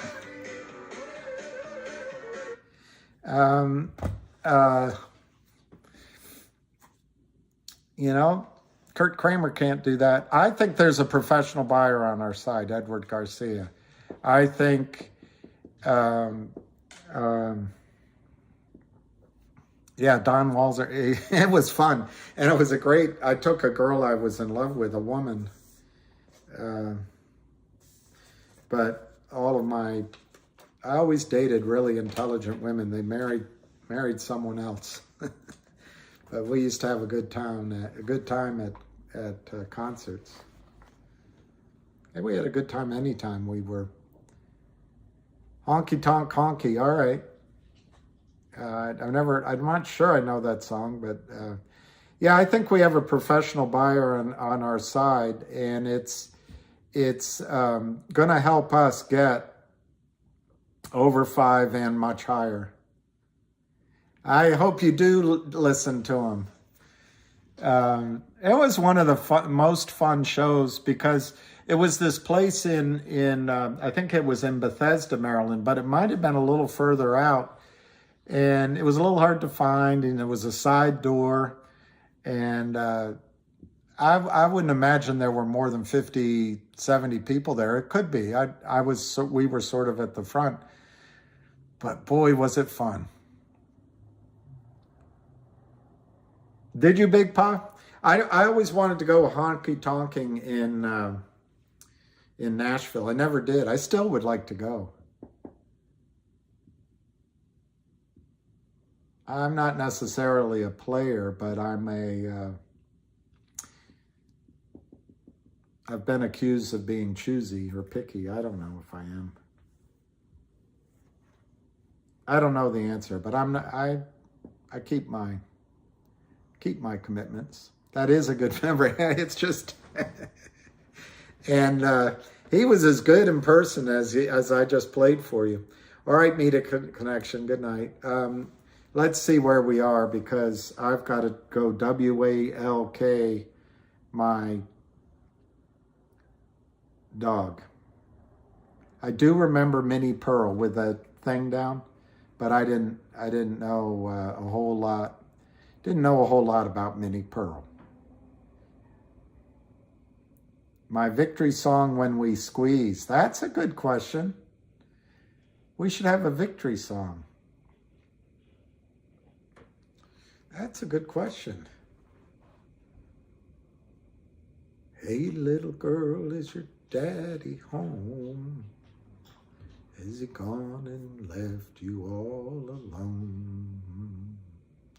I don't know. That's a good question. I don't know what my thing is. There's not a lot of happy songs I like. I'm kind of like Charlie Pride, but we'll have to think of one. Yeah, I would like to go to Nashville. That'd be great. I'd love it, Big Pa. We're not going to take it. That's a good song. Or it could be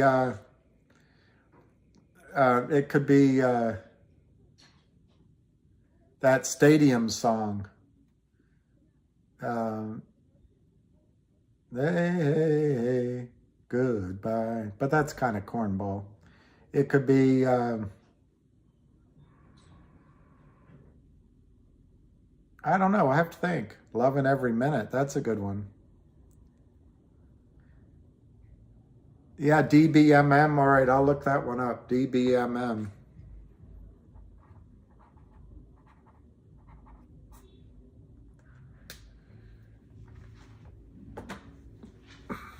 Whoop, there it is. I like that one, Max. Whoop, there it is. Whoop, there it is. I like that. Don't Stop Believing's a good one. I like the whoop, there it is. Maybe that's the start of the squeeze. I love it. Take It to the Limit is the only good Eagles song as far as I'm concerned. All alone at the end of an evening. Loverboy, wow. We Are the Champions, yeah. That's it, Chicken Head. We got to get a younger person's song. There's got to be one. I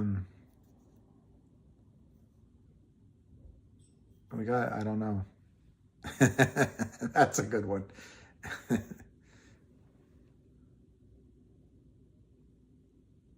Don't know if I heard of the blacklist from you, but I'm glad I did. Avid just tweeted that he had a great interview with Karen Finnerman. Yay! Yay!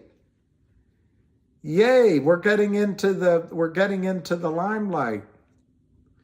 We will rock you. We will rock you. Mama, I just killed a man. Love isn't always on the time, yeah. There's got to be some other... you never can tell? How about You Never Can Tell?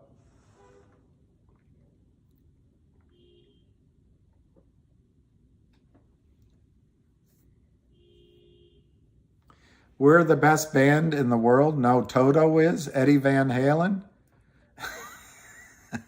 That's got to be Toto. Ugh. Toto and Kansas. That was a period of music that we could have skipped. I'm Still Standing. That would be a good one. How about Start Me Up? You make a dead man blank. You got to start me up. One of these nights.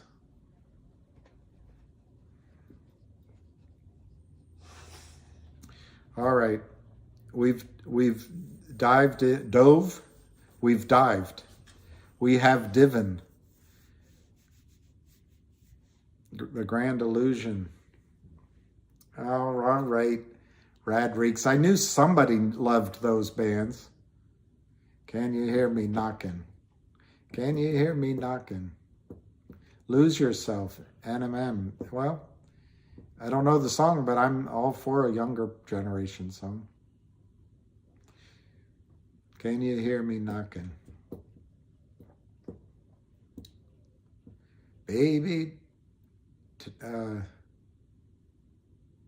there's a song that Rolling Stones did for Deer Hunter.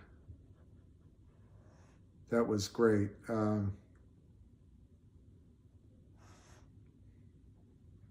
Something about, yeah, that's a great song, especially when you hear it the first time.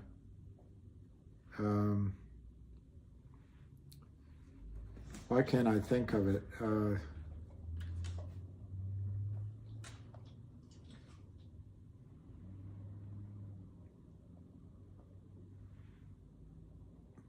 It's so easy.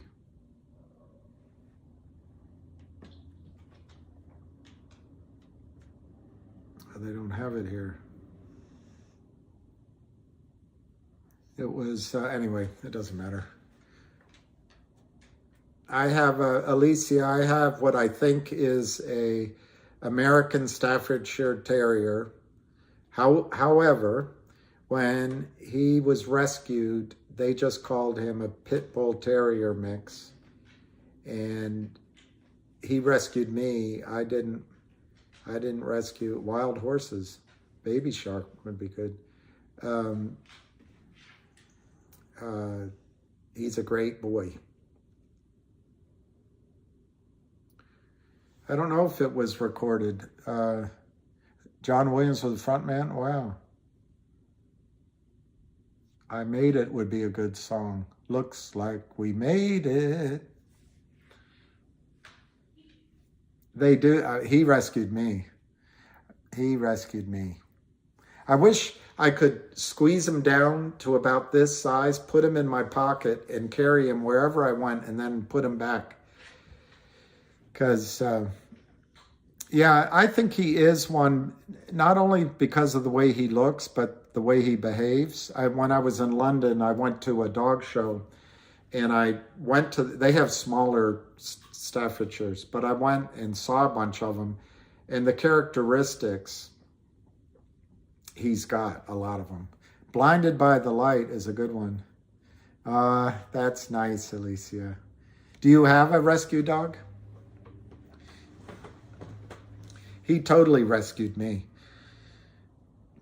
He totally rescued. Ham's call is recorded, and you can get it on Twitter.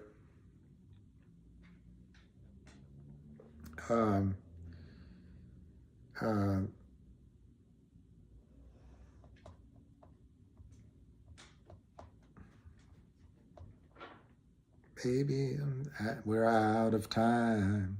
Oh, baby, baby, baby, you're out of time. I said, baby, baby, baby, you're out of time. You're all washed up. That's what I was thinking of. I know, that's the thing.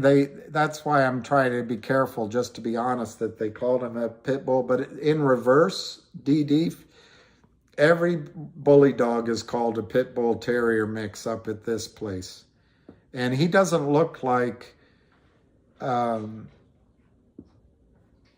anyway, he doesn't look like some pit bulls look. I don't know. I'm not. Huh? Asking from Iowa?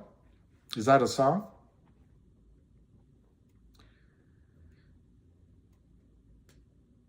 Yeah, it's on Dodgers Twitter, but it's also on, you can go on the whole Twitter page, but Dodger is the one that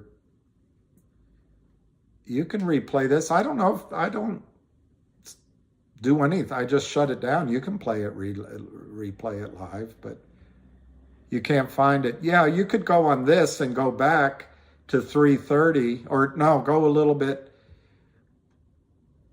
That's a good point. I didn't write down where you would have to go back to. I guess you'd have to go back about an hour, and it would be on there. Yeah, you can replay this live. That's fine. Stairway to Heaven. Oh, when will it take off?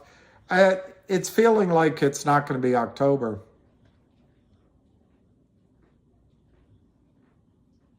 That's Jenny. I love that. I'm sorry you lost your mother when you were so young. That's difficult. In my case, I don't want to go into my whole life, but it was difficult it's still difficult. Anyway, I don't know the answer about how much time we have with someone.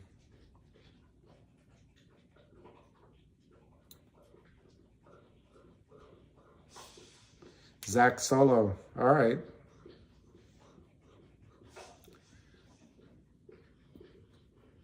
We could do Boston's intro and feeling. I didn't do a new email yet because Solomon, that'd be great. After I walked my dog last night, I had an event. But the last few times after I walk my dog, I'm just so drained. I watch a movie, eat something, and fall asleep because I literally, particularly when the stock was going down, I found this draining. We're burning daylight. I like that, John Wayne. Say it low, say it slow, and don't have much to say.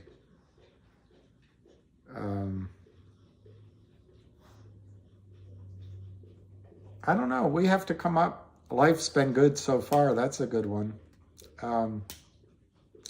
Hey, Eddie Chow.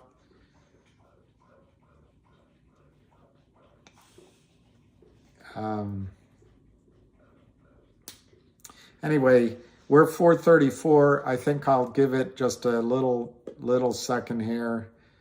The shares printed 401 was it could also be just trades they did during the day and printed. I don't know. Ham says that's legal. I think it's trying to manipulate the price. But their little games are having less and less effectiveness, in my opinion. Oh, Can't You Hear Me Knocking was great in Goodfellas. Absolutely great. And I think he used the Rolling Stones one too many times in his movies, but in Goodfellas, he just absolutely used it perfectly. I know we lost David Lee. I wish we hadn't. And I can get a Google number. Okay. Yeah, I wish. I don't know what happened, if I offended David Lee or something. I tried to take him off moderator, and I just didn't move quickly enough. Yeah, they will show the opening. Sorry, they'll show the closing price tomorrow as being 487. I have no idea where we'll open, but it'll be based off of 487. We could open at 401, I suppose. I don't see that happening. If anything, I think we're going to open over 5. They're having a hard time holding it down. Cuber. You're so lucky you can go to Cuber. I'd love to go to Cuber. The, we're not allowed to go directly. All right, the RAM, I'll handle that tomorrow. I need Nicole is, I don't know where Nicole is. Eternal Sunshine. It's nice. I saw Elton John and Billy Joel play at the same time. Take you on a cruise. All right, I'll write that down.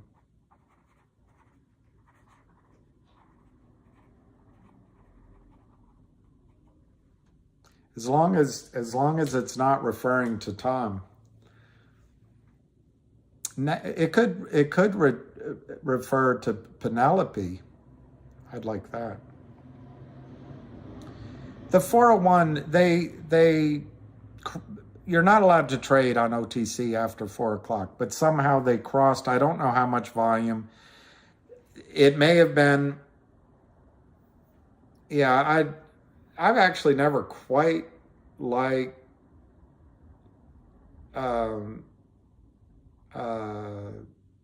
Billy Joel 100%.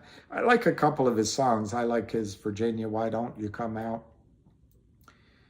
The one that they overplayed, I don't need to hear again in my life, Piano Man, but he's clearly got talent. I was at Cipriani with friends of mine, and it was so small in New York. He's so cocky. He was sitting across the room. He came over and he bumped me hard with his rear end, and then he bumped on the way back, and I kind of looked up. He didn't apologize or anything, but he came over to talk to that actress who bought The Town and then went bankrupt.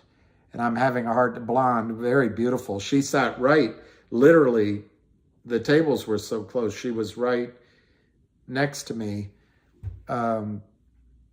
I can't remember her name now, but she bought a town. She was in a movie with Richard Gere. Is it Ellen Barkin? Anyway, he came over to talk to her, Billy Joel, but she didn't talk to him for very long. Uptown Girl is really good. Hey, David Lee, welcome back. I'm sorry I couldn't unmoderate you. Kim Basinger, that's it. Kim Basinger was sitting right there, and she's beautiful. She is beautiful. Lucky's great. I didn't get to talk to her or anything. I didn't even get my picture with her. I didn't even get her number. All right, let's just review latest postings on the Twitter feeds, and then I'm going to go WALK. You know who. Some negatives, same narratives. Avid Trader, it's confirmed. He said he had a great interview with Karen Finnerman about GTII and predatory lending. Here, I'll show it to you. That's awesome. Awesome. Good for Avid Trader. Hey, hey, mama. That is awesome.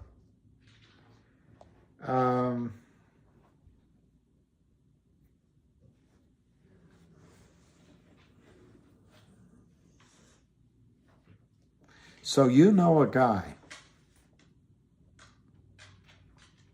You know a guy.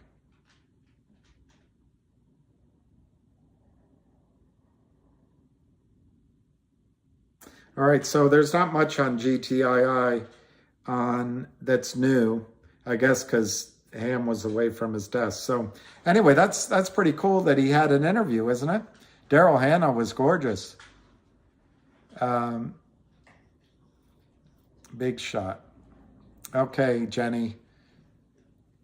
Okay, Jenny.